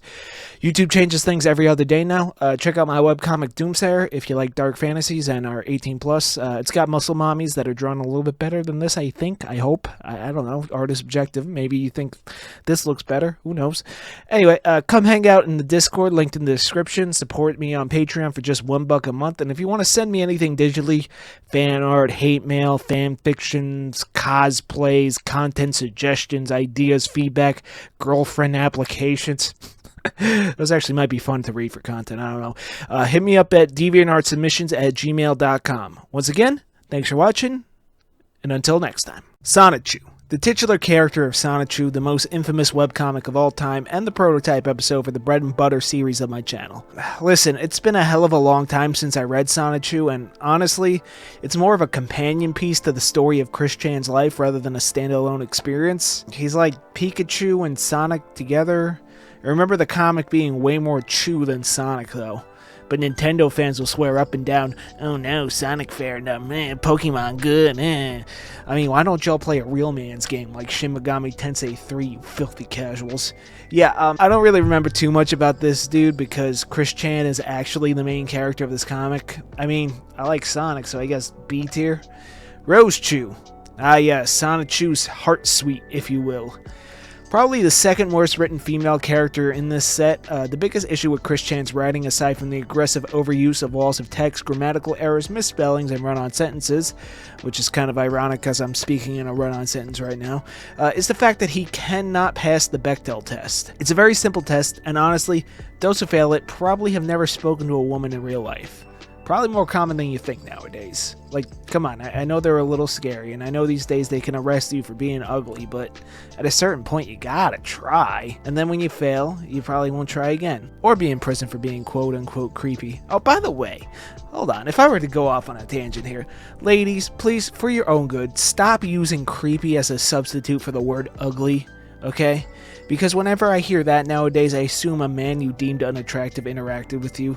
So when a guy is actually acting creepy, guess who's not getting help? We can see right through you. Just call them ugly. It's fine. Whatever. Alright, where was I? Yes, Rose Chew. The Bechdel test is simple. Do you have 2 minimum named female characters that are capable of talking about something aside from a man? That's it. Chris Chan's writing fails this, and Rose Chew is a doormat of a character for that. Thus, D tier. Chris Chan character. Chris Chan, in the context of the comic Sonichu, is by far the most well-rounded and fleshed out character, simply because this is his own little isekai. He shares the same fate as every isekai protagonist, transported into another world where life is easy and he gets all the bitches. We all know that there is an extensive lore around the author of this infamous webcomic, but as it stands in Quickville, Chris is a demigod of sorts. Well, that was until the idea guys had the Nazis take over or whatever. I couldn't bear to get that far. He is literally the typical isekai protagonist, and shonen tards that come across this video will fail to realize this because there's a lack of aura farming, hype, and pretty flashing colors. Oh, and then there's the whole furry thing too. But that is what Chris Chan, the character in Sonichu, is. He's an isekai protagonist, and I fucking hate isekai.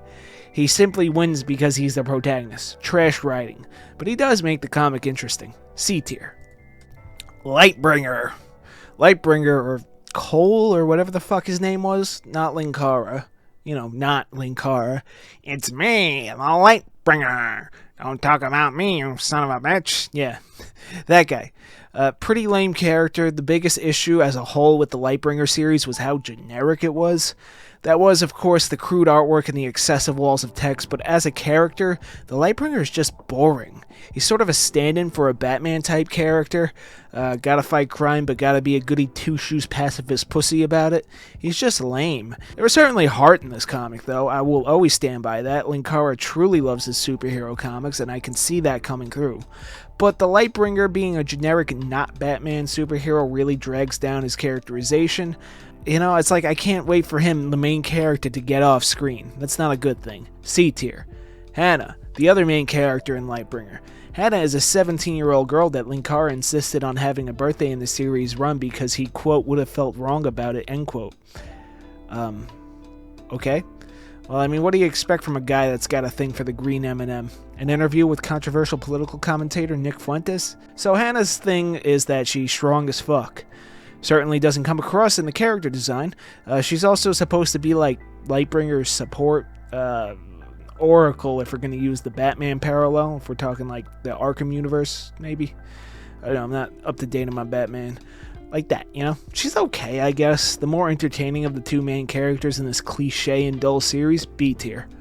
Control-Alt-Delete, alright. Ethan. Ethan is a piece of shit. He's got all the qualities of an incel and somehow still gets away with his atrocious antics.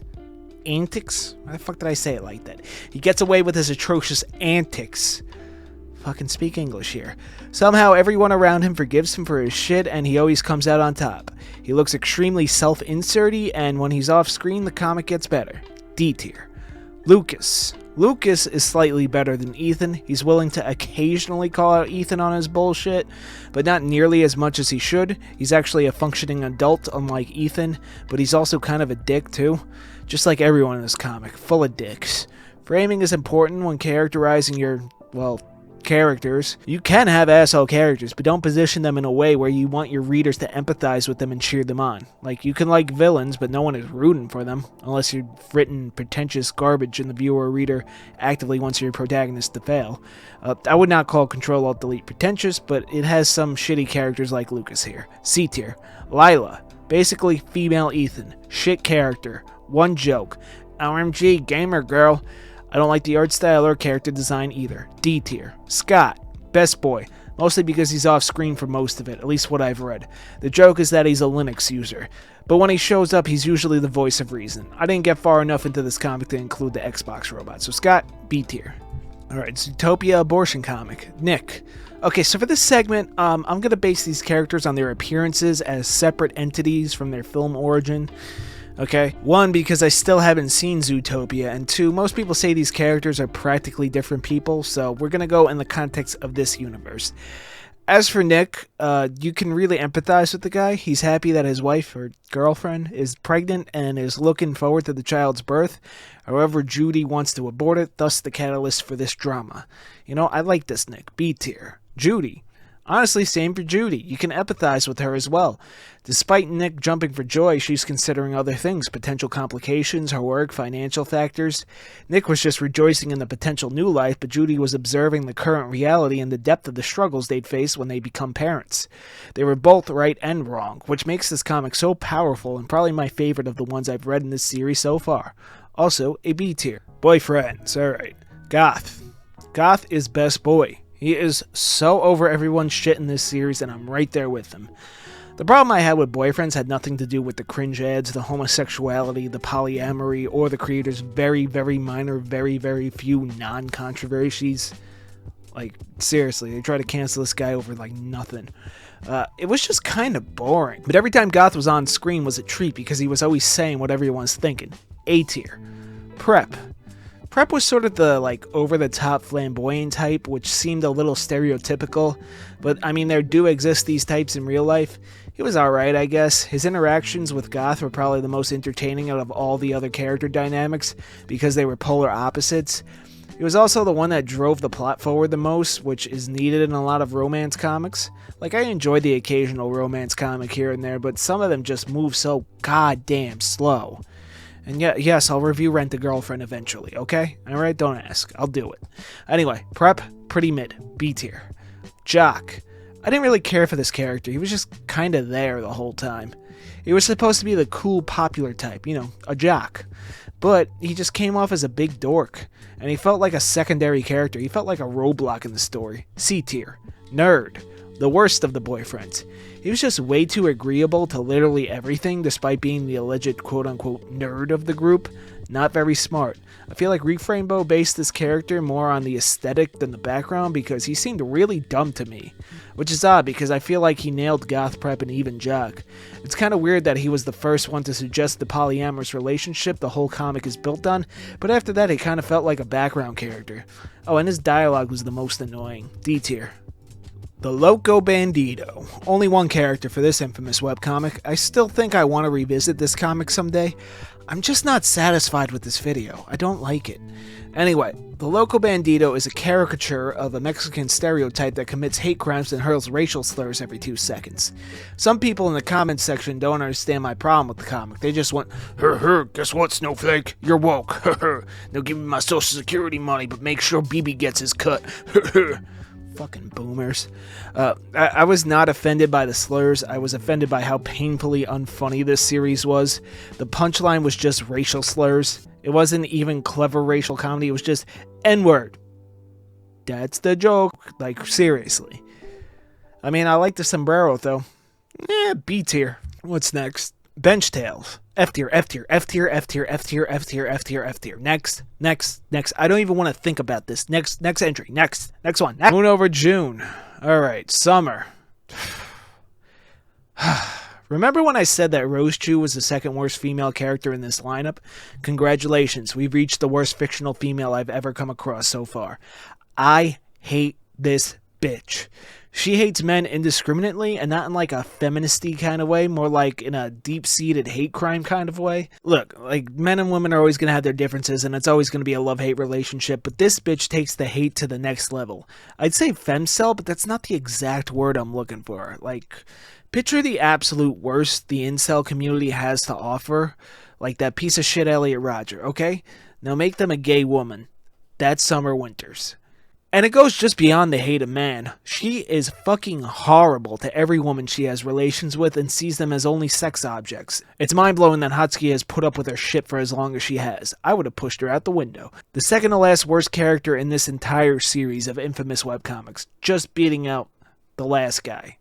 I don't even want to say his name. F tier. Hatsuki, the better half of Moon over June, but not by that much. Hatsuki's not quite an asshole, but she is a moron. She decided to enter the adult film industry because she wanted revenge on her Canadian-Japanese parents for using the wrong kanji in her name. A name that she could have legally changed and doesn't need to write using kanji characters growing up in Canada. She's supposed to be this math genius, but everything else she's brain dead on. Her side of the story is slightly better, but only slightly. Glad this is the final time I'm talking about this comic. God damn, I'm so ready to put this one behind me. D tier. Doomsayer? I guess I gotta review the characters in my own comic. Well, I mean, there are a lot of characters, but the most important, like, mainest of main characters are Anna and Queen Celeste. I guess. Alright, Anna. How the fuck am I supposed to review my own characters? The Doomsayer video was an April Fool's joke. I don't know. She's been through tragedy, but she's still fighting. I really got to get back to working on the comic soon. I mean, aesthetically, she's supposed to be like my ideal, because if you're going to draw your character a billion times over, you might as well draw characters you like looking at. A tier for Anna, I guess? Where would you rank her? Alright, so Celeste, you know, as for Queen Celeste, S tier. I love crazy bitches.